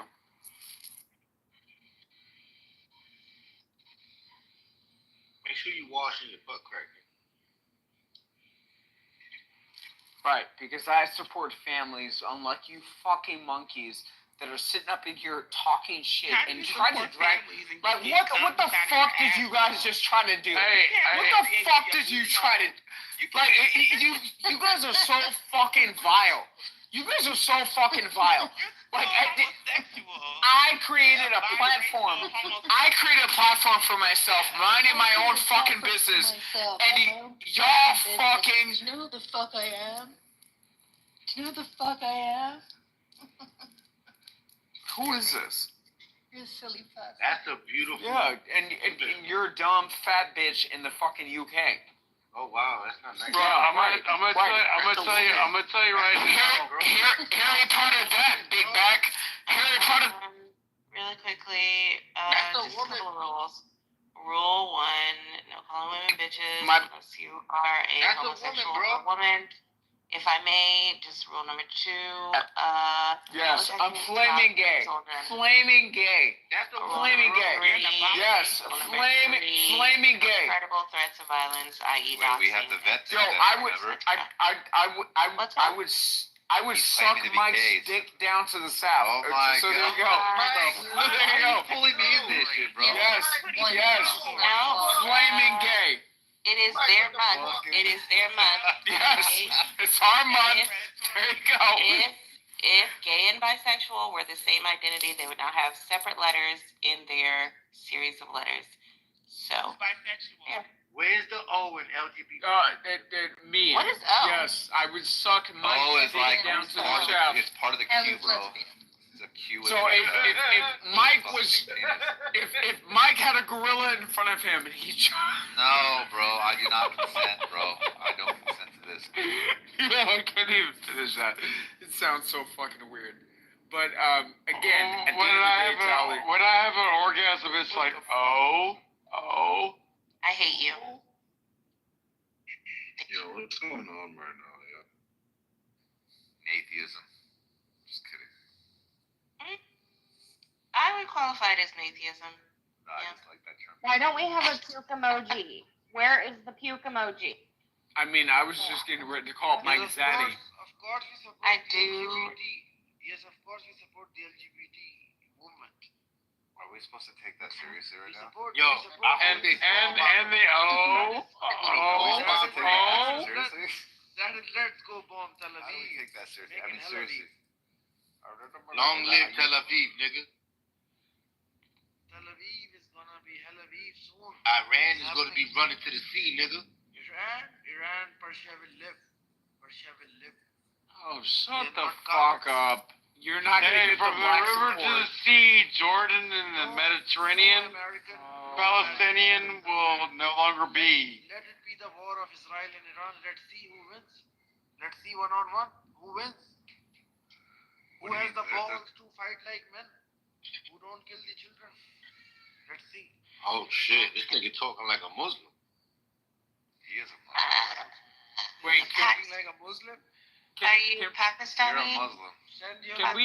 Can we let Zaddy Mike speak? Go ahead, Mike.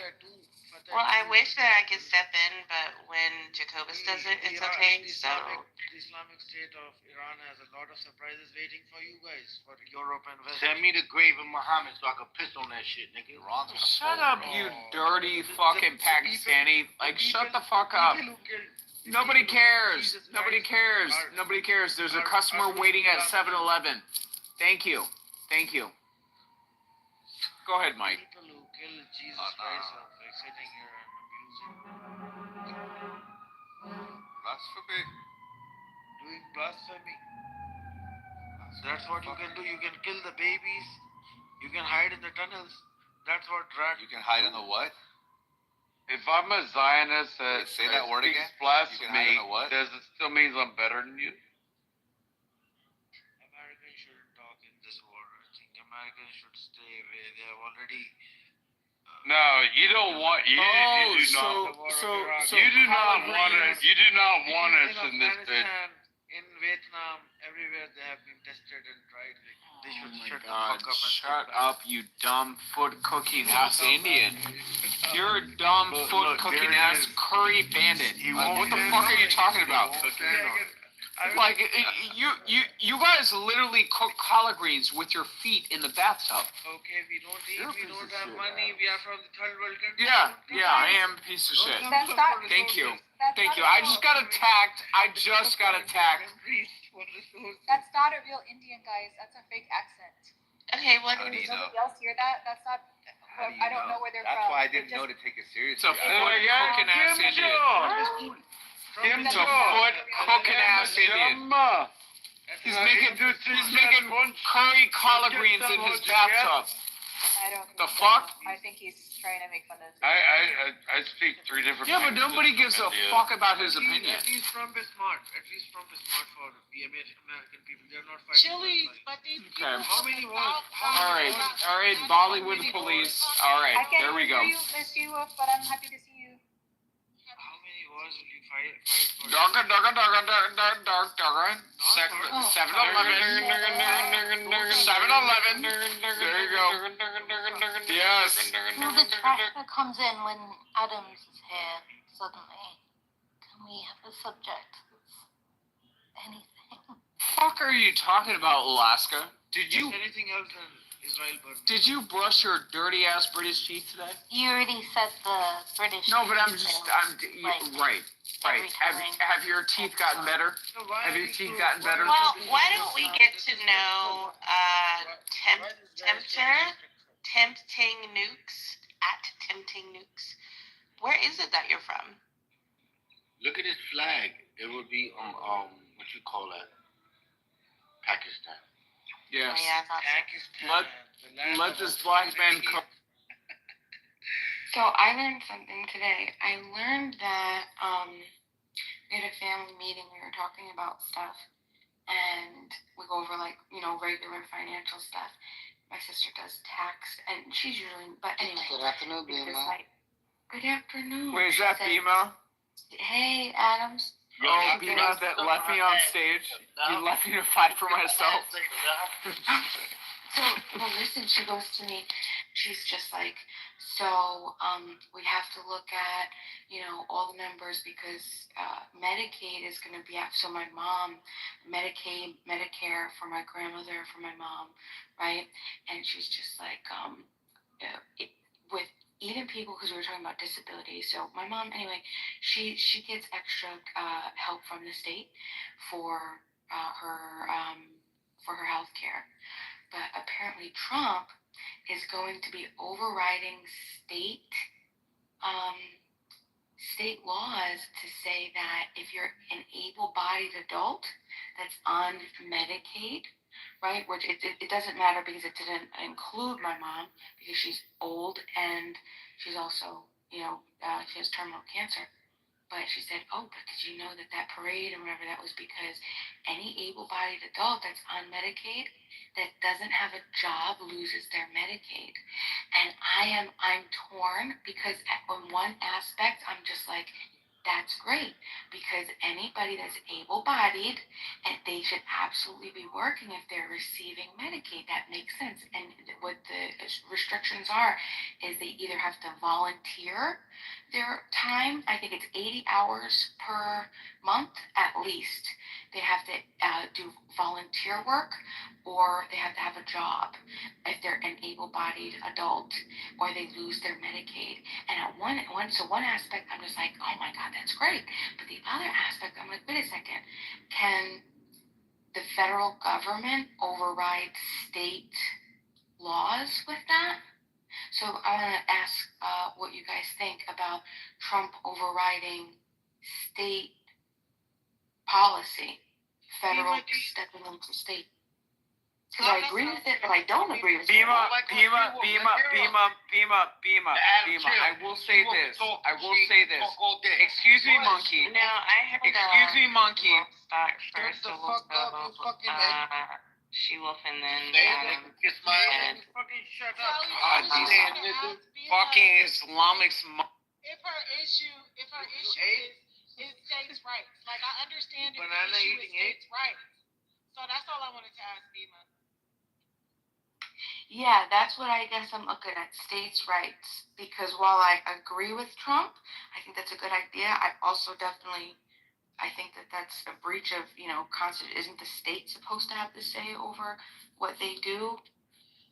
So yeah, states' rights. The thing about states' rights, Bima, is that they get to regulate the way that certain things, they get to decide how they regulate it, but the federal government gets to, they get to govern it, get to govern certain things overall as well, right? So we don't get to say as a state, we want access to these type of guns and all these type of bullets. Like in California, I can't have a 30-round clip. right? In other states, you can have a 30-round clip for your gun. Now, I don't get to say the federal law, doesn't prohibit that, right? California gets to regulate gun laws as they wish, but they can't overstep the federal government. They can't make it more restrictive than the federal government. You get what I'm saying? So the federal government does get a say, but I'm trying to explain it. I know I'm not making sense. The federal government gets a say, but state laws can't overstep that. They can't be more restrictive than that. So does everybody agree with that? No, so I did ChatGPT before she started speaking, and yeah, the states can, but the president is allowed to override those. It says that the president's power cannot just nullify or void a state law, but the president can instruct federal agencies to ignore or not enforce certain federal laws or challenge state laws in court. So yeah, he can challenge state laws.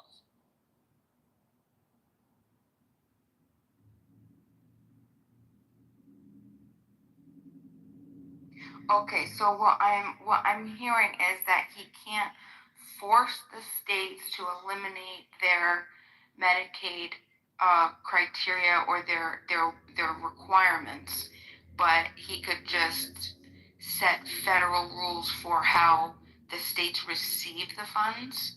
Something like that, but even if he does, it says that it's still gonna have to go through the what do you call it, the Supreme Court or Congress. Okay.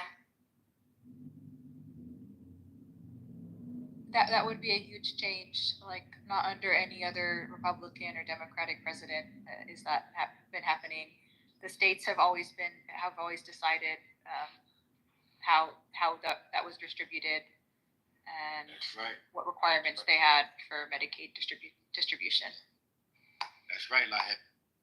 Oh, and you know what? Thank you, Chili's. And you know what else I learned? And I was so surprised. We were talking about Elon Musk's frustration with Trump. And I was just like, pretending I knew something. I'm like, no, I know why he's upset, because Trump was passing this bill. And Elon Musk was upset with the stuff that's in it. And then my dad, I was surprised. My dad's like, he's not too, he's a worker. Let me just say that. I'm not going to shit on my dad. He builds stuff. He's not a thinker. So he goes, no, actually what happened was Trump removed a piece of the bill that forced people to buy his cars, his electric cars, because nobody wanted them. And then I was like, no, that's not what happened. And I looked, that's what it says happened. Did you get? It's true, Bina. But well, no, I don't think it was Trump. It might have been Obama. Obama made, or Biden, they made the EV mandate that we all had to have electric vehicles by a certain year, and then certain people had a tax credit for having EV vehicles, which is what pushed people to buy EV vehicles more than they would have, and they project that Elon Musk and Tesla made a couple $1 billion more than they would have if it wasn't for the EV mandate and the tax cuts for having EV vehicles, right? So this is why Elon Musk was so upset when Trump lifted the EV mandate, because it's like, why would you go get an EV? Why would you go get a Tesla if you know that you can keep your gas vehicle and there's no mandate to have an electric vehicle by a certain time? A lot of people only bought those electric vehicles because there was a mandate. So that's really why Elon was mad. That was Wow, okay. billions of dollars. He borrowed in 2010. The Obama administration loaned him like $455 million to push forward the manufacturing of Teslas, right? $455 million, $500 million. He paid it back early, right? But and it was the first time a government loan had been paid back before, like, so quick. But at the end of the day, what people don't realize is Elon Musk has made his billions, and his companies are only valued so highly because of his government contracts and the money that Tesla has made off of EV mandates. That's the only, like, without that, Tesla value is going to go down. Without government contracts, SpaceX value will go down. So, like, this man's going to be, and you know, he was on X talking about Trump. Trump's reign is basically only going to last 3 more years, but he's going to be here for, 40, 50 years plus. Like, basically, he's trying to say Trump's going to be out of there in 3, 4 years, but he's going to stay. He's going to still be here. He's so arrogant, like he hasn't made billions of dollars off the United States government. You're leaving out key components, though. So once again, I looked it up, and it says he did not get money from the Obama administration off of his name. No, he got money from a loan, yes, and it was $465 million with an M, and the loan was received based upon it says Department of Energy. It wasn't just a personal loan of a vehicle. No, I said it was from the manufacturer. Hold on.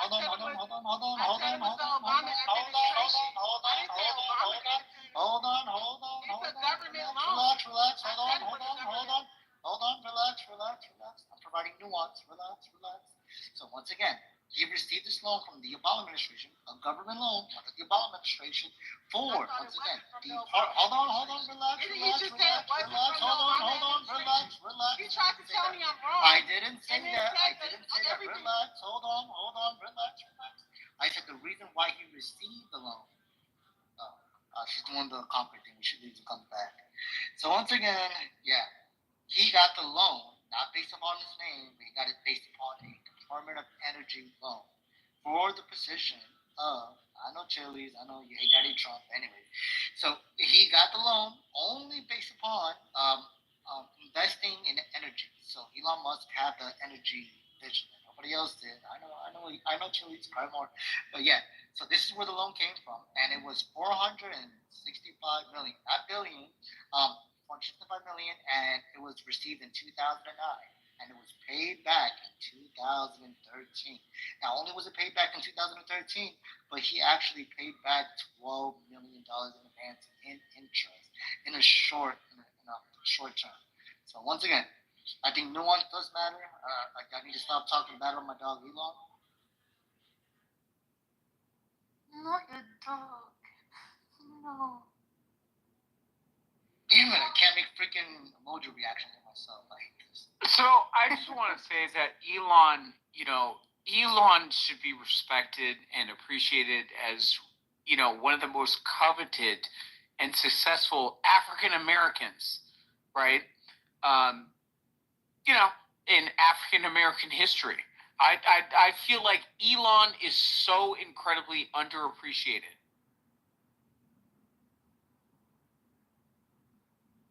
So let me ask you, were this No Kings protesting? This wasn't in support of Trump, because I've been out of it. I've been having the past couple of days. We've been doing so much shit. It was a bunch of fat liberal white women. Oh my God! It was a bunch of fat. No, it was a bunch of fat liberal white women that, quite frankly, didn't get porked. Okay, the night before, they didn't get porked. They didn't get the big BBC that they were asking and begging for. They didn't get porked, right? So now they're mad, fat, and white. That's all this shit comes down to. He's using white trigger words. He's using white trigger words. I heard RFK talking on a podcast. Oh, wait a minute. So I said things about Black America, and y'all sent WAC 100 into my room to chastise me. So again, Pick a lane. Pick a lane, snowflakes. Pick a lane. Anyways, RFK was saying that was a bet. That whole thing was a bet between me and Trump to see if we can get these fat white people to take a walk around the block. And we won. I don't even know if that's true or not, but that shit was good. Also, who's WAC 100? I only heard WAC 100 becomes Pepe or Dr. Adams. So again, we're not gonna revisit that. So at the end of the day, You just said his name. What do you mean not gonna revisit it? I'm not going to listen. Knowledge. I'm not going to go down the road again. I'm just not. Somebody else did. Wait, but is it a man or a woman? Is it really who is it? Yeah, is it a big name? Is it a clubhouse person? I mean, it was impossible. Okay, so thank you for updating me with that. You're right. It was a left-leaning thing. Okay. So 2,000 events, over 50 states, 5 million plus people, but most were, liberals. I saw it here where I'm at. It was a mixture between like white people and the immigration people. So it's like, okay. I didn't do anything. So, I mean, now it's over with. I think protests are fucking pointless. Although I did see something, I don't know if it was true or not, but like, it was a video, I sent it to Nathan. There's a bunch of fucking white people in Egypt. Like, I guess they were there to protest on something about Egyptians' behalf, but the people they were protesting for were like violently kicking them out. Like, they didn't want them. That's fucking, these people are trying to get in everyone's business.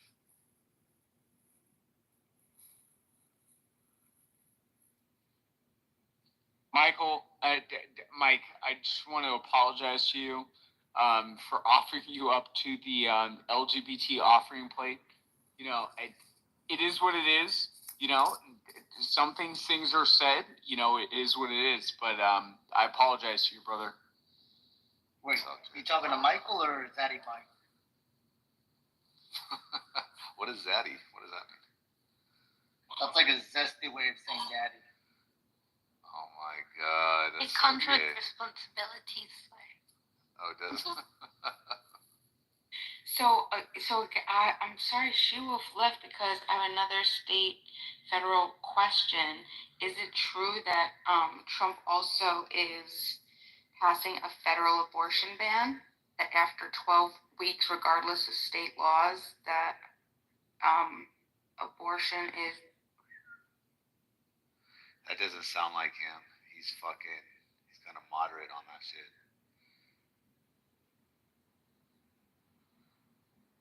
Someone chat GPT that right now. I'm curious. No. Hold on. I just want to clear up some information. People are calling Mike Banana Mike in the chat.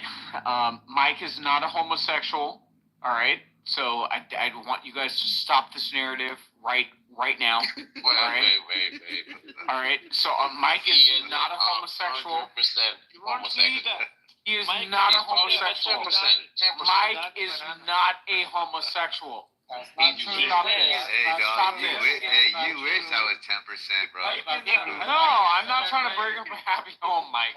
So again, at the end does lean towards the homosexual view. There's nothing. At the end of the day, Mike.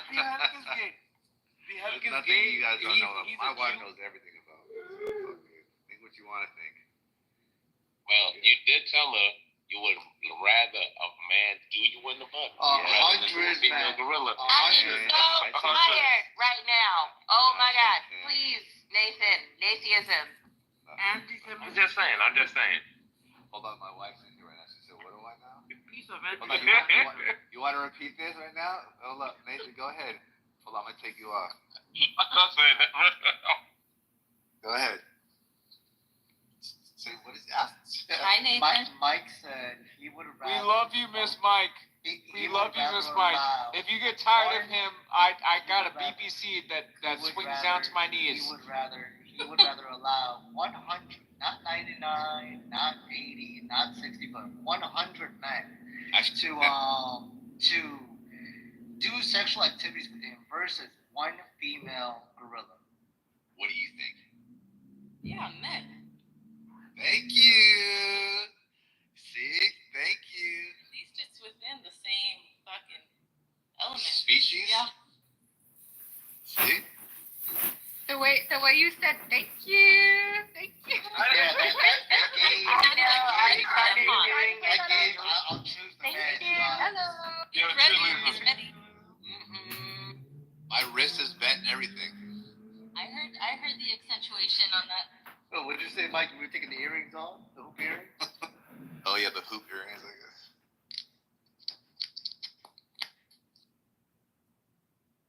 No, you guys are not going to use my hoop earrings troll. Like, stop it. I didn't understand what that meant. Stop It it. was explained to me. Stop. Well, I mean, it just applied to concrete. I mean, concrete's the only, black woman adjacent, shaking his hoop earrings, rolling his neck, and, putting black men in place. So, it is what